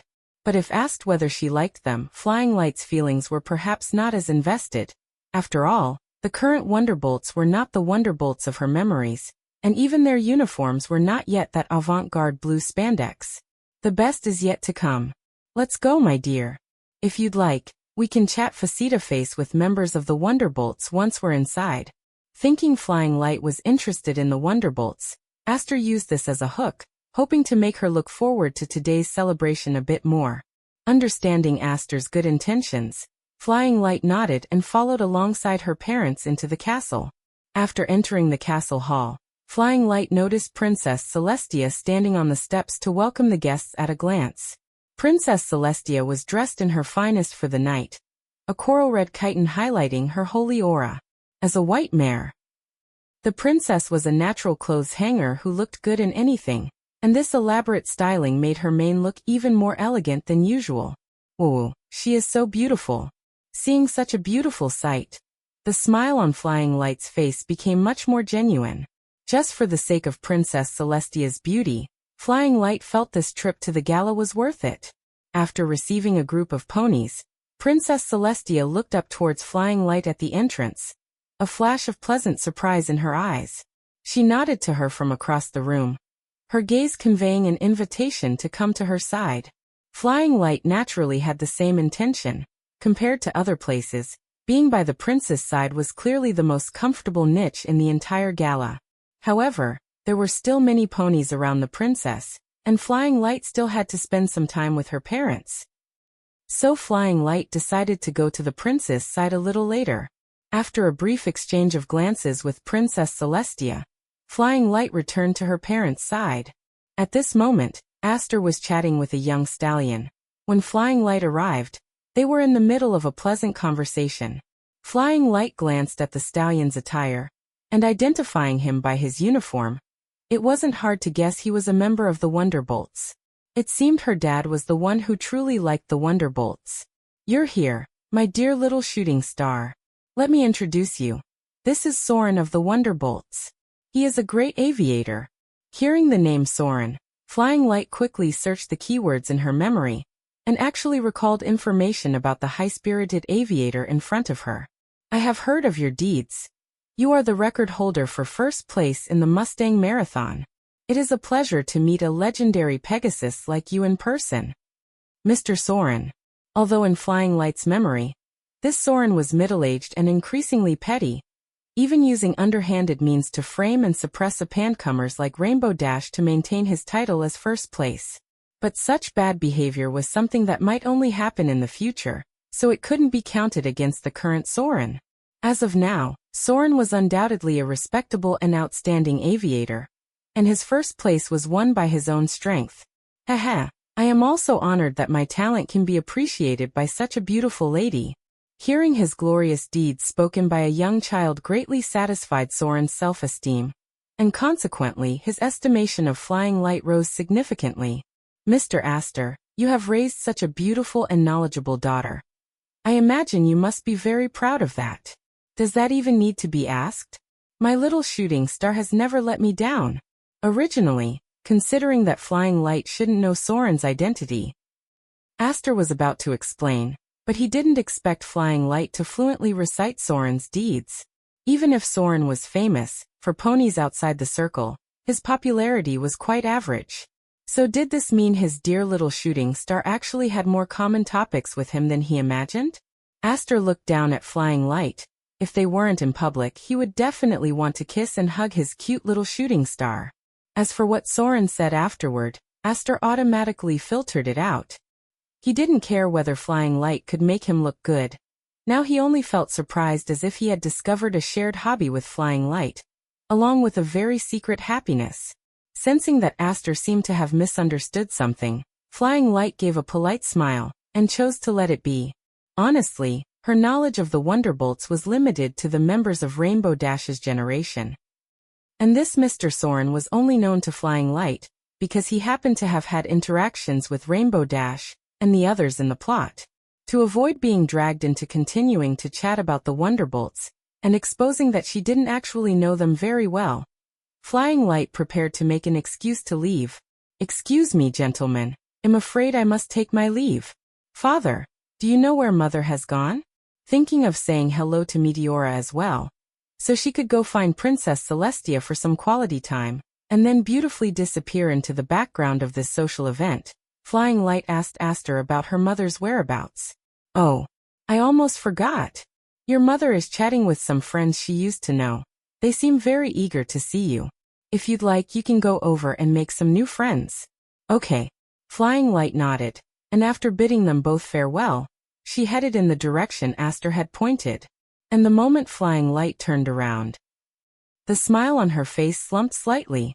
Her intuition told her that she would likely not be looking forward to meeting these so-called new friends her parents spoke of.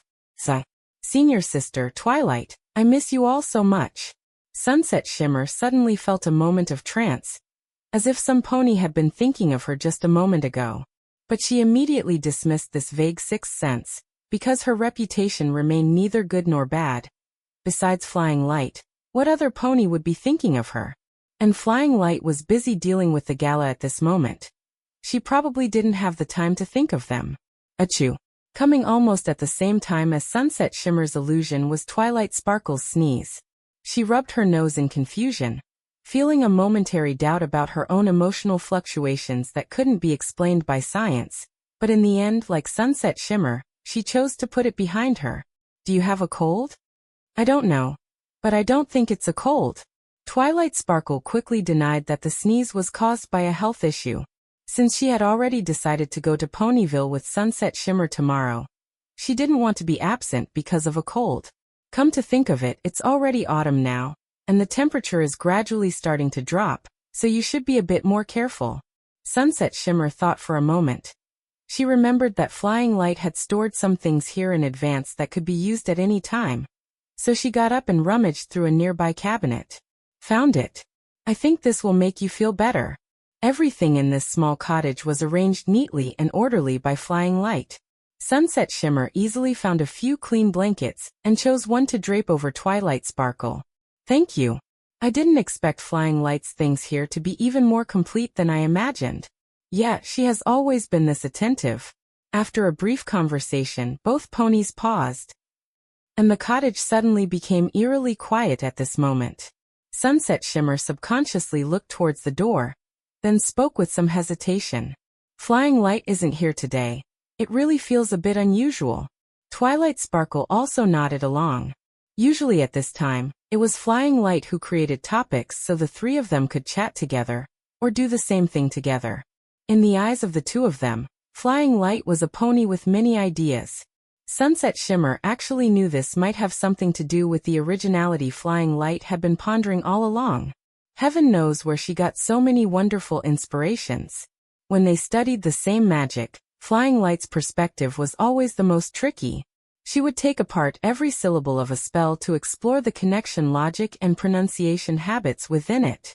Sometimes she would piece together some strange things herself, then ask Twilight Sparkle, who was good at calculation, to perform calculations, and ask Sunset Shimmer, who had strong practical skills, to build models. Although the final result often ended in failure, both of them felt that Flying Light's ideas were very interesting. And they could also learn something from these strange brainwaves. Sunset, Flying Light will be going to Ponyville with you tomorrow, right? Although it was a question, Twilight Sparkle's tone carried a bit of certainty. After all, in her impression, Sunset, Shimmer and Flying Light often acted together, and this time should be no exception. Actually, I haven't had a chance to ask her yet. Then when she comes back, let's invite her to go together. I think she will agree. Twilight Sparkle said happily.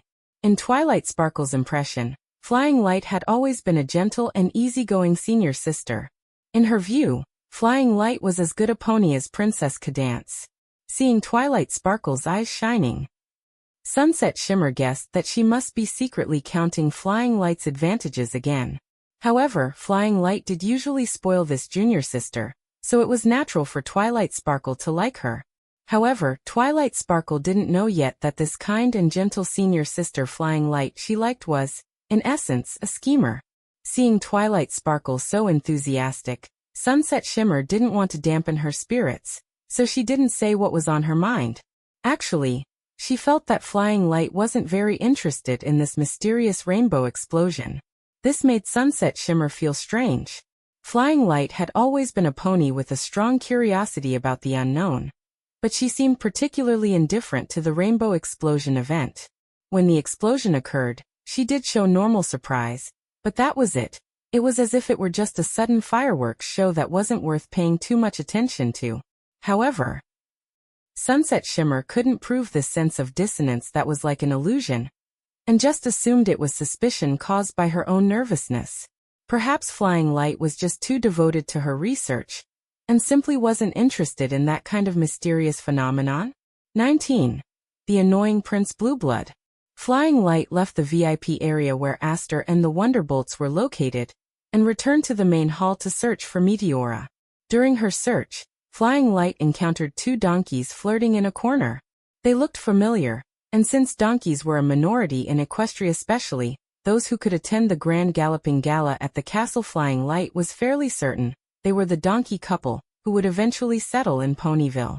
When Flying Light found Meteora, she was chatting with a group of dignitaries, among whom were several ponies Flying Light recognized, including Fancy Pants. Fancy Pants was too easy to recognize, dressed in an expensive, neat suit. His cutie mark of 3 stacked crowns faintly visible beneath his tailcoat, along with his signature blue mustache. Although he was mostly a background pony in the story, he was a background pony of significant status and position, established as a top-tier noble in Canterlot. Most importantly, while Fancy Pants was a noble, he was also a true gentleman, and Flying Light had a very good impression of him from the show. There was another important point. Fancy Pants was often accompanied by a companion named Fleur de Lis, a white pony with a pink mane who was very beautiful. Some fans jokingly referred to her as the younger version of Princess Celestia. Not seeing Fleur de Lis here, Flying Light secretly felt a pity, thinking that perhaps Fancy Pants hadn't met her yet. Flying Light knew her mother was a noble pony, and that their family's connections in high society primarily stemmed from Meteora's relationships, but she hadn't expected her mother to be friends with Fancy Pants. And their way of interacting seemed different from the sycophantic ponies around them. It was obvious that the positioning of these ponies primarily radiated outward from Fancy Pants and Meteora, which explained everything. Flying Light couldn't help but reflect on whether she was too indifferent to her family's situation.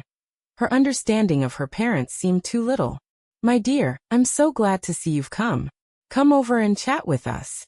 At Meteora's greeting, the ponies on the periphery consciously cleared a path, allowing Flying Light to walk to her mother's side. Meteora introduced Flying Light to several ponies she knew and also introduced Flying Light to the surrounding ponies. "So this is your daughter. She is truly extraordinary. It seems Ms. Meteora is also excellent at raising children. After all, Ms. Meteora once served as a royal etiquette consultant and was known as the Amarantha of high society. It stands to reason that her daughter would perfectly inherit her poise and manners. No wonder she was chosen at a glance by Princess Celestia to be her protégée. Truly, like mother, like daughter." When Flying Light stepped into the circle, flattering words erupted around her like a conditioned reflex. As for how much sincerity was in them, it was hard to judge. Therefore Flying Light, occasionally spoken to, only replied formulaically and didn't take their words to heart. Meteora also just listened quietly, without making any particular reaction to the other's words. Watching her mother respond to these ponies' greetings like a master of Tai Chi, neither slighting any pony, nor becoming particularly close to anyone, Flying Light couldn't help but sigh that the older the ginger, the spicier it gets, and Meteora's reputation in the social circle was truly well earned. It was actually quite hard to keep a straight face when Flying Light was learning pony speech and manners as a child.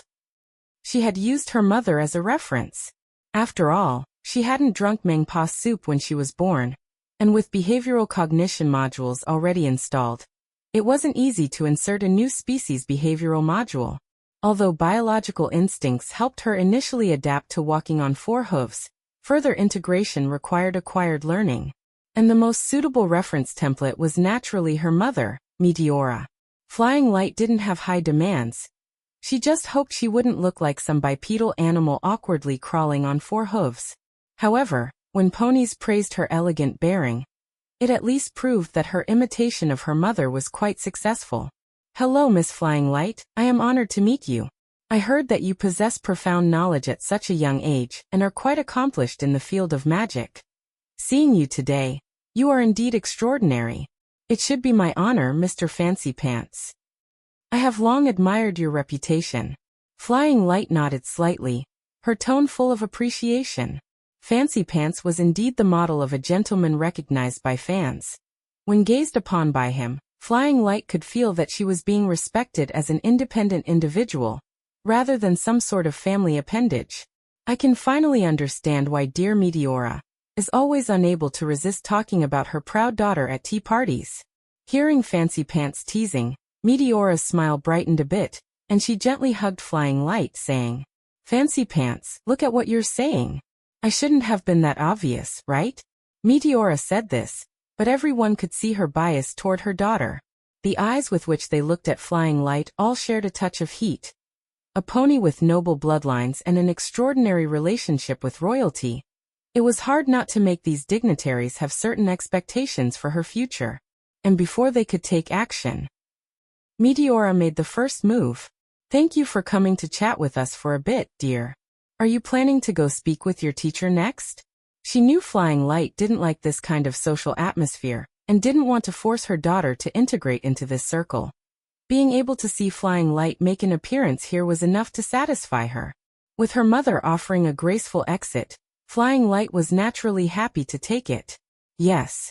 So I am sorry, but I must excuse myself, ladies and gentlemen. Learning that Flying Light was going to find Princess Celestia, the other ponies didn't make any move to detain her, but rather said goodbye to her very understandingly. Having greeted her parents and moved away from the social circle, Flying Light breathed a sigh of relief. It must be said that dealing with those noble ponies had left her feeling parched. Perhaps before going to snuggle with Princess Celestia, she needed to get some juice to moisten her throat. Moreover, Princess Celestia had been standing on the stairs from the beginning, shaking hands and talking with visiting ponies. Flying Light felt she must be more tired than herself, so perhaps she should bring something for Princess Celestia to eat and drink as well. Hi. Hello there, beautiful lady. While selecting a cake, Flying Light suddenly heard a somewhat frivolous voice. And the voice was very tender, sounding like a young colt who hadn't reached puberty yet. Whose kid is this? Has he even been weaned yet, and he's already out here learning how to flirt with Mares? Flying Light looked in the direction of the voice. The one coming to chat up was a white stallion with a golden mane. And he was even an alicorn. Wait, where did an alicorn come from? And a stallion at that? Flying Light quickly looked carefully and realized that those weren't wings, just feathers decorating the other's clothes. Because the workmanship was fine, it was easy to mistake at first glance, but in reality, he was just a unicorn. I know I am very charming. It is only normal for you to be infatuated with me. The strange young colt flipped his bangs in a very flamboyant way, and seized the opportunity to wink at her. The skin on Flying Light's back twitched. She felt she must have gotten goosebumps. Although this little white horse was a colt, he was at a prime age, so he looked quite round and cute, and with his high quality of life, his image was very well groomed. It was just a pity that she didn't know who he learned his speech from. His way of talking was greasy, and his manners were frivolous, a real waste of such a good appearance. Let me introduce myself. I am Prince Blueblood, from the Blueblood family of Dartmoor, and Princess Celestia is my aunt. Oh, so it's that famous second-generation rich kid. No wonder he talks like he's all that. Learning the other's name, Flying Light, who had originally been patient enough to indulge him because of his looks, immediately lost interest. So it's Prince Blueblood, what a pleasure. But I have things to do, so goodbye. The night is still long, and we've only just spoken 2 sentences. There's no need to be in such a rush to part, is there? Prince Blueblood blocked Flying Light's path, and took the opportunity to take the hoof she was preparing to step forward with, performing a hoof-kissing gesture in imitation, which almost made Flying Light lose control of her expression.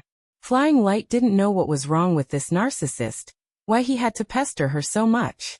In her memory, Prince Blueblood only thought of himself, to the point that he could be ruthless even to the beautiful Rarity, being quite rude and completely lacking in grace. May I invite you to dance? No.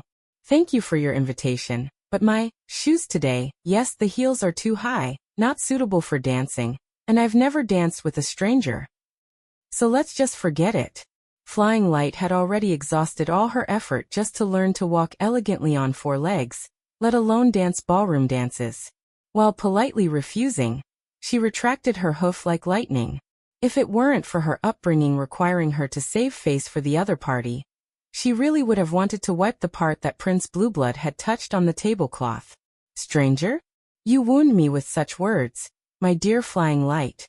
Besides the fact that you are my aunt's student, we are also alumni of the same school, and I once attended a few etiquette classes with Ms. Meteora. Look, we have countless connections between us. So you attend Celestia's school for gifted unicorns too? I really couldn't tell. Flying Light forced a strained smile, and responded perfunctorily. This didn't sound like they were particularly close. Prince Blueblood was separated from Princess Celestia by at least 52 generations. To put it bluntly, it was no different from trying to force a connection. Not to mention being alumni. Flying Light had never once seen him at school. If he hadn't claimed to be a student at Celestia's school for gifted unicorns, Flying Light might have doubted he had ever attended school at all. As for the etiquette classes, Flying Light remained skeptical. She didn't believe her mother could have taught such a thing. However, Prince Blueblood had no reason to tell such easily debunked lies. Since he knew her mother, Flying Light would give him a little more patience. That is your problem, Flying Light. Occasionally, when I see you at school, you are always doing something rather unconventional. Honestly, you are the weirdest noble pony I have ever met. You spend most of your time reading those dull books and almost never attend tea parties or social gatherings. You are quite the recluse. By Princess Celestia, those books are thick, have too much text, and hardly any illustrations.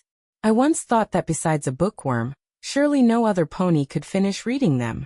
Prince Blueblood rambled on, not noticing the frown beginning to knit on Flying Light's smiling face. Are you picking a fight with me on purpose? As expected, Prince Blueblood was acting extremely self-centered, criticizing other ponies without restraint. If they weren't at the Grand Galloping Gala, Flying Light would have wanted to find a quiet corner, put a sack over his head, and teach him about the harsh realities of the world. But it turns out you withstood this mental torture, and your actions gained the prince's favor, making you her protégé. This is a boundless honor with a bright future, don't you think? At this point, Flying Light finally understood his ulterior motives. She hadn't expected someone as young as Prince Blueblood to have the same mindset as those adult noble ponies, approaching her only for fame and profit. If this is all you wanted to say, then I don't think we have anything left to discuss. Let's not waste each other's time. Having lost all patience, Flying Light bowed politely to Prince Blueblood and turned to leave. Wait. I didn't come to find you just to talk about old news everyone already knows. I have an even better idea, and you will definitely be interested. However, Prince Blueblood, not finished speaking, wouldn't let Flying Light go so easily. He blocked her path again and spoke, speeding up slightly. Other ponies might have forgotten, but I know that our equestria has always been ruled by 2 princesses. The other princess I am referring to is not Princess Cadance, who only appeared in recent years, but the princess of the night, Princess Luna, just as depicted on the national flag. Flying Light stopped in her tracks and looked at Prince Blueblood with a rather surprised expression. She had to admit that she was indeed intrigued by Prince Blueblood's new topic. She hadn't expected this kid, who seemed so ignorant, to actually have some insight into the history of Equestria. These days, it was rare to hear anything about the second princess from other ponies. Flying Light was somewhat curious to hear what Prince Blueblood thought of this second aunt who had wandered the moon for 1,000 years. You see, there are two who rule Equestria. A while ago, Princess Celestia turned Cadance into a princess, so perhaps she will bring back another new princess, and I think you are the most suitable candidate. I do not wish to discuss this topic with you. Flying Light's face darkened. She interrupted Prince Blueblood's speech, quickly walked around him, and moved away rapidly. Flying Light felt she had been truly foolish to think Prince Blueblood would offer any profound insight. She should have understood in her past life that you can't expect ivory from a dog's mouth. However, Prince Blueblood was like an idiot with negative emotional intelligence, persistently chasing after her. While following at her side, he continued to add fuel to the fire. What's wrong? I didn't say anything wrong. Or is it that there are two other competitors making you unsure? If so, you are overthinking it, my dear Flying Light. Compared to those two commoners of humble origins, you have so many advantages. You have ability, you have noble blood, you are so beautiful and so intelligent, you are simply natural princess material. I heard that you even take special care of those two commoners at school. You are truly kind, and kindness is a trait a princess should possess. If you ask me, they are very lucky to be the companions of a future princess. They should be grateful. But then again, once you become a princess in the future, you would look even more fitting standing next to a prince. Shut up. The wedding anniversary of a prince and princess should become a national holiday. Sorry, my dear. What did you just say? I didn't hear you clearly. I said enough. Shut up. Prince Blueblood was immersed in his own fantasy world, and didn't notice that Flying Light had suddenly stopped. He turned back, belatedly looking for her, only to see this pony, usually known for her good temper, glaring at him indignantly with terrifying eyes. Drinking a little cider has made you arrogant, but daring to badmouth my friends? You're courting death.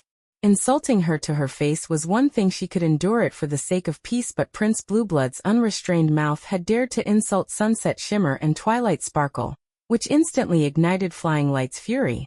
Screw this, she was going to explode at him. If she didn't curse his family tree down to only Princess Celestia and Princess Luna today, she wouldn't be called Flying Light. At this very moment, something else in Canterlot was ignited along with Flying Light's negative emotions. In Flying Light's academic hut, Sunset Shimmer and Twilight Sparkle had reached a consensus to travel to Ponyville tomorrow to investigate the sonic rainboom. They planned to invite Flying Light to join them when she returned. The three of them had to be together. Before Flying Light returned from the Grand Galloping Gala, they could make arrangements for tomorrow's schedule. Fortunately, the collection here happened to contain books about Ponyville. They couldn't help but sigh again that the things they needed always seemed to exist in Flying Light's place just at the right time. While Sunset Shimmer and Twilight Sparkle were burying their heads in planning, little Spike volunteered to help them get the books. Although he was still young, under the long-term influence of the school group, he was gradually taking the shape of a little assistant. Sometimes he would help with small tasks he could manage, which made Twilight Sparkle feel very gratified. Today was no exception. Under Twilight Sparkle's instruction, Spike easily found the books they needed, right in a spot that Spike could just barely reach. However, while taking the book, Spike accidentally knocked over a petri dish placed on the bookshelf. He was quick-witted enough to catch the petri dish, preventing it from shattering. Inside the petri dish was a flower. It wasn't some precious or rare flower. On the contrary, it was very common, even existing in the green belts visible everywhere in Canterlot. But if Flying Light saw the scene of Spike holding this flower, she would probably be scared out of her wits. Because this flower had no other special features, but it just so happened to cause allergic reactions in dragons, which was why she had thought to study this plant. And perhaps due to a momentary oversight while searching for information, she had casually placed one of the samples on the bookshelf and hadn't recovered it in time. Now, by a great coincidence, Spike had gotten his hands on it. Worse still, the curious little Spike even held it up to his nose and sniffed it. Although most of the pollen was soaked in reagent, a small amount of pollen was still inhaled by Spike. The allergic reaction came both quickly and intensely. Spike. No. No matter how fast Twilight Sparkle and Sunset Shimmer's reactions were, they couldn't beat the little dragon's physiological instinct. The good news was that Spike already knew that when he couldn't help but sneeze, he should try to turn his head away and not sneeze at other ponies, so the fire brought out by his sneeze did not ignite the bookshelf in front of him. The bad news was that his fire sprayed onto a bookshelf in another direction, and that was Flying Light's most precious one. Seeing Flying Light's favorite bookshelf, along with the books on it, glowing and heating up like a bonfire, Sunset Shimmer and Twilight Sparkle felt their brains trembling. We're doomed.